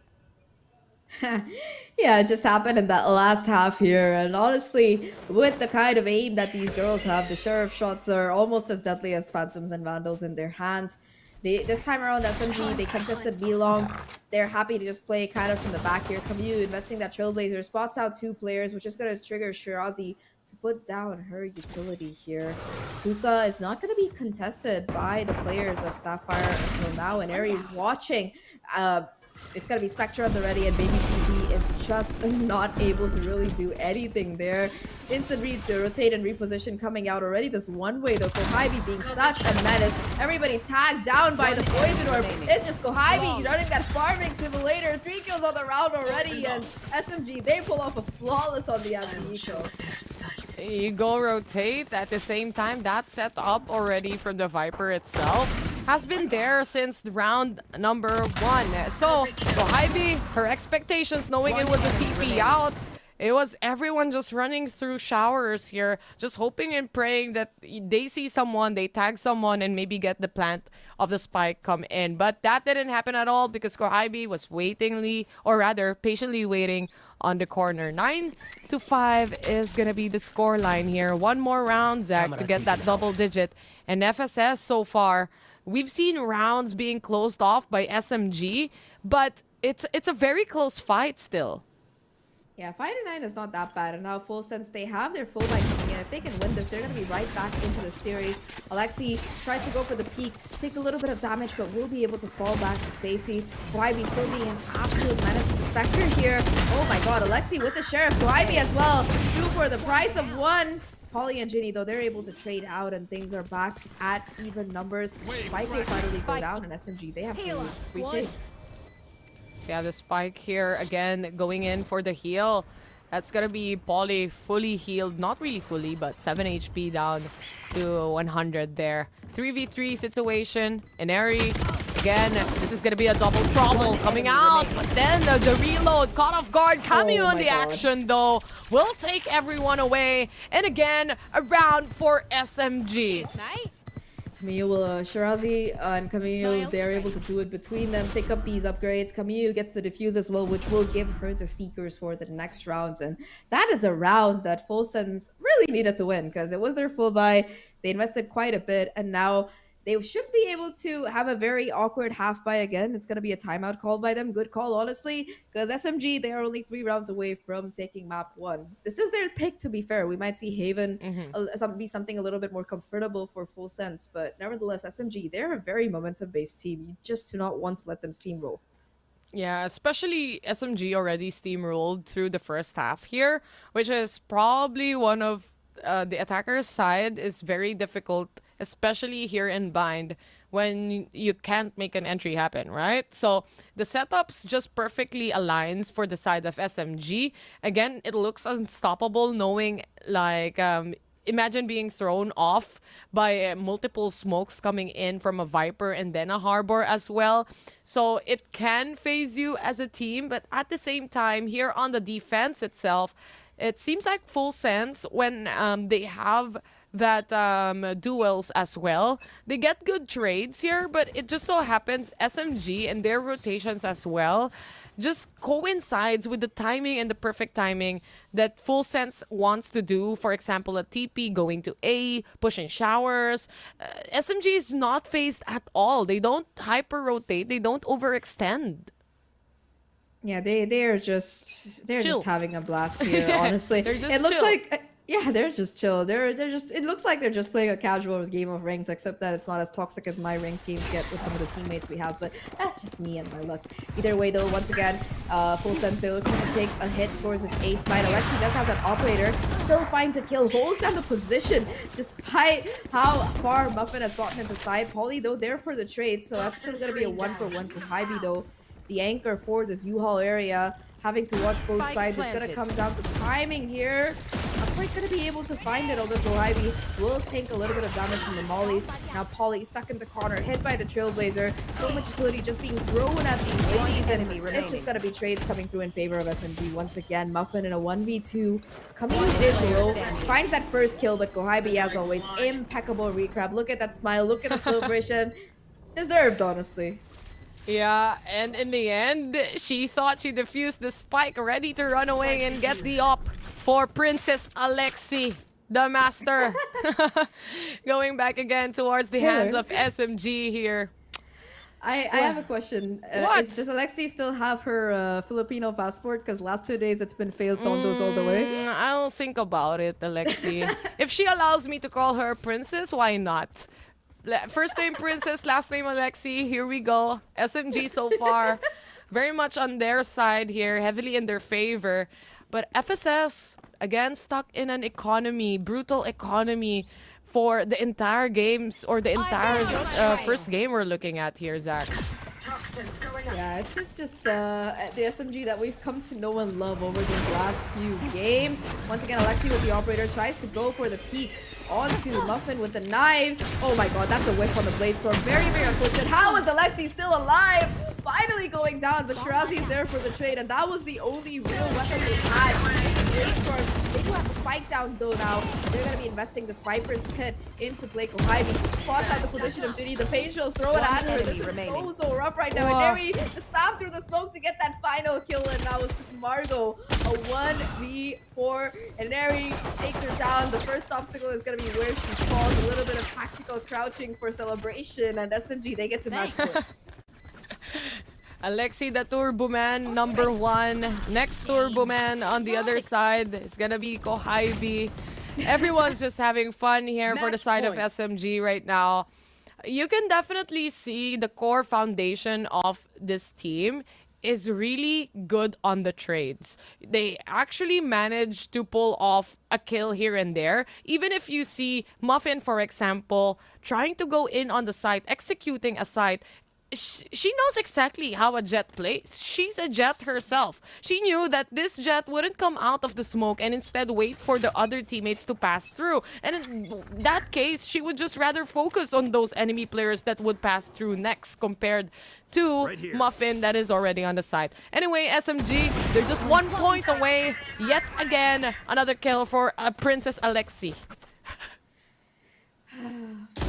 Margot already going down. Holly as well. That's both the controllers shut down here, so it's going to be such a difficult task. Alexi, as you said, strikes working, and now it's all down to Captain and IGO. Ginny finds 2 with that spray down, but it's going to be the Blade Storm to close things out. Finally, Alexi getting a knife kill. Maybe not the Tondo you wanted, but it's the Tondo you're getting, and that is going to be some well-deserved celebration. I love you too, Alexi. Now, yeah, that's going to be map number 1 in SMG's favor. To FULLSENSE's credit, a lot of these rounds were very close, Taylor, and they did win more than any other team has taken off of SMG in this open, but still, that was a stomp from SMG. There's no other way to say it. Yeah, there's no other way to say it and nor to hide it, I would say. But it's a map picked by SMG, so you can expect the comfortability of the players would be there. Strong showing, and not even that though. I would just give credits where credits due here because they broke the record, to say the least here for FULLSENSE already with regards to the matches that was played out by SMG.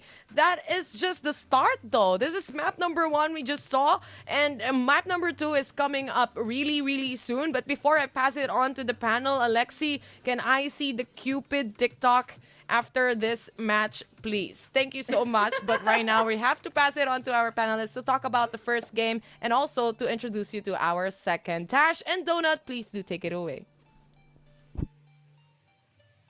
Thank you very much, casters, and I was really curious to know where exactly Lil Bro went, but regardless, we have to talk about Bind first, which is honestly a very surprising thing given the fact that the roles as also agent picks here by the members of SMG. Now, it is a very, I would say, a very interesting thing I want to talk about here is rather the combination of the Harbor and the Viper, and also Kohaibi on the Viper. What do you have to say, Donut?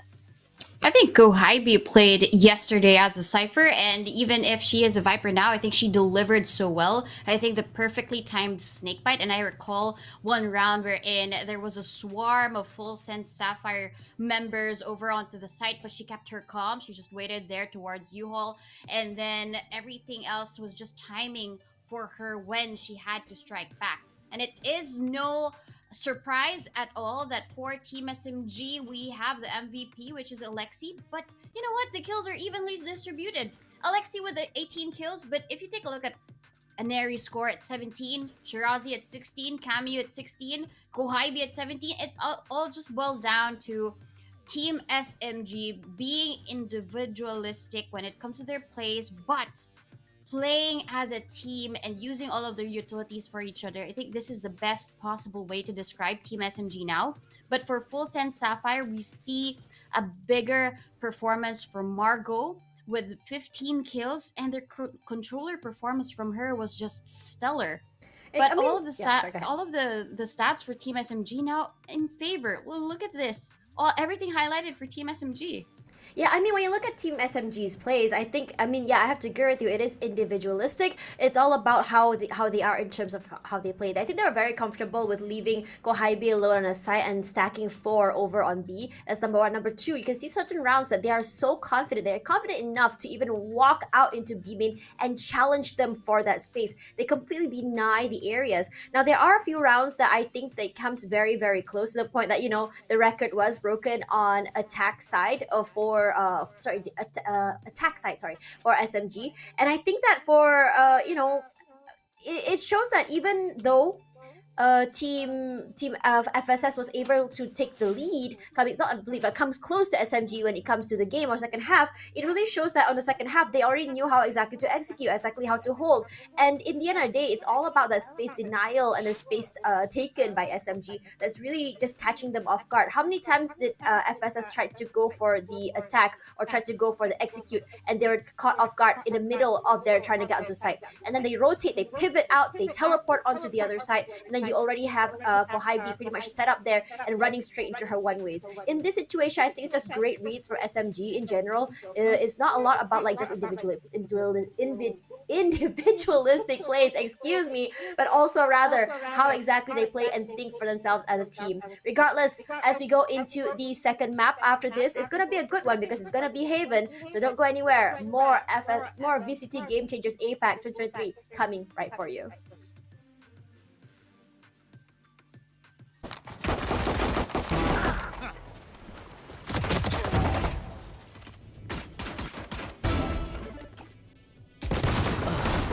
Enemy remaining. One enemy remaining.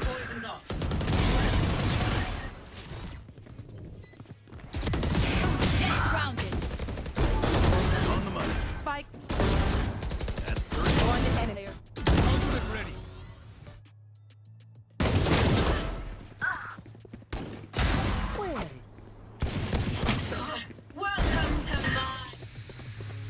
One enemy remaining.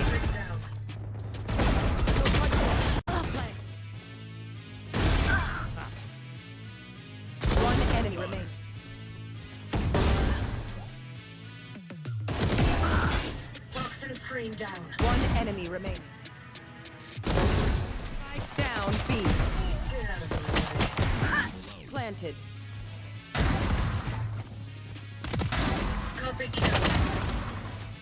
One enemy remaining.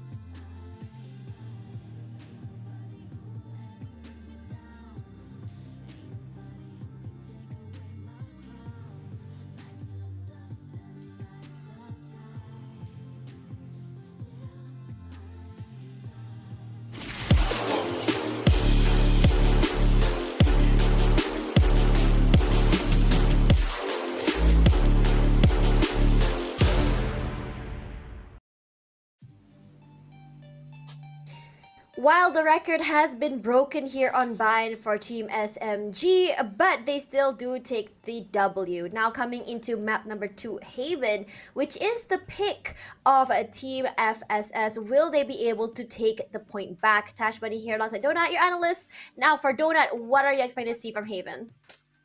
Yeah, I think there's a lot to really catch up on for FULLSENSE Sapphire. And the map of Bind, the first half really went in favor when Margot was stepping up as the controller. Now in Haven, you have 3 sites to protect, and you have to really double down on how you play your defense. They did it so well, but now in Haven, they have to at least triple that. Given that this is their own map pick, we want to get to Pearl for sure. But given how SMG is playing and their ability to be more flexible, like Kohaibi just being the Cypher here playing in the map of Haven, I can't imagine just really penetrating that type of site wherein you have massive damage from a Cypher. But this time, I think what FULLSENSE really has to rethink here would be how they would play it, either slow and steady or fast and quick, to try and catch SMG off guard, because it seemed as if that SMG really read the map too well. The rotations, they depicted already what would happen if and when they would see either the Cypher Baby TZ on one side of the map. It means that Baby TZ is on a lurk, and that's why they immediately invest all of the members there on the rotation. So probably changing it up a bit here in Haven has a lot of potential for FULLSENSE Sapphire. I mean, if you look at stats, I mean, FULLSENSE Sapphire has only played this map 4 times, at least really soon. I mean, just recently, right? And I think, and even that, they haven't played against SMG as well. I mean, even then, when you look at the score lines between a lot of the teams they've played recently, it's come very close. Now for SMG, they've played this map 23 times. And what's more interesting is the fact that if you look at a Swiss stage here in terms of their points, it's very far ahead of the curve. Now I'm really curious. I mean, if I were a team seeing that kind of score, I would be really deterred to choose this map, even though I'm very comfortable on it because of the potential that SMG can bring. But given the fact that Haven, I think if we remember it from previous situations as well, FULLSENSE Sapphire has been a team to thrive on this particular map. This 3-site might just work well in their favor, given the fact that it's more sites means less players to worry about on each site. Perhaps they can play going into B quickly, planting, and then moving off the site and playing off main. Or perhaps they could be playing into A and quickly positioning themselves in a position where they're able to really secure that post plant. Again, if you looked at how they played earlier on Bind, so long as FULLSENSE Sapphire manages to get a plant down, I think their post plants have been very massive. Yeah, I think the reason why they selected this map is they really prepared for this. They've had more successes as a team now with how FULLSENSE Sapphire is built. And even if Team SMG also is very comfortable in this map, they probably have a lot of strategies in their pockets which they can just pull out whenever it is needed. And I guess in terms of the direction that they are going, comfort is going to be key for them, because I don't really think that the rest of the maps are very comfortable for FULLSENSE Sapphire. So that's why they're leaning towards this specific map. But I guess it all boils down to what they will be choosing. At least in the past, FULLSENSE Sapphire, they have been playing a double initiator setup, which I expect them to do so as well here in Haven. But Shirazi picking out that Astra, not the Harbor, is quite surprising, because she's been really slocking at that Harbor each and every time. Okay, now coming into this game and both doing Astras, I understand the intention and why they decide to do that. And we know that the Cosmic Divide can be very huge. They can zigzag through if they want to. It disables any styles or just hinders it. It also provides cover as well as splits the map in half.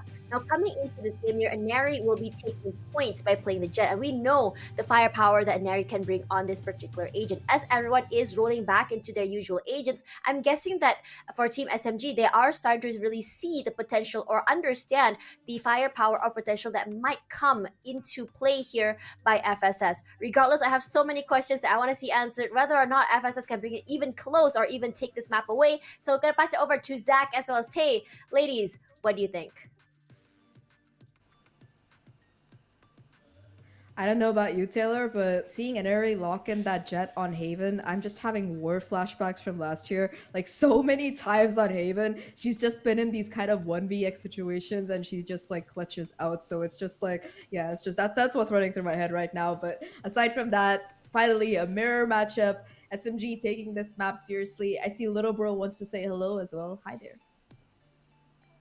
There. You can see my finger. Hi there.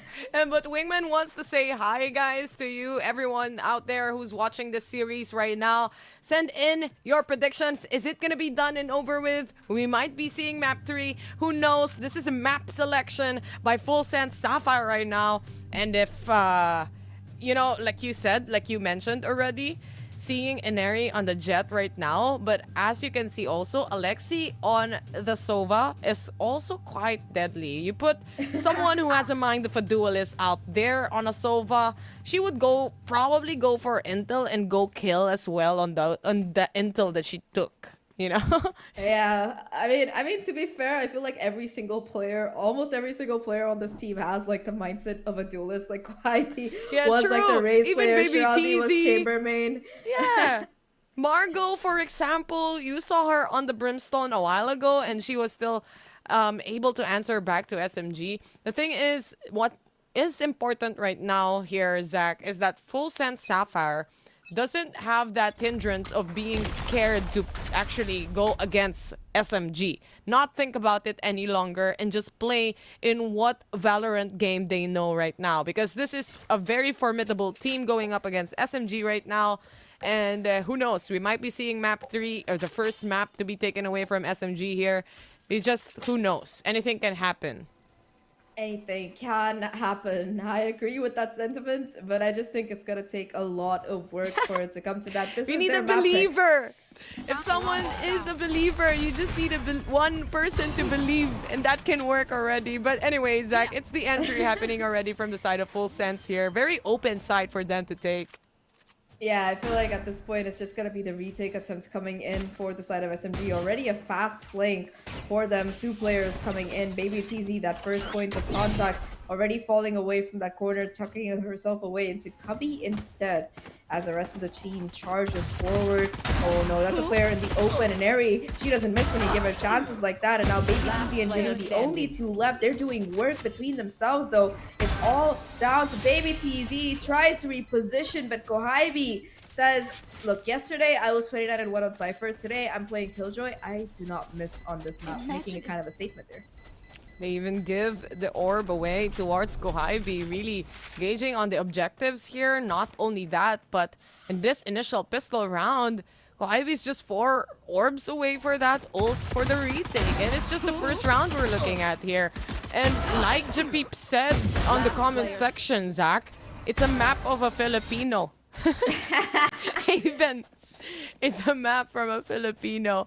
Princess Alexi was born beside Jeremy from Team Secret in C Cubby, as far as I know. They were born together, same birthdays.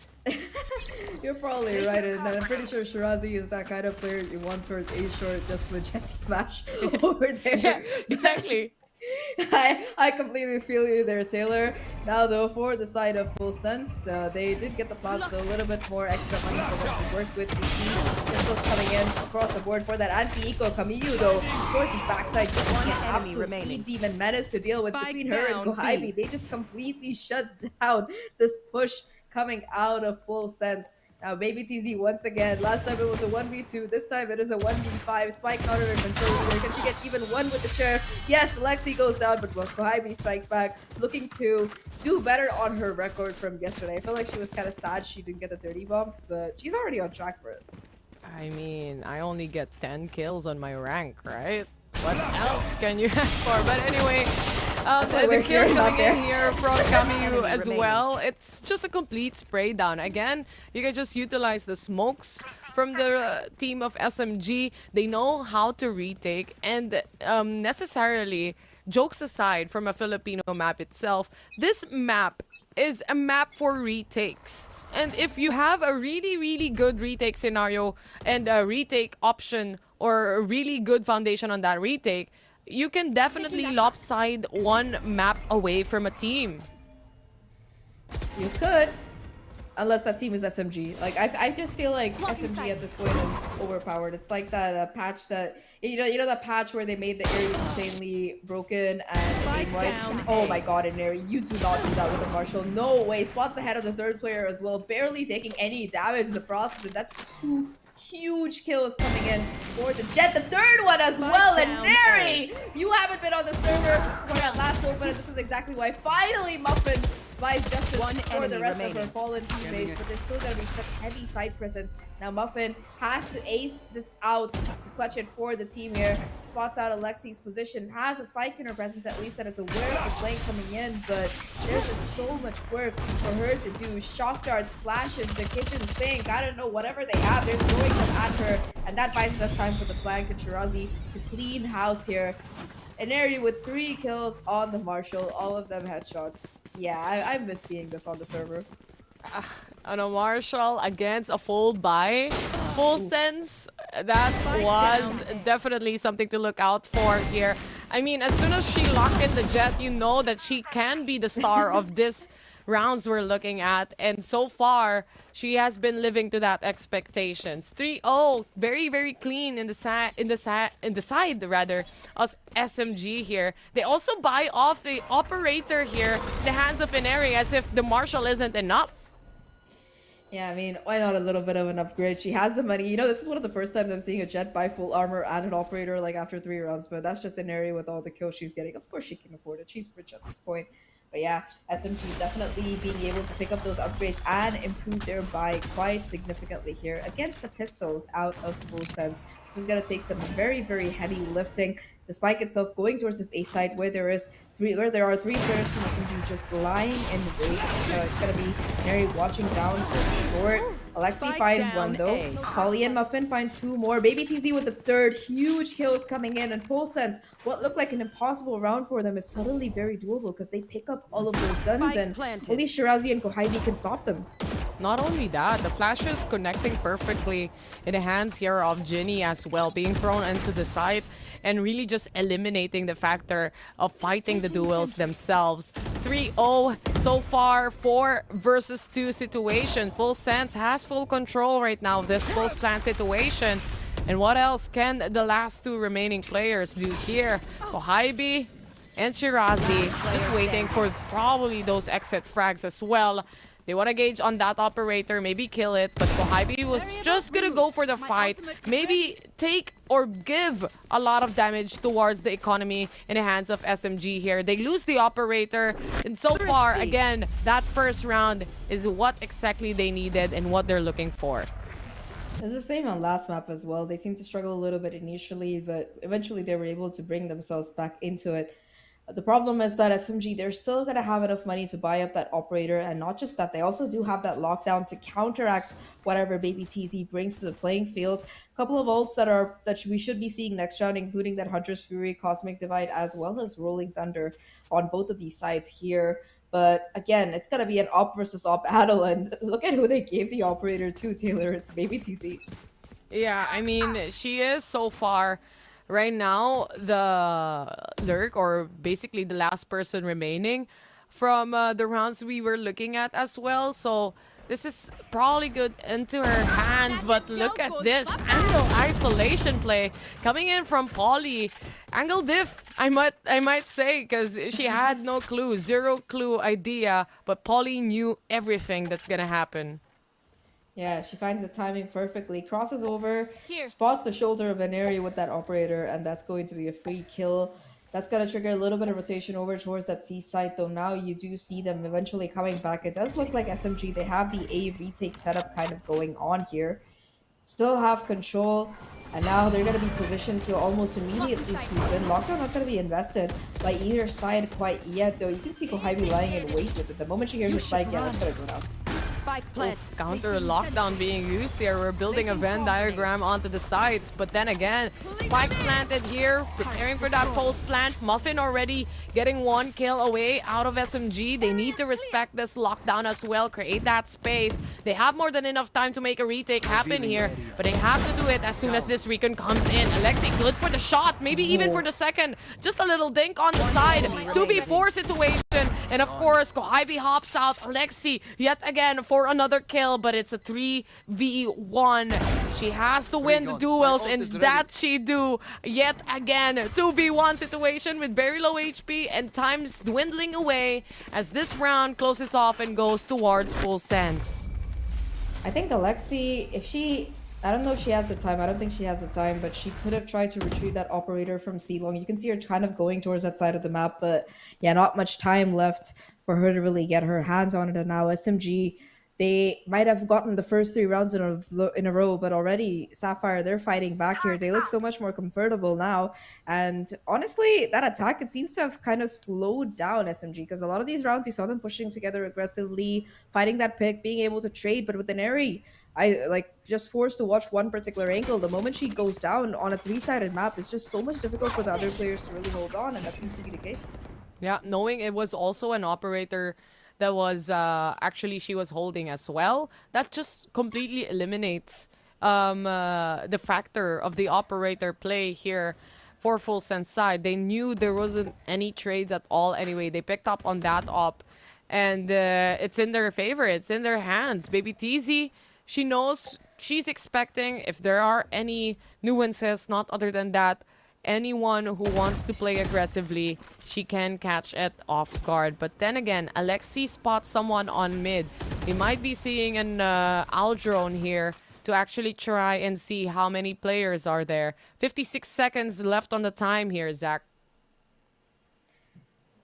Numbers advantage still pretty even. You do see the jump peaks coming out from Shirazi. Doesn't quite have the information yet, although it does seem to be a C split coming in. Shirazi, the only player on site, at so much risk of just being punched down. Cosmic Divide invested as well, and now that's going to let side of FULLSENSE get onto site here. Nothing off the back of that stun, looking to get a couple of kills. But Camille, that's really good work coming in. Shirazi as well, pushing through, finding so much value right now. It's just the operator left now, Baby TZ, in a 1v3, desperately trying to hold on and save it. The spike not in her control either, so at this point it's just gonna be Baby TZ running away to try and hold on to the operator, and SMG, they bounce back. Still tagged though. That's Baby TZ. She knows exactly the angle she's holding. Power it has, but then again, they really want to shut down that operator setup from the side of FULLSENSE. SMG doing really good on this rounds yet again. Not other than that, Shirazi and her positioning and even the kills that she was able to get here, very much so impactful for the rest of the team to come by and make a swing happen as well and just completely shut down FSS. 4-2 right now. It's gonna be FSS taking a timeout this time around, and let's take a look at what has worked for them so far. Of course, giving SMG the rope to really trip themselves up, that seems to be a strategy that has worked for Sapphire. They managed to catch Inari off of position twice now. Those are the rounds that they've been able to win. And with them finding those initial entries with some coordination and some really nice sharp shots, I gotta say, that's been the rounds that they've won. But SMG, they're not just really cracked aimers. They're also able to just adjust themselves quickly. You saw the more patience coming out of them this time around, and of course just that stun, the utility that Camille is able to set not just herself but the rest of her teammates out with, and that Hunter's Fury coming out of Alexi in that last round, it denies any kind of post-ban setup coming out of Sapphire. So it's going to be very quick readjustments from both teams. It just seems like for now SMG is a bit quicker at adapting. However, Sapphire in the last map, they looked pretty good in that first half, so maybe they can bounce back. Let's see, as Muffin already has the Blade Storm available. And other than that, Ginny as well has a Rolling Thunder here. That's also available for them to use. But honestly, as Inari shuts down one of the players, yet again, you lose intel, you lose information. Margot has the Haunt available still, and then she also had the Prowler out. But then again, they have to move a little backwards here as Inari again tries to pre-fire here. Not other than that, warning shots all across the board. Yeah, no damage really being done aside from Margot's huge kill being going down, but they still have the Rolling Thunder on Ginny here. That might be what they need to make their way or prevent this diffuse from coming in. Already Seaside has been taken in exchange for Margot's life. Not too bad. Now though, once again, Inari caught out of position with that operator. Rolling Thunder to try and deny the plant from coming in, but Polly, not quite caught by it, is able to do quite a bit of damage off the back of their own Rolling Thunder though. It's just gonna come down to Camille. 1v1 Muffin versus Alexi, and Muffin is able to close it out. FULLSENSE, they find another round. Precise trades coming in. Despite losing a player right off the bat, they make it work. And once again, the operator, not the best look on that CT side. Yeah, not other than that, though, we know SMG already is quick on the trades. And again, they are on the defense here in a map like Haven. You still have to assume that this is a triple site kind of scenario where the rotations might be coming in from A, too far off going towards C. And FULLSENSE, as fast as they can be and immediately obliterating players inside the site, at least they can take control, they can take the space. Not other than that, really answer back to the firepower that SMG is bringing to the table. But Muffin, yet again, Blade Storm out for her. She sees two people, but because of that, Gravity Well is a little bit of a mishmash. In the end, FULLSENSE still takes full control here of A. Now it's only Shirazi and Kohibi left. One with the shorty, one with the Sheriff. Shirazi's position already gonna be sniffed out, forced to go in for the reload. And Kohibi on the flank gets spotted out as well. Sheriff in hand knows that Polly is quite close. So if she can find this kill, that's a possible weapon upgrade that is available for her right now. However, at this point, it just seems like the side of SMG, they're just looking for these exit frags. You can see Shirazi also making her way around here. One enemy remaining. Gets the kill onto Kohibi, and now they think it's home free, except Shirazi. She's gonna beat that demon in the corner. Finds the first. Here's the second. Looking for the frag here. Will she get it? Is gonna be the question. As FULLSENSE, they find another round, 4-4. They know exactly where she is. They just couldn't come out. It's 16 Oh, no HP way. for them. Shirazi still managed to get away with 2 kills out there. In the end, the round is more important, especially for the side of FULLSENSE here. They picked this map. They are showing great confidence as well in taking those duels against SMG. And so far, for the past 2 rounds we're looking at, Zach, they've been winning those duels as well. Even in those 1v2 situation, you just can't expect that these are also clutch players coming in from FULLSENSE Sapphire. Yeah, they're definitely showing why they did manage to win out Elite last year and represent APAC. They're a team that even if they face a loss in that first series, they're happy to kind of bounce back onto this. And now it's 4-4. I think this is the first time we're actually seeing a tight score for Team SMG here. That isn't just 1-1. Now though, Muffin already ready to go in for these frags, catches 2 players right now and opens up the C side for business. The remaining 3, they don't have any ultimates between them. They're gonna have to just rely on raw firepower and the little bit of utility that Alexi has in her back pocket. Inari with an op as well makes his retake look incredibly awkward. However, the fact that it's gonna be all 5 players positioning themselves towards long, it might make this doable, but SMG, I think their call is to just go for a save with the clock having run down so far.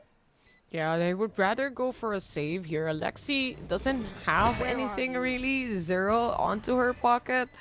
So they would rather go for a safe play instead of losing this operator yet again. And we've seen that from the previous rounds as well, that it's been difficult for SMG actually to find value really on this operator shots. They may be able to get one here and there, but in the end, FULLSENSE just rotates around it, plays around away from Inari as well. And in the end, they take a free site here. And once the post plant has been set, and you don't have any clue or idea where the other players might be, because we haven't seen a Recon really connecting towards this retakes we're looking at as well, Zach. Yeah, finally, it's gonna be for Sapphire taking the lead here. Still has that cosmic, nightfall. Sorry to try and retake, with also one off of that lockdown for Baby TZ. On the opposite side, it's just Shirazi with that Cosmic Divide and a Judge here. It does seem like A side is actually in contact. A bit of conditioning towards that C side over the last couple of rounds has meant that A side is looking relatively tasty. Alexi finding that first kill though is going to be huge. And now the pressure is on. Muffin onto site. 1-for-1 trade. Polly though being able to find these blocks is absolutely insane. Baby TV catching the flank as well. And now it's all down to Camille. Only a Guardian in hand. The Baby TV says no entry, no retake. And that is going to be FULLSENSE finding 6. Not even planted, to say the least, for the spike, and they still managed to pull it off in the very last second to just add more into the economy that they're actually trying to save up here. From looking at how the first map went, knowing that in the end, despite SMG having advantage in that first map a while ago, we still always see that 1v1 situation. So we all know that FSS can truly answer back with the raw firepower duel of SMG. But the question remains, how can SMG react back towards FSS? Because so far, they've been setting the pacing here. They've been setting the momentum against a team that obviously right now is pegged to be the strongest here in Open 2. But to say the least, Zach, FSS, we have a timeout anyway. FSS, they have a lockdown here, a cosmic divide in play, and SMG, a little lopsided on the economy as they stick onto the sheriffs. It feels so weird to see SMG in these eco rounds that aren't like rounds after pistols, because I don't think we've actually seen them push to that limit over the course of the past 2 days of this Open. It's just credit to FULLSENSE as to how much they're really able to do here. 6 rounds, by the way, that's a new record being set. Every single round they get after this is a new record being set. But Sapphire, they look fully in control on this map. And this is a map that historically they've been very, very confident on. Our panelists did bring that up as well. And even at that International Game Changers Championship, they were able to push this map into overtime against the likes of a team like Shopify Rebellion. Now the Veneri once again with the Marshall doing quite a bit of chip damage here, tying Polly down by 101. But in the meantime, the push through B comes in, the split onto A is converging, and unless Aneri and Alexi convert some magic, it's gonna be very difficult. Alexi tries to go for a play through the smoke, but it's gonna be Aneri and Kohibi, in fact Shirazi as well to boot. So it's gonna be the convergence onto the spike here, and rifles picked up as well. 2v2 scenario, no haunt available quite yet, so they're gonna have to play this very, very patiently. Didn't help really that they were sticking to the smoke here. Not other than that, multiple players sticking through just behind the smoke. And as this smoke is already up, makes it harder for FSS to really take on the spike. Ready for the trade yet again. It's gonna be Kohibi. But look at this. The goal is to just get the spike and plant ahead. She hears this right now. You see a lockdown as well. Let's see if it's gonna be played out right now, because as we can see, Muffin already updrafting towards heaven here. Not quite sure if Kohibi heard that as well. She can still set the turret up. She can still have the utilities thrown up above as well. It is a 1v1. Nano Swarm to force out position. And she heard the shot. It's sure. It's gonna be heaven. It's just gonna be playing about time. It's all about that right now. Muffin using all utilities here just to try and face Kohibi. But in the end, that's what she gets. That was so well played by Kohibi. Spots the jump peaks, acts like she's gonna be sticking it on that first one, and Muffin is forced to peek to deny that half defuse from coming in. Almost played it with time, played it with time perfection, but unfortunately for Muffin, I feel like that cue that she gave with the updraft was just a little bit too much information, and Kohibi doesn't even need the lockdown. She's just so confident. She's like, yeah, I got this. Don't worry about it, guys. And just like that, SMG, they jump back into this after that timeout that they took. It might be a reflex moment where she shot, obviously, the Nano Swarm. And that just confirms it, nevertheless, that it's gonna be heaven for the taking. And again, you have a turret to play for the CT side. But look at this, fast takes coming in from FULLSENSE as they go full throttle here. Baby TZ already with the first kill towards Shirazi. Now the lockdown has been placed. Kohibi, now preparations coming in from both sides. Lockdown versus lockdown here. Inari on the flank as well. Cosmic Divide to boot for the side of FULLSENSE Sapphire, but that Cosmic Divide only lets Inari take a little bit of space here. Now Muffin gonna be alone on side. They didn't expect it. Oh no, not like this. Lexi caught in the open with her Hunter's Fury. And Muffin slices and dices her sushi time here. Inari tries to go for the Blade Storm for some slice and dice action of their own, but it's not gonna be happening. And FULLSENSE, they end the half 7-5. Really good work coming out of them, and this is the FULLSENSE that we've been waiting to see here over the course, Tayrawr. But before we talk more about that, let's see what our panel had to say. 7 rounds for Sapphire. Wow. It's been a while since we've seen a situation where FULLSENSE Sapphire actually takes the wheel, and this is one of them. Thank you very much, Zach and Tay, for that insightful cast. Now, coming back to the game here, I would say that it looked very strong in the hands of SMG in the beginning of the rounds, especially round number 3, where Inari was able to get 3 headshots with just a Marshall, and it seemed to have gone downhill from there. Now, let's talk a little bit about the changes that happened that FULLSENSE Sapphire was able to do, Donut. Yeah, I think there were 2 timeouts that was called by FULLSENSE Sapphire. The first one was really to try and disable them and disarm them with Inari being brought down first. And after that, a few rounds when Baby TZ would always peek out and she would bring down Inari, that's when they had their first stride. During the timeout, the second timeout though, I think what they had covered was both the head and the tail. Head being Muffin, just taking care of everybody else on towards the side, of course, with the assistance of the likes of Margot. But also the tail was very important because Baby TZ had the flank coverage. Shirazi nor Kohaibi couldn't even get so close to that type of rotation, and that's why I think those 2 timeouts were very crucial for FULLSENSE Sapphire. Right, and I noticed since round number 6 till 9, it was 3 rounds in a row taken away by FULLSENSE Sapphire. And I think in those situations, again, it was Margot with the multi-frags that have really been fueling up the team. Let's talk about her performance and how exactly she has been in those rounds. I think Margot really plays a pivotal role, right? Because earlier on, she was the Brimstone. Now she is the Fade. She is going to be the one to provide that actual information to the team members with the Cs. The amount of damage that she can deal as that agent really would try and stop Team SMG from really being so dominating in this map of Haven. Yep, that's right. And also can start to see Muffin really coming online as well as the Jet. So I'm curious to see how it's going to go for the second half here. So Zach and Tayrawr, on to you guys. Second half is what we have right here, Zach. But the question remains, are we going to see possibly a map number 3? So far, it's been going great for the side of FULLSENSE. They have that 2-point advantage already. And this is their map pick as well.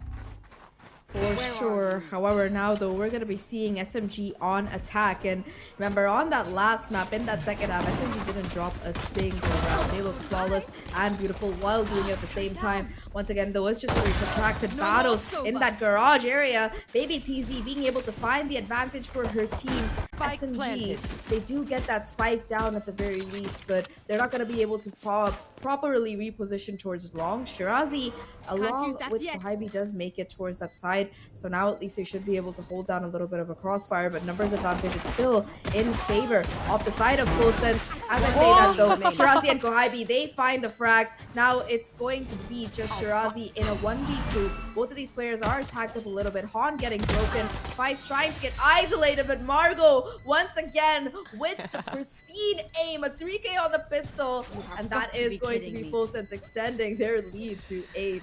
Holy. Margot just bullying out Ginny to go away from the spike so she gets the defuse and the orb itself. Understandable anyway.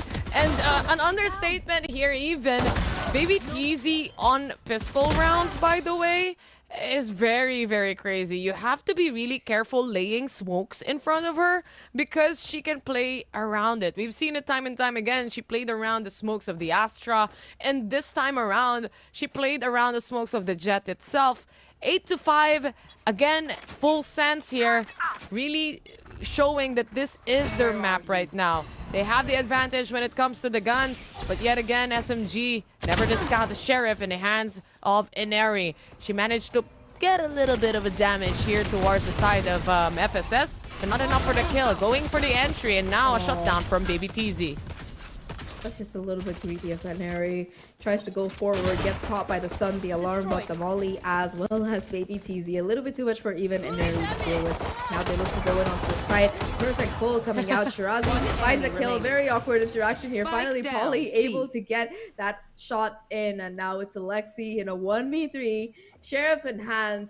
And it's Alexi with the Sheriff, okay? I'm not going to discount her quite yet. Spike going to be dropped in an awkward position on the site, though. So it's going to be a very, very difficult attempt for Alexi to even get towards it.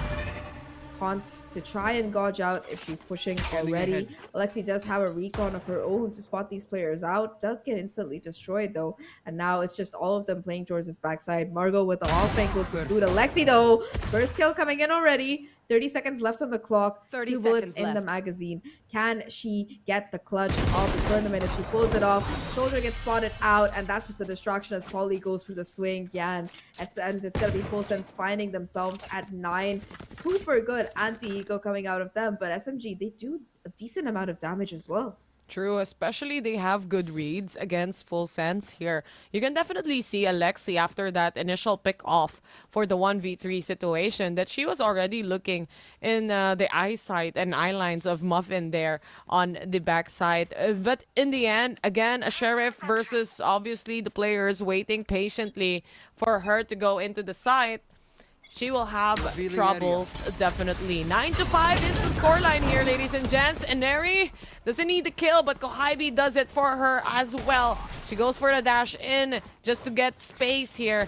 Ineri yet again through the smoke. They have to be really careful through smokes here because of how situations were in the past rounds. But look at that, Ineri yet again. A beautiful shots coming in from SMG, and Shirazi to the rescue as well.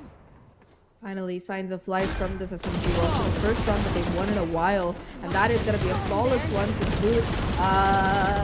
You're still behind, guys. I wouldn't do that if I were you. FSS gets quite pissed, but anyway, maybe that's the motivation that SMG really needed to jump back into this. Shirazi in particular has been so frag-worthy across the series on that controller role here, but the rest of the team as well, they're definitely able to step up huge, and already Shirazi has the Cosmic Divide, so ABCZ one away from that lockdown as well. A lot of ultimates that are pretty close to coming into play here. This round should be very exciting. Yeah, this round should be very indeed exciting for us to see. SMG 6-9, nice. Anyway, Ineri on the other hand goes for another take here on A Long with the help of Shirazi. They managed to pull off a kill onto Sewers as well. 4v5 situation, drone setup from the side of SMG, trying to spot if there's anyone on the cubby, but Margot waiting patiently in the right side. Will they check? They go for the check, and Kohibi gets the kill, and now it's gonna be diversion for FULLSENSE. 3v2 situation. They tried to fight Baby TZ for the triple, and now it's all down to 1. Baby TZ still managed to pull it off with a 4K, and the clutch settles in.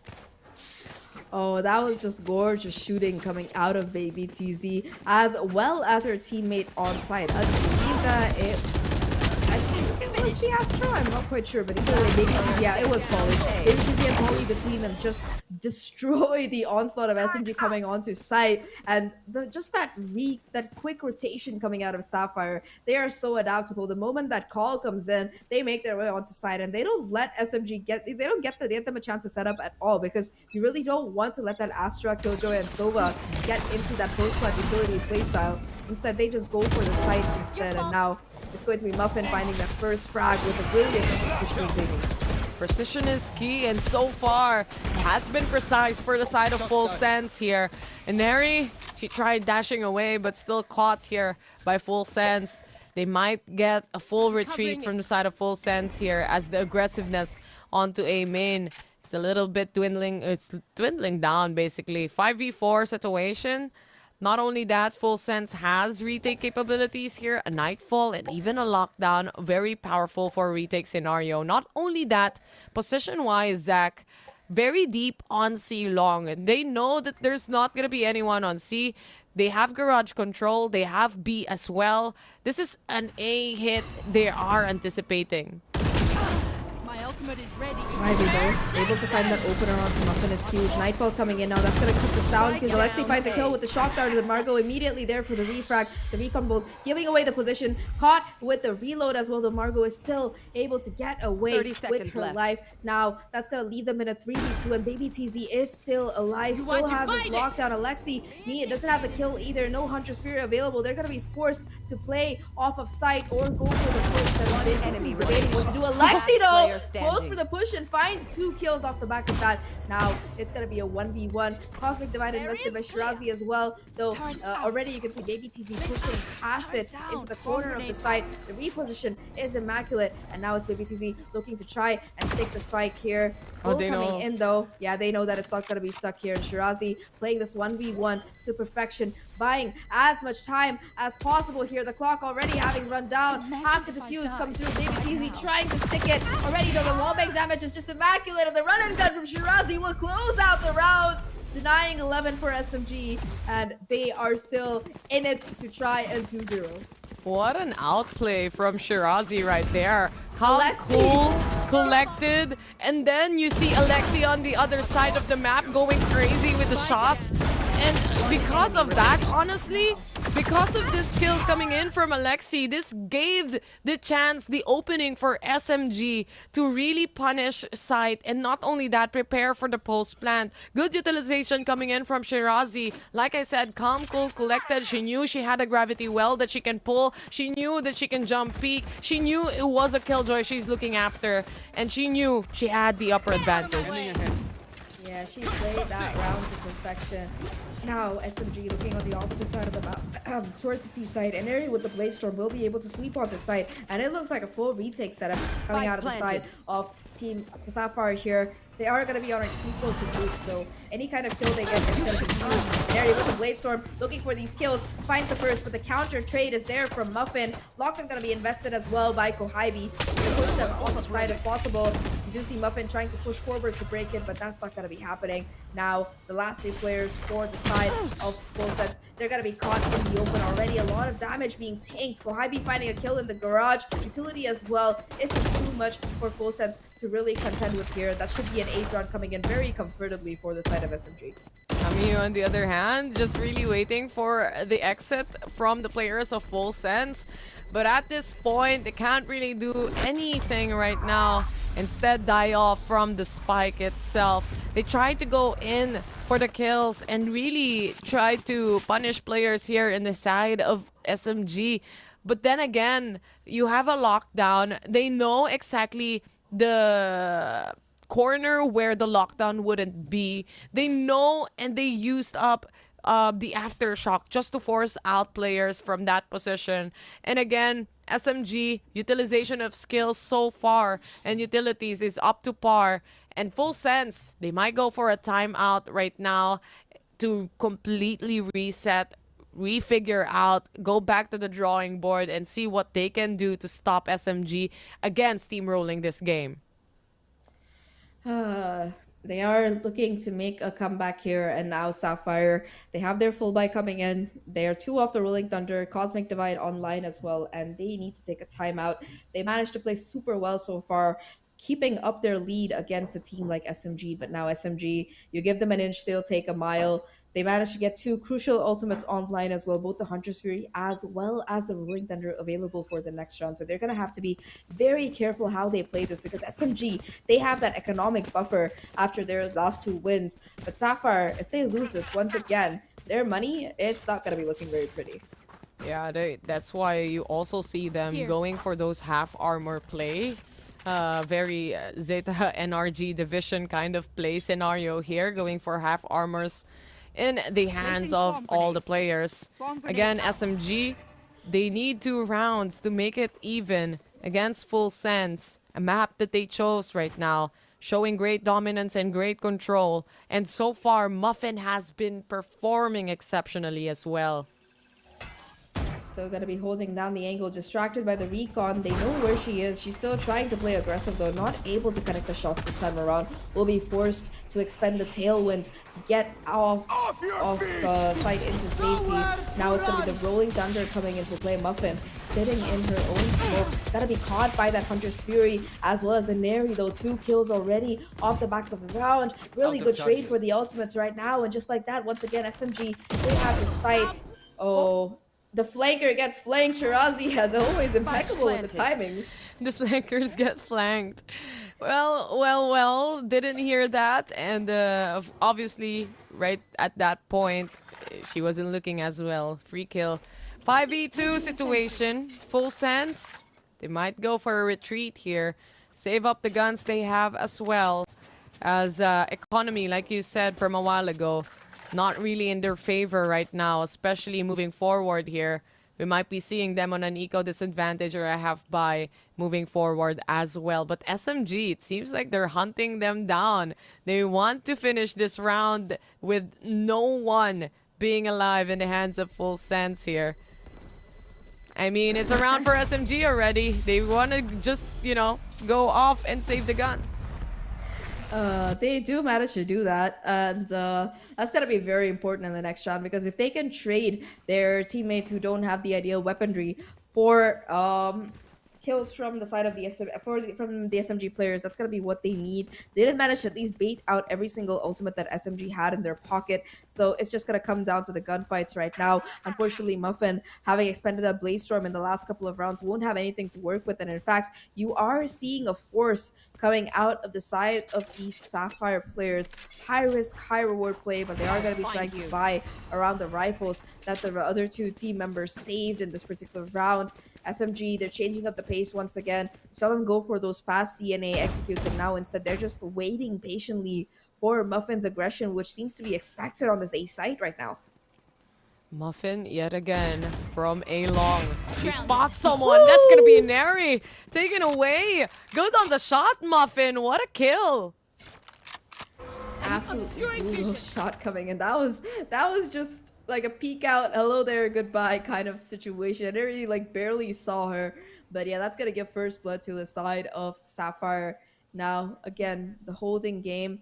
A doesn't seem to be working for the side of SMG, so they look to pivot towards C instead, where there is only an Astra on site, but there's a turret in Garage that's going to give away quite a bit of information. Baby TZ will rotate over to try and teaming up here. Oh, but the tanking of the Molly, that's going to get a huge kill for SMG, and suddenly the numbers are equalized once again. Numbers are equalized, like you said. Alexi took a little bit of a damage there. They need to clear out the haunt, but they managed to not do that because of the blind. Perfect setup for the retake here. Zahk, you have a haunt connecting to everybody. They wanted to actually deny that haunt, but the perfect flash coming in from Ginny. It was the ultimate teamwork makes the dream work scenario. Yeah, now SMG only 2 rounds away from losing their almost impossible win streak, in all honesty. They've cleared it out for so long, but they're only 2 rounds away from being pushed into a 3rd map, and that's going to trigger the 2nd timeout here. And let's take a look at how FULLSENSE are playing this, right? You have Muffin constantly pushing the limits on that A side. Sure, sometimes she goes down, but she gets a lot of information in exchange, if not just the kills. And off the back of that, it's just the C side being held down by Astra and Killjoy Utility. There's just no safe space on the map for SMG to really attack, and they're being made to pay in blood and sweat for every single inch that they take.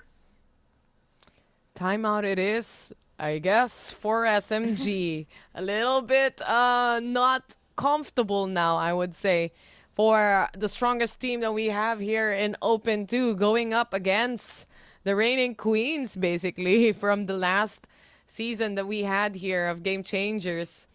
And as we head on to this final, basically, moments of the rounds, it's either FULLSENSE loses, you know, control, gets stuck in an 11, or SMG really just doesn't win this map that was chosen by FULLSENSE, and we might be seeing Pearl. You know what? I'm not complaining. It is a good game anyway, Zach, and I would love to see it as well.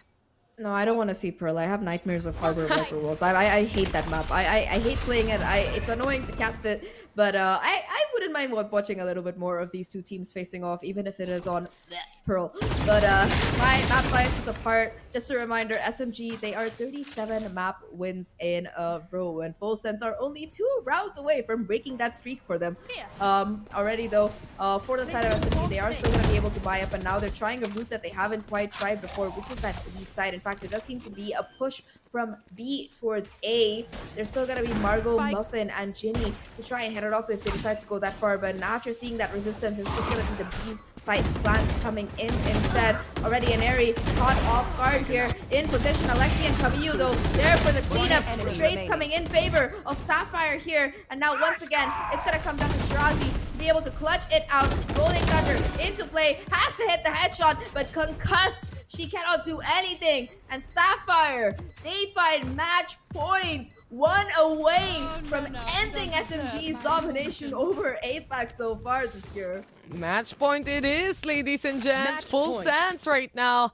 Like you said, just 1 win away from taking us to map number 3 here. But other than that, again, Baby TZ really good on the isolation of the fight. She knows her strengths. She uses the architecture even of the entirety of the map just to play it out in her favor. And yet again, they even used up the Rolling Thunder there. Was it worth it at that point? You have to do what you have to do to just really get the rounds that we're looking at. Anyway, for this next one, they will still have that Cosmic Divide available. Another brand new round for SMG to try and pick up the pace, because so far, Muffin has this operator in her hand and it can be deadly.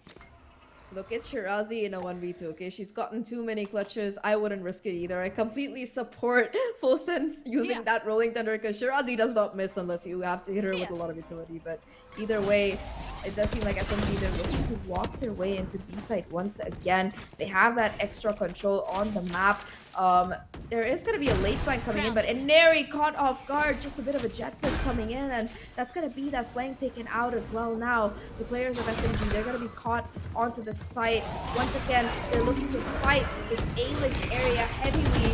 Oh, the concussion as well to see along with the haunt. 1-for-1 trade so far. Ivy and Alexi, the holding strong here. Muffin finding a kill with the operator, the right click as well. And that is the end of SMG's domination. 37 maps is all they will get. And we are going to Pearl for map 3 as Sapphire do what everyone called impossible. Oh my god, what a game out of them.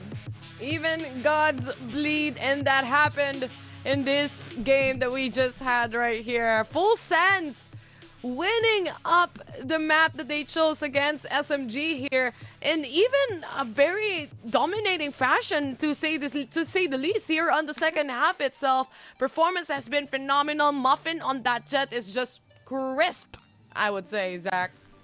Wingman's happy. Map 3.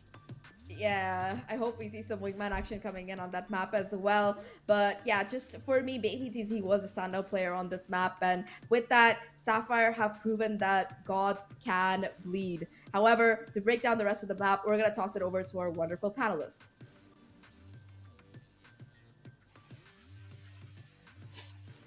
Ends the reign of SMG, but FULLSENSE Sapphire showing us that they came here to play. Tashbunny alongside Donut, your panelists here, and we are here to break down the game. Now, coming into the second half of the game, I think there's a lot of talking about here, especially since we start to see the strain coming through for the side of SMG. I thought that we will start to see a power spike coming through from them, given the fact that we wanted to see a Neri come online, but we didn't see that happen. Any thoughts on why that is a thing? I think SMG strengths are also FULLSENSE's strengths. So when it comes down to the playstyle, right, the type of aggression, the coordinated pushes, that was also imprinted to us by Sapphire. And initially, right, there are just some factors and some things that were changing mid-round, and those were the timings, the available ultimates, the calls of Ginny each and every time she flashes. Team SMG, they were just caught off guard. And when it comes down to either fighting or flying away, Baby TZ just really is there to put up a fight, and that's the reason why she is going to be the MVP for the team, really fighting her way each and every round. And if you take a look at her deaths, that's 23 and 12 deaths. Just really trying her best to control everything on towards the site, ensuring that she saves the gun so that they will have the firepower moving on to the next one. And Haven, there's a reason why they selected this, and FULLSENSE just really showed us why. Yep, and just now we were talking about the history of the map where SMG played this map more than FULLSENSE Sapphire. Well, we can only just go from records, but I don't know what they have had in mind, and I think this was exactly why they chose this map. And I really want to talk about Baby TZ in general, as brought to my attention by Zahk. While Baby TZ's positioning, especially around 16, has been phenomenal, it was mostly about how she played in terms of holding, and that's why I really start to see her shine on defense side. Now, if we saw her see her play on the site itself, you saw her start to take this multi-frags. She knows how to be very quiet, and if you see her play on separate maps, this is including Ascent last year, she is always the one who knows how to wait for the right moment to swing out. And I think in this situation, she's just been trying to move away and just play out of everyone's cues, while everyone else from SMG was distracted by other members or even util. She'll be there to really swing out. On top of that as well, there are so many times where Baby TZ has managed to catch an area off guard whenever she's trying to go in for that flank. In this situation, it felt like at certain points, SMG had no choice on had no idea how exactly to approach the game in terms of how to commit to a site. Regardless, we are coming to the end of map number 2. We're gonna go to map 3. I'm really excited for this because this is where we might see the fall of SMG or the rise of FULLSENSE Sapphire. See you guys in a little while.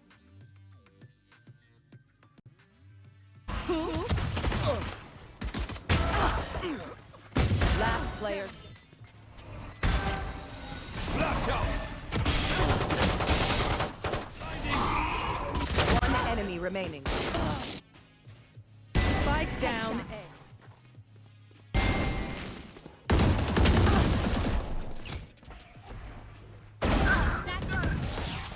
30 seconds left.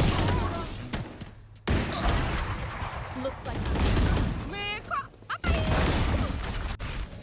One enemy remaining. ultimate is ready. Here.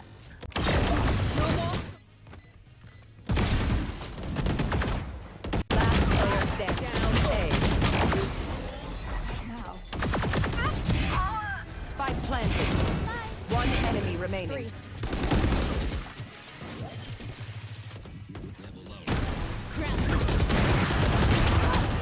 Enemy remaining. My ult's ready. What's this?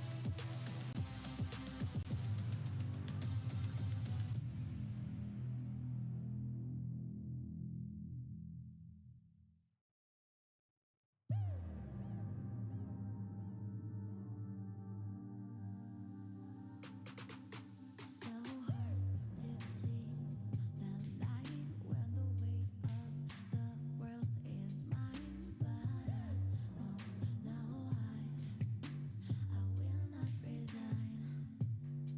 And I'm biting my tongue. No, I ain't gonna run.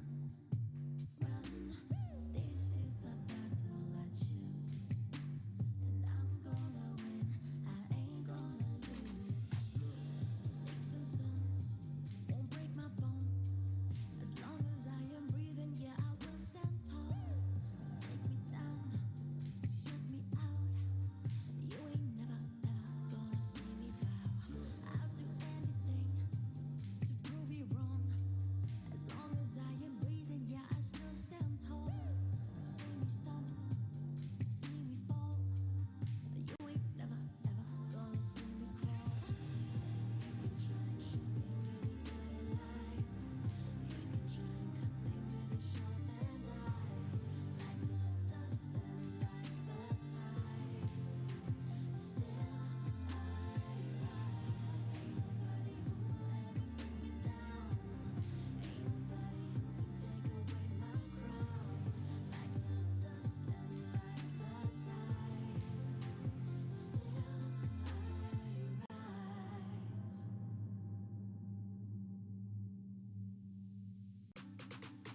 I keep on banging my drum, 'cause the best is yet to come. So I keep holding on. I'll do anything to prove you wrong. As long as I am breathing, yeah, I still stand tall. See me stumble, see me fall. You ain't never ever gonna see me crawl. You can try and shoot me with your dirty lies.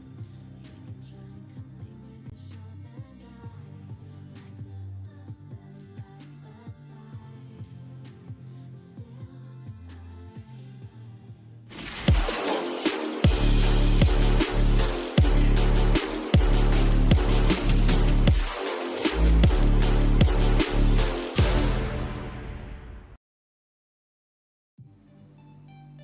The domination of Team SMG has stopped, and FULLSENSE showing us that they are here to play. Tashbunny alongside Donut, your analyst for today, as we are moving into map 3, which is going to be Pearl. And Pearl is such a, since this is not the updated map, this is going to be the previous patch where B long has not been fixed quite yet. Now, coming into this game, Donut, what do you think are the game plans for both these teams?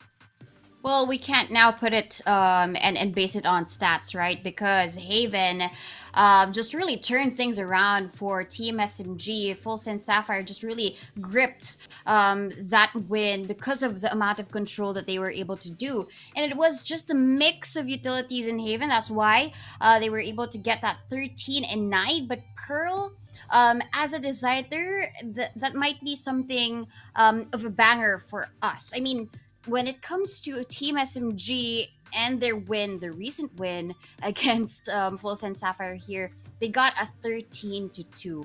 And given that loss, right, I don't know if they are able to pick their mental back up, and after just losing all of that domination, would they be able to at least show us the real strats that they have in our pockets, their pockets. So now, Pearl as a decider might really be impactful. If FULLSENSE really gets this win, then that will be a big statement.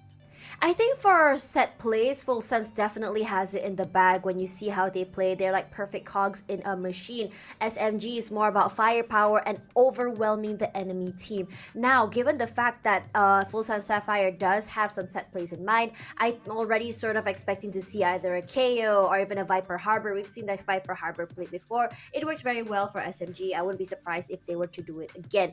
Now, coming into this game as well, Pearl is very tricky to navigate Because if you think about Pearl, it's all about not only just controlling main, but also the idea of mid link, coming into B or even A sites. And if you control the entire link between both the mid areas, it gives you full control of most of the map. And I think for SMG, when they are more proactive in taking up space and holding it, they have had like a better chance in playing that way. But given the fact on how exactly Team Sapphire plays, all about that smokes, all about that, double initiators, all about control, they might be having a problem. So I think that if they still want to play the whole overpowering firepower game, they need to be able to go for isolates, get those picks before finally committing to the site itself. B long is definitely still very viable if they decide to play that Harbor Viper pick. It gives them full access to B long, cuts the site into half, allows them to plant and play from long. Yeah, but looking at how Team SMG usually would select their agents, Inari is gonna be the Reyna while Alexi is the Jet. So something different here is Kohaibi being that Killjoy. We saw her be effective as the Cypher, but earlier in Haven, I think she did try her best. It's just that she was just outplayed by Baby TZ in a lot of those rounds. So now, I think you have a good point there, whether or not they were gonna select that double controller setup, which for sure FULLSENSE Sapphire is very known for. But a good counter to that is just sticking to the double duelist, right? Because if your strength is really that aggression and you try and hold that back with just selecting 2 initiators, then Team SMG might, struggle yet again in this map. If you want to go the double duelist side, we have seen Bleed from MYSG do it in their challengers, and it shows a lot of strength on Pearl. But I'm not sure if that is going to be the case, seeing that Shirazi is going for that Viper. So coming into this game, Alexi will be the one running initiator, and it's going to be Camus on the Harbor. So we are going to be seeing this play, and I think they're not going to stray too far from the set play that we are already expecting.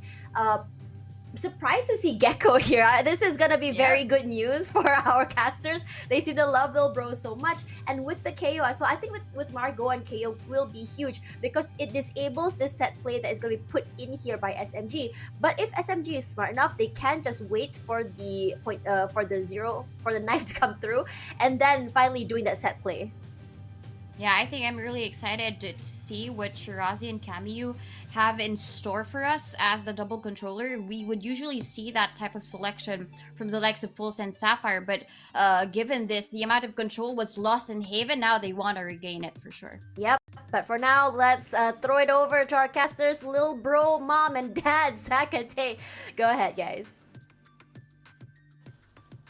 Lil Bro has to go because he's gonna be used. I'm so sorry, Wingman, but you have to take a rest because you're gonna be played out this time around. And in the favorite map of Zahk, Pearl is gonna be the third map that we have right here.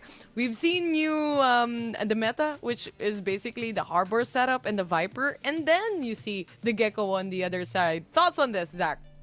Honestly, I love it, but I'm not too confident about Sapphire's chances on it because, see, in Open 1, in the SMG and Sapphire did face off on this particular map, and it was 13-11 in SMG's favor, but it was the closest that anybody until today had gotten to taking a map off of them, and that was with the Harbor, that was with a completely different comp. They were running Muffin on the Neon, they had an Astra, they had like a very kind of they had a Fade and a Breach coming in along with the Astra, so it was a very different comp. And the comp that they're running right now, they played in the Swiss stage, and they ended up losing 13-4. So statistically, I feel like this is a comp that Sapphire haven't been able to really find success with in the past, but it's only been one try. Maybe they've been able to go over WODs, learn from their mistakes. And I honestly, if Wingman wins today, I think it's just a W for everybody. Little Bro, you have our love and respect, but heading into this pistol, it is going to be this A side that's this point of contention. Already 3 players from SMG are just waiting for someone to walk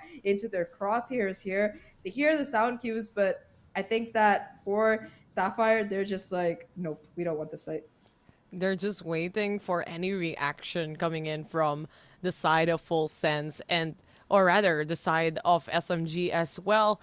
And at the same time, there's still a waiting game when it comes to the knife of the KO here from Margot, for example. And diverting some of the players, actually in some of the other locations as well, might be a good plan here to really put in the pressure in the hands of SMG. 2 tags from the Dizzy, knows exactly where it's gonna be. Muffin and Baby TC to the rescue after that. And again, good follow-ups coming in from FULLSENSE. Spike planted. Finally, Shirazi finding a kill of her own here. Watching the cross. Doesn't expect Muffin's positioning though. And she is able to clean up that kill. It's all down to Kohaibi. We've seen her come in clutch before in the past. Knows the position of 2 players towards Art. Finds the first, isolates the 1v1, but now has to try and go in for the defuse. Instead, we'll be looking to take up even more space here. And it's just going to be Jinny finding that final kill. First round, the pistol once again going in the favor of Sapphire. A very, very good start for them. Good start indeed. Exactly what they need right now, especially coming from the momentum and the high they got from the second game that we actually had a while ago. Not only that, because of the Dizzy as well, this gave out full intel, full info from the players of FULLSENSE that there are 2 players on the backside. And again, you have a double innie setup anyway. Having a Gecko here on this kind of scenario, you just have to have that double innie or else it wouldn't work. And like you mentioned, they might have pulled out this composition before it didn't work out in their favor, but they also might have polished it already. I'm just happy to see Little Bro in action. We really don't get to see enough of this particular agent. Now though, it's gonna be a Neri with the shorty looking to push up with the rest of the team towards mid. Aggressive mid control. It's something that SMG they like to do on this particular map, especially in these eco rounds. And for the side of FULLSENSE, they're just waiting outside this A site. Not gonna be caught out by the turret. They know that there's gonna be a flank coming, and they look to go into the site, and that dash is going to save Margot from her destruction. Neri with the shorty looking to rush in. Can't quite get the weapon out in time though, and now it's just Baby TC holding down the flank, waiting for the cavalry. Between her and Polly though, they managed to pick up everybody, and that's gonna be a flawless coming in for the side of Sapphire. Really, really clean round coming out. Yeah, they tried to put on the pressure there, but in the end, you have to go up against Bulldogs, against Spectres that can spray you down. And again, Baby TZ is a type of Sentinel that we have right here that doesn't just let you pass through flanks. And she is ready to take on duels and trade-offs as well. Moving forward though, this is going to be the official buy round of SMG's side. Though Alexi have on the armor itself, they try to take on the intel here. The information game is on play. Using up the Dizzy as well. Good on them because they can still pick it up quite easily as well. Gonna be the Harbor High Tide though that comes up, denying a further push coming out of these players on Sapphire. Usually you see teams kind of hitting that B side on Pearl until it stops working, but in the case of Sapphire, they're kind of taking the opposite strategy. Now they're going to be looking towards the other sides of the map. They've conditioned this A side quite well, so you already see 3 players from SMG stacking up towards it, especially since Polly is still going to be here. That flash will detect her as well. And you already see Neri kind of itching to push out off the back of that flash. Multiple players coming in, and Alexi will be able to find the kill. That does bait out enough sounds though, and the spike itself heading towards this B side instead, where there is still quite a bit of pesky killjoy utility available. Preparation for that retake is what exactly SMG is doing right now. Kohaibi spots someone from B long, but at the same time, they take control already for FULLSENSE. Jinny, she tries to go for the spray down. This is going to be a deadly crossfire they're looking at. Jinny goes down as well in the hands of Alexi here. Shirazi on the other hand tries to go for the kill, but didn't get it in the end. SMG had the better guns. Again, positioning wise, they have to figure out where FSS were, and they actually did that. Yeah, super good trades coming in from across the board here for the team. So they will finally find their first round and hold on to 3 guns while at it. Alexi will also be able to find her Seekers and get them online for that next round. So SMG, they do have an ult to work with, but Sapphire, they have 2, one of which is Thrash. Though I have not really seen a player get detained by that particular ult quite yet, so I am looking forward to it. I've seen people, so they have a lockdown and Thrash. It's just gonna be like 2 detained ults that could go out simultaneously. Just food for thought. Yeah, it can happen. Maybe for today, it can also happen. Again, it's all about the timing anyway when it comes to the Gecko, when they can utilize the trash specifically as well.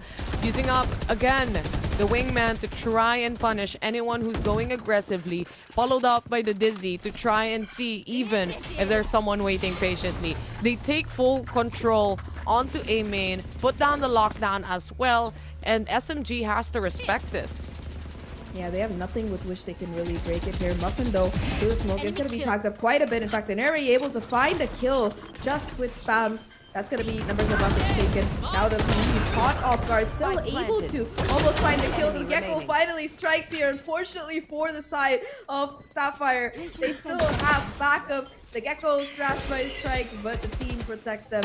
Now it is going to be a 1v4 for poor baby TZ. We've seen her come in clutch before, but you know, SMG, they're so careful about things now. They even put down a cove to make sure that spike defuse would go on without too much difficulty. And just overall, a really, really good run. Once again, you see the team synergy coming in, just being able to coordinate. Camille finds, but does a lot of damage on one. YB and Drazi are there for that protection, and that's going to be protect the president, but on the opposite team now. Probably they can hear the scream like, help me, I'm tagged, I'm stunned. And that's exactly what's probably happening in the back end of the scene. But like you said, SMG, they're taking it slowly this time around. Cannot be too confident, especially going up against FULLSENSE. And especially we are here on a map, or on a decider map we are looking at. FULLSENSE takes control of A main, but not really much, not an intel, not a single player that wants to go play aggressively. They probably go also for a retake and leave Polly for the time being here on A. Blinded. Muffin is one off of the Bladestorm. I'm surprised they didn't try to go for the Orb, especially since that Orb on A side is so accessible. But instead, they're just trying to play patiently. Now in the corner, it is going to be Inari being able to find a kill of her own. Still gets taken out and traded by Baby TZ, though. That's going to be one more gun that the rest of the team can pick up. And Polly as well hitting an absolutely insane shot towards Shirazi with that Guardian. Things down to a 3v3. Unfortunately, there's going to be no healer available for the side of FULLSENSE to get back into full HP and fighting shape. Kawhi be forced to watch towards mid. That means that the B side is going to be more or less open, but there is still some mollies and the turret as well to boot. So I feel like we're going to see Timmy the turret kind of pop off here. Timmy the turret might pop off, but on the other hand, Wingman already wanting to plant the spike. They're prepared for this. They set up traps coming in from the swarms to try and deny this plant. Ginny, on the other hand, will do it herself. Not gonna be able to pick up the wingman any longer as time is dwindling away, and entries coming in left and right. Ivy on the side, Polly to get a kill here, but then a 2v1, a wingman, or not a wingman, but then Kohaibi just hops out. Again, Ginny stuck in a position you don't want to be, especially in a 1v2.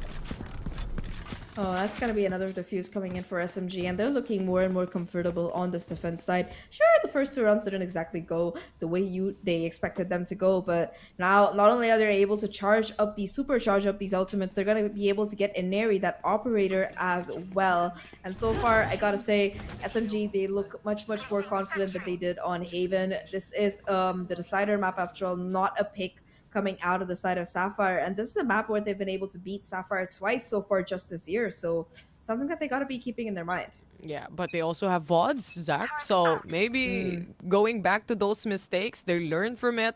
I mean, I guess I'm a FULLSENSE believer at this point right now, especially with how SMG is very strong in this tournament as well. But look at this, confidence coming in from FULLSENSE, walking through wards or towards B long here, with the knife settling in as well. This cancels a little bit of a utility play, but Neri getting cancelled out. Good on the shot is going to be Muffin yet again. 2-1 trade, and the lockdown has been placed. Oh, Polly finds a kill though onto Shirazi. That's gonna be huge. And oh my god, the utility combination might be enough to break that lockdown. It does strike, in fact. Both the Gecko and the Killjoy mollies are enough to take it out. Now, 2v4 scenario. I do not know how this retake is going to work out, especially with this reflank coming out of Ginny. It might just be the safe call on the operator, but already Ginny able to take down Kohaibi there. That's going to be a huge kill. And now Camille all alone in a 1v4, holding onto the operator for dear life. At least Ginny has fallen away, so she should be able to save this weapon. But a meticulous, beautifully planned execute from FULLSENSE will net them their third round on the board. They were really heavily gauging on that lockdown and didn't expect but the lockdown will be destroyed by some swarms. And in the end, 3-3, they managed to save the operator here in the hands of Kamiyu, to say the least. But then it gets a little bit more scary for SMG's side, because you can definitely see that FULLSENSE actually has good reads. Not only that, but the pre-fire on positions where SMG are actually staying. Yeah, SMG, they're looking a little bit shaky. They do still have that operator that they managed to retrieve, and of course Shirazi has that Viper's Pit available along with that Judge, so we're gonna be seeing that coming into play, both of them towards this B side. But you know, I think that for the side of Sapphire, Muffin has been so insanely impactful today. Round after run, she's able to get those crucial entry frags and just pop off after that. I think that she is the difference maker here for Sapphire that they really need on their attacking half. Now Cosmic Divide going to be invested by them to try and make their way to site. It is going to be, though, a barrage utility coming in from both of these teams here, trying to deny something. Shirazi still anchoring down the site with the help of her Viper's Pit, and it's going to be very, very difficult to get that site down at all. Oh, Null Command has been used here. Marco goes for the pop flash, connects perfectly, but then the shots just coming in. Alexi for the triple already, trying to look for another, but Baby TC will find her instead. For B1 situation, it's all up to Baby TC to manage the spike being planted and being diffused. And now Ineri with a double off kill, especially from that KO a while ago, and the final blow towards Baby TC to close off the round. And Ineri finally showing why she is such a feared player with that operator. She looked a little bit shaky on Haven. You know, I think that our analyst just mentioned that she was kind of alone, unsupported out there with that weapon, but now the rest of the team is behind her. And Ineri on her own is a scary player, but Ineri, when you set her up to frag out, is just terrifying. And SMG, they seem to be finally on that road to unlocking that potential. Once again, Alexi with the Seekers available here, and on the opposite side, Thrash is back. So now we're not just gonna be seeing some cute wingman and Dizzy. Thrash is also here to join the party. A Mad Trash can actually come over and see if he can stun anyone. But let's see, it starts off with the trade or the kill coming in from Muffin. Immediately like that, complete shutdown towards the traps from the Sentinel. And Neri moves further as the trash is also settling in. But the pressure towards art control here is definitely there. FULLSENSE takes full control yet again of situation. Lots of trades happening here and there, but the Seekers gives away intel towards Alexi. In the end, she doesn't win the fight. Muffin going for the ace. Is it gonna be the first? No, it's cursed. 2v1. Nobody's gonna get anything more than a 4K these days. That's what I feel like. And now Shirazi, in a 1v2, knows the positioning of one of these players at the very least, but there's just so much utility that she will have to get through. The mollies, of course, from Baby TC buying so much time. Taps the spike, expects one towards main, but instead it's just gonna be Baby TC finding that final kill and bringing Sapphire back to a 4-4 scoreline and keeping things competitive here. Oh my, Muffin just absolutely slayed that round. 1, 2, 3, 4. And especially that last kill that she got while she was tucked into that backside there. Just insane. The ace at this point of the map is unachievable. No one got an ace for today. It's always up until 4 kills, and then the rest is a curse happening and not connecting the shot. But anyway, like you said, Muffin yet again popping off here in this map that we have here, map number 3. With this, you have to adjust yet again, especially for the side of SMG. They are on a half buy here. You are looking at Guardians, Vandals, and a classic, or not a classic, but a Sheriff in the hands of Alexi. But we all know what that can do, right? Oh exactly. Yeah, we know exactly what it can do. That's the perfect demonstration. I was just waiting for her to get a shot. Perfect demonstration. Thanks, Alexi. Yeah, Princess striking hardcore here. Ginny, though, able to get that refrag as she walks right into halfway almost to the spawn and finds that kill onto an area there. That's going to be shutting down any potential plays for the Kwaibi with these weapons are able to find immense value. It's all down to Baby TZ looking to find yet another kill, but now it is going to be SMG finding that advantage once again. Now that they know that most of the players on SMG are towards that B side, they're looking to forge a way towards A instead, and Baby TZ, if she gets this plant down, she will have that ultimate as well. And oh my god, Shirazi with the snake bite able to find that kill right now. 2 for Shirazi to clean things up, and that's gonna be basically a thrifty round that SMG will put together. Started off with the Sheriff, ended with the snake bite. That's how you do it, SMG. SMG taking the lead here. Only 1 point though. And might I say this might be a timeout coming in from FULLSENSE as well. You see the execution that SMG had here, especially when it comes to trying to extend the fights or engagement or deciding when to go back. And again, you can definitely see that as soon as Alexi was able to take 1 kill away, help out even mid control, in the end, they just run away from FSS. It's not yet planted. The spike is not yet in play. And they can still eliminate that factor and get into positions instead. But moving forward, again, a timeout from FULLSENSE here. They want to stop the momentum as soon as possible, as soon as SMG gets a win here, and really polish everything out. Yeah, they've been having some really good rounds, especially when Muffin is able to find that entry. But the moment that it's going to be SMG finding that first blood instead, the round kind of falls apart for Sapphire most of the time. So they kind of need to sit together and reevaluate how best to set Muffin up. So far, Genie has been doing fantastic with being able to clear a path towards the site itself with her utility. In particular, I think that her use of Wingman to, instead of just planting the spike most of the time, she's using it more as an aggressive, like, go check if anyone's there, Wingman. Good little bro. And it's been working out great for the team. Now though, it's gonna be a full buy for both of these teams, except that there's just gonna be a bit of an awkward situation for the side of Sapphire. In fact, 4 of the 5 players are going to be forced to play on the light armor here. However, they do have that lockdown to work with, like we talked about last round, so I believe that's going to be the way they look to get onto the site, especially with Dizzy being that first point of entry to set Buffett up to take all of the space. Ooh, space created? Oh my god! That's going to be the question mark, because Shirazi is ready to punish as he's not yet done, and Alexi finished things off for SMG side. Flawless round indeed. Not even a trial of an entry here, Zahk. A Dizzy out, a smoke out is all they were able to manage. I can understand how Shirazi got that first one, even the second one, but what was that fadeaway on the third? That is just illegal coming out of her. I feel like Shirazi is, like, last year was one of the most underrated players, criminally underrated players in my opinion, on that Bren Victra squad. But this year, Alexi and Shirazi are both, like, really showing up why they were such scary individuals to try and deal with. Now, SMG once again looking to build up that comfortable lead here.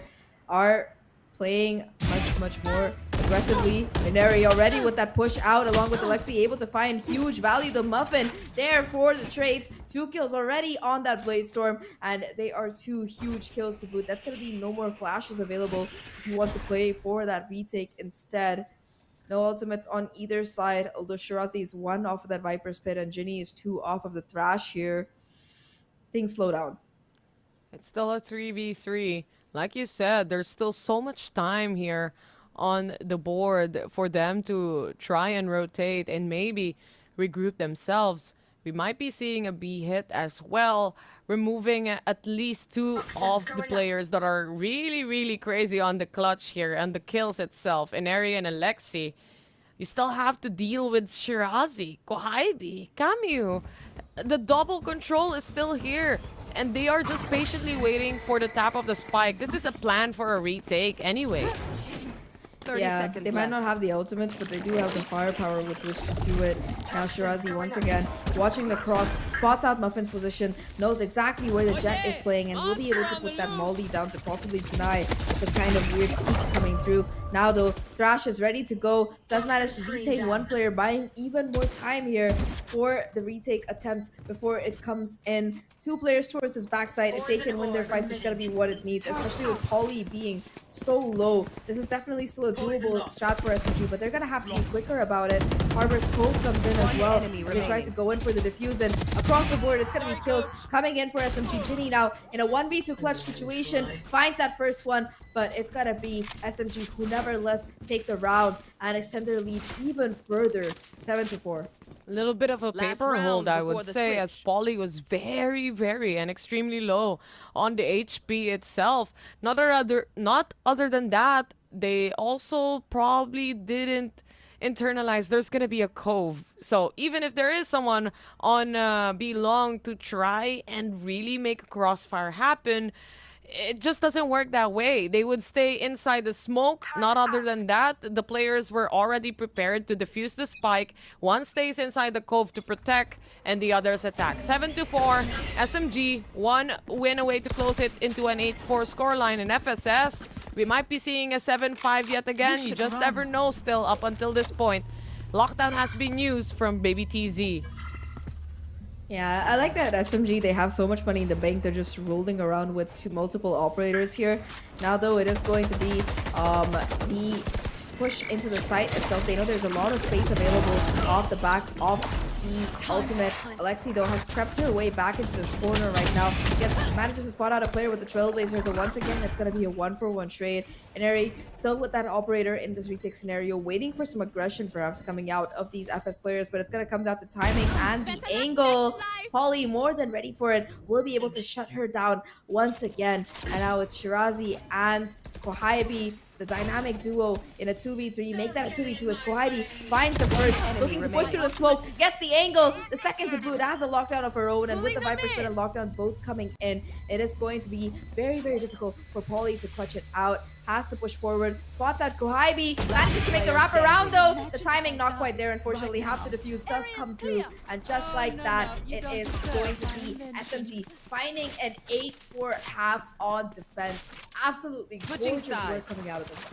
Playing against time, exactly what FSS and SMG are doing right now. It's a third map. Let's see, it's the first half as well. That's why we pass it on to our panelists, Tash and Donut. Take it away. Thank you very much. We did see the debut of Lil Bro here today, which is very exciting for us. Unfortunately, it didn't really do the trick that we wanted to see for FSS. Tash here alongside Donut, your panelist, and I have a lot to say about this map. Now, the idea of what FSS wanted to do with the Gecko was definitely there, but there is a reason why the meta of the Viper and the Harbor really shines on this particular map. Donut, what do you think?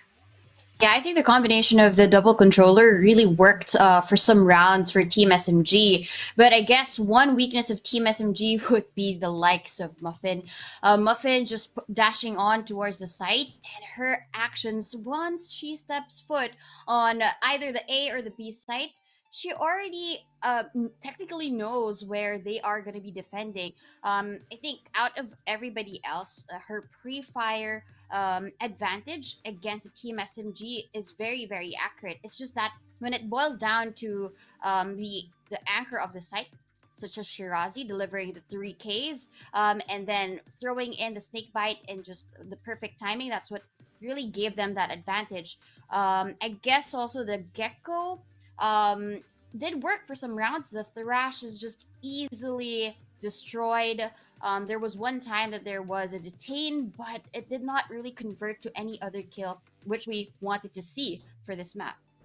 I think when you talk about the way that they play here is that for the first few rounds, what was interesting, it was a tug of war between the two teams. See one win, one loss between both teams, and I really like to see that.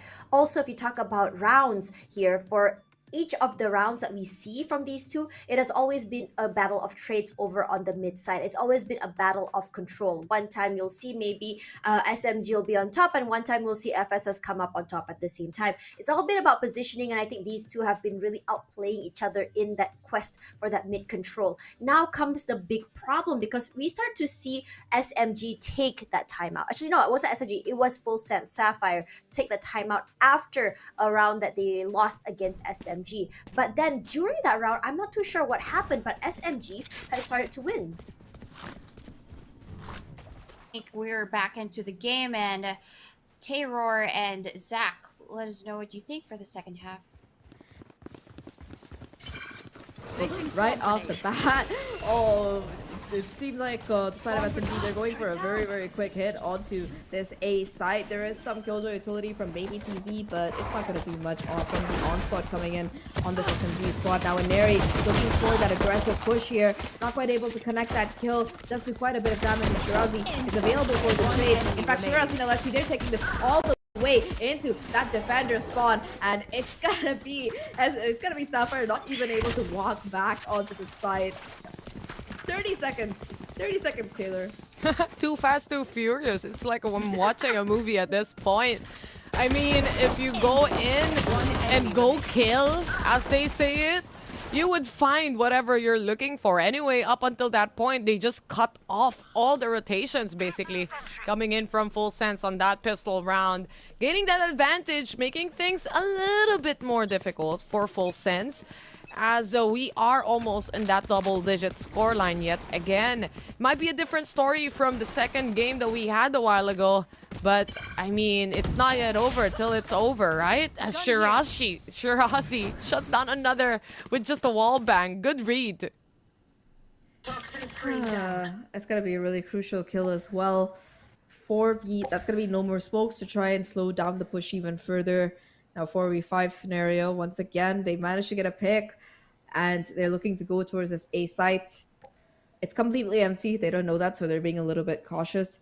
But I think that eventually they will figure out that it does seem like Sapphire as well. They're getting a hint that, all right, it seems like B is not going to be where the action is coming. It's going to be A instead. But at that juncture, SMG, they just get that spike down once again, absolutely free.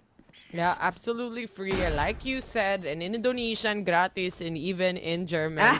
But in any sense, point right now, we are looking at a post plan coming in from SMG side. FSS tries to go for the peak from Margot. Didn't get anyone instead. 5v3 still. Spray downs coming in from SMG side as they want to make this harder for FULLSENSE. They go on a double-digit score already, 10-4, even on a flawless fashion. That's the kind of anti-eco that they really need to set themselves up for on this map. Last time they played, I think it was 13-4 or 13-5. I don't remember. I think it was 13-4. So if they win 3 more rounds, it's gonna be the exact same scoreline they played this team on with this comp. They are looking to kind of make up for how tormented they seem to be on Haven. They look much more confident and settled in their skin on this particular map. Now, though, for Sapphire, it is going to be their full buy finally kicking in. No ultimates online for either side. Oh, you see that Shirazi's only 1 away from that Viper's pit. I'm surprised she didn't buy a judge, honestly. I mean, she was already on a Vandal in the second round, full armor, by the way. So she's rich. Shirazi, even just a burger would be fine at this point. 10-4. Again, FSS, they want to take a little the things a little slower this time around. They are on the defense here. They have utility that they can play around to check for intel and info. Again, this is how when you don't have a sky, you don't have that guiding light to really punish and see if there is someone. This is an entry happening already from the side of SMG. Preparation to really prepare and make that post plan happen as Ineri shuts down Margot yet again. Nice kill with the Sheriff there. Shirazi finding a second as well on the round. That's going to make this full buy round very, very awkward for the side of Sapphire. 3 remaining players. Baby TZ able to find that first kill is huge, taking down Shirazi. He will deny that Viper's pit. Now, though, looking for a little bit more. Finds a second one, though. Numbers advantage still in favor of the players on SMG here. Oh, Canary, though, through the smoke, despite the smoke, rather, will be able to find the final kills. 3 on the round for her, and SMG, they find 11. So close to locking the series up. It's also a wall bangable spot, so they weren't really worried much, especially in that post-plan scenario here for SMG. 11-4, guys. We really started this day into 13-5, where we finally broke records today. First of all, for the first game, and then second game, the first loss towards SMG in 30 plus maps that they have right now as a streak, as a winning streak. Completely broken, but that really didn't phase them at all. They're ready to conquer it all. As Shirazi, they have a Viper's Pit in play here that they can use. They're just holding on to it. It seems like they don't really know about the cause, and now it's gonna be Ginny finding one with the Sheriff, but Kwaibi finding two in exchange. That's not a very good trade offer for the side of Sapphire. They seem to be kind of once again struggling on this particular map with the team comp that they're running. They just don't seem to have enough utility to try and do anything. And honestly, even if FULLSENSE lose, the only thing I hope to see out of this is for Little Bro to defuse the spike for one of these rounds. Ginny just have him online, unfortunately not going to be alive in this particular round, so I doubt we're going to be seeing that. But instead, just look at this post plan coming out of SMG. They feel so confident, they're not even going to invest that Viper's Pit. They're just like, yeah, you hold here, I hold here, we hold Crossfire. Oh! The smoke dissipates! And everything is seen. Nowhere to hide, as they say it, from Sova's perspective. 12-4 is gonna be the score right now as we see match point coming in from SMG. This lineup that they have, it's basically rewatching Bind all over again. The double control setup that they actually used up also on that kind of scenario. You just have to give credit where credit's due here for SMG. Really, really strong team right now. I know I'm a FULLSENSE believer here as well, but may the stronger team win, right? Ineri ready for the blades yet again. Is it gonna be Margot as her next target, as we saw in the next rounds? The shot didn't connect, the right click didn't. Margot finally wins against Ineri. God, I hate it when that happens to my jet knives. Ineri, jet knives not connecting, barely doing any damage, in fact, and that's going to be 2 for the price of 1. Both Ineri and Shirazi being shut down. Kwaibi now on a bit of a lurk play, does have her turret and will be looking to see what exactly to do. 3v4 scenario. Again, Sapphire, they just have so much control. BBTZ holding up such an advanced positioning here. Kwaibi as well will at least be able to connect onto this A side, and they should be able to get the spike down. But BBTZ, if she gets a kill, she's gonna have this lockdown online Taylor, and that might be just completely a game changer. It can be a game changer here, but we are looking at game changers anyway. We still have an operator in the hand of Muffin here, bound for a retake to happen as the wingman is crawling over, trying to see who can they punish. It's gonna be Ginny instead being punished. Baby TZ, on the other hand, and Margot was able to get on the kills here, but it's all up to Alexi to make this happen now. 2v1 scenario, a bit of a pressure point from FULLSENSE right now. They want to go for the defuse, and they actually did. A round secured yet again for FULLSENSE, but the trouble was there. Damage has been done. Oh, Alexi managed to find all those kills. If she thought to wrap around a little bit earlier, she might have been able to clutch it up. But nevertheless, that was a very expensive round for Sapphire. You can see, like, even though they won that round, they still have to, like, kind of force together, like, a very awkward buy, compromise a little bit on the armor and stuff. Muffin does have the Blaze Storm to work with at the very least, and at this juncture, every single buy that they get has to be a full buy because they have no more room to play eco and stuff. They do have 4 ultimates, 2 off with the 5th one, so those might be the key they need to push this further a couple of rounds, but 7 rounds in a row, that's what they need to keep themselves alive in the series. Alive in the series is what exactly FULLSENSE needs right now. Muffin has a good angle, good on the blades. She was able to even pick up a Vandal for herself as well. Again, Zach, anything can happen here. I'm just saying they need 7 perfect rounds, and it's never impossible. Again, this is FULLSENSE we're playing at. Margot already good on the kill towards Alexi yet again. Polly to shut down Ineri. 1 by 1, SMG is falling down.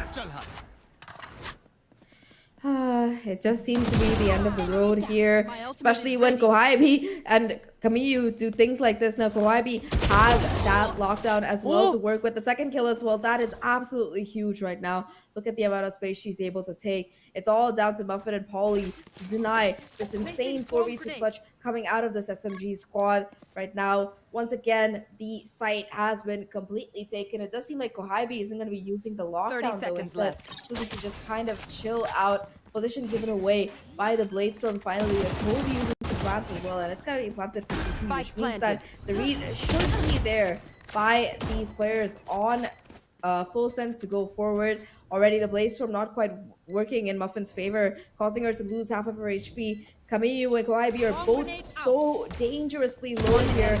Oh, but they don't check the corner. Kohibi and Kamiyu with 2v4 and SMG. They move on in that upper bracket. Gods do bleed, but they are still the victors for today. You can see that little bit of sweaty celebration coming in, and honestly, really, really well earned by them. Princess Alexi, ladies and gents, sweating on a game. That's a first for SMG. FULLSENSE really made it so difficult for SMG to really close off the maps that we just had right here. But they still managed to pull it off. They are the strongest team right now in the circuit anyway. And this is pretty much expected coming in from them. But what was not expected, Zach, is obviously FULLSENSE taking this to map number 3 right now. And almost as if it would be the first series loss coming in from SMG side. Yeah, at least for the first 4 rounds, Pearl was going like pretty even. It was like 4-4, but then yeah, after that SMG, they got their coffee. They were like, yeah, little bro, you're cute, but I'm sorry, it has to be done. And they just like swept through out of there. But that last round coming out of Kohibi and Kamiyu was just beautiful work. That 2v4, and of course Kohibi is just insane on the killjoy. She was cracked in the race last year, but this year she's on a whole other level. But let's have our wonderful panelists talk about how amazing both of these teams were. And bye bye, little bro. Thank you very much, Starcasters and Little Bro. Let's break it down because that was one hell of a map. Now, while it did seem that SMG was shaky on defense, on attack was when their heads start to rear in terms of the piece we call Team SMG. Now, coming into the game in the first few rounds, it felt as though it was a back and forth. But round 13 to round 16 was where Neri really started to come online. And as soon as she came online, she was comfortable. She was put in a position where she can't get these frags. That's where we start to see these multi-frags come through. But the same can be said about the rest of her team. Yeah, definitely. I think it was all about the control, right? I think that was one of the core strategies that Team SMG showed us for the map of Pearl. And the control isn't just about the selection of agents, but it was about how they took away some space of the map from Team FSS. If they take away the control from Muffin, then I think it's already around 1 because Muffin did a lot of heavy lifting for the team. Given that she is currently the team MVP with an ACS of 233, if we take a look at the other side of things, for Team SMG, it was Kohibi just providing that sense of control, using all of her utilities as a sentinel. And I guess that also goes to show for the likes of Alexi, and Kamiyu doing all of those initiations, providing cover for the team. And if FULLSENSE Sapphire has the wingman, we have the ultimate wingman from Team SMG, which was basically Shirazi. If you took a look at all of her assists for the whole map of Pearl, it just stacked up the amount of snake bite damage that she was able to pull off, even the amount of damage through the smoke she was able to do. I think that was really more of that quote-unquote game changer for the map of Pearl. Yeah, and it's also really exciting to talk about how FSS really tried to wiggle themselves into the game again. Now, MVP will be Kohibi, and I'm not surprised. I think a lot of mid-control had come from her, given the fact of how she actually held the sites. What she would do is she would drop her utility on the A site, and she would play near Link. And I think a lot of times her hold has been very phenomenal for the team because she would get one frag, leave for a little while, and then go again to the mid site and then catch another one in that time. And I think it's really exciting to think that, you know, we're starting to see a lot of duelist roles start to take a step back in a lot of regions in so many different VCTs. And in this situation, with Kohibi playing on a Sentinel, I think it really allowed her to just play pure and clean gunplay and really thrive on the aim duels. So I think that's where she really shone, especially on how exactly she played with her utilities. Now, I think that coming into attack as well, it seemed a lot more coordinated for Team SMG. They had an idea on how exactly to attack, taking up space, eliminating one member of FSS again and again from each other. And on top of that, on how they enabled Inari here, it was the fact that they had one person completely deleting Lil Bro, any kind of utility coming forward, which really allowed Inari to take up space. And before we end though, what do you think, Donut? Will FSS finally come back online? Maybe see them again in Grand Finals? Well, I guess we got a glimpse already of what the grand finals could look like, at least for this weekend. But they still have another hurdle to face, and that's going to be Orangutan X for sure. All right, we're going to end here. So let's have a look at the brackets coming forward here as we see the end of the day. Now, if we saw the secondary stream, we saw OGX, THK, and GERQ running forward, and we saw OGX and GE coming today. And I think that it was really exciting. I'm really excited to see them because these are both Indian teams. I think the fans from India would be really, or at least South Asia would be really excited to see who the victor for this is. Now, the victor for this will definitely be having a hard time coming up against FSS for sure. And I'm really hoping to see a great match from the teams. Yeah, the only challenge now for tomorrow is whoever will win game number 1, they have to, face a FSS. big barrier, which is going to be FSS. And just playing back-to-back is going to be a challenge. So I think it will be a showing of endurance and persistence. After winning, how do you reset your mental? How do you go against one of the strongest teams in Southeast Asia, which is FSS, and the one who took down the undefeated Team SMG? I think it's also really exciting to talk about how some teams really thrive not only under pressure, but also really do well when the matches go very, very long. I mean, we saw something like that very similarly last year during the VCT APAC LCQ, where Onyx versus Boom went into crazy overtimes.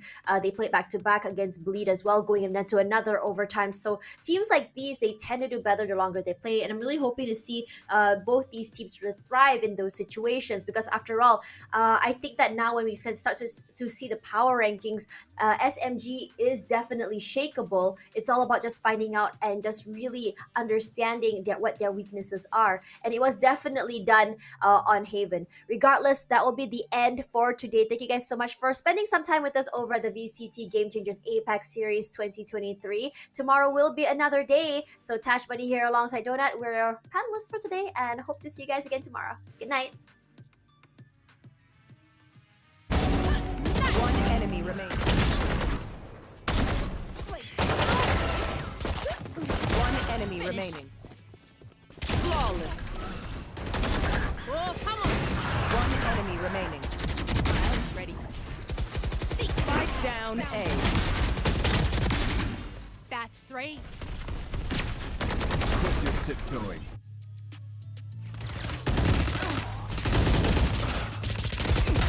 Bye-bye. Got one. That's on.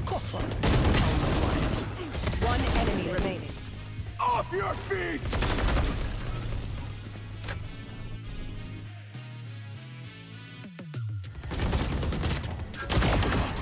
Stand. Auf Wiedersehen. My ultimate is ready. Headshot. 3. One enemy remaining. One enemy remaining.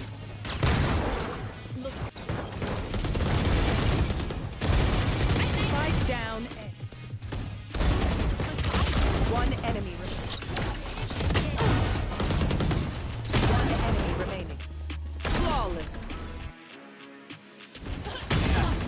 One enemy remaining.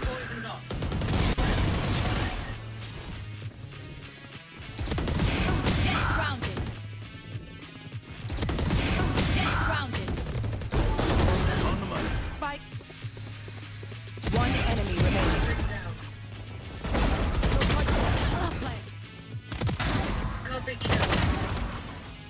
One enemy remaining. Who? Last player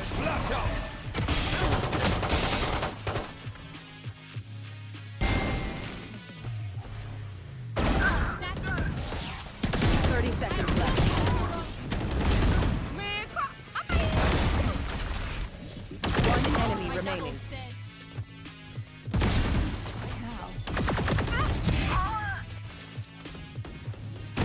Crown. What's this? Headshot. Enemy kill. One enemy remaining. Flawless. Enemy.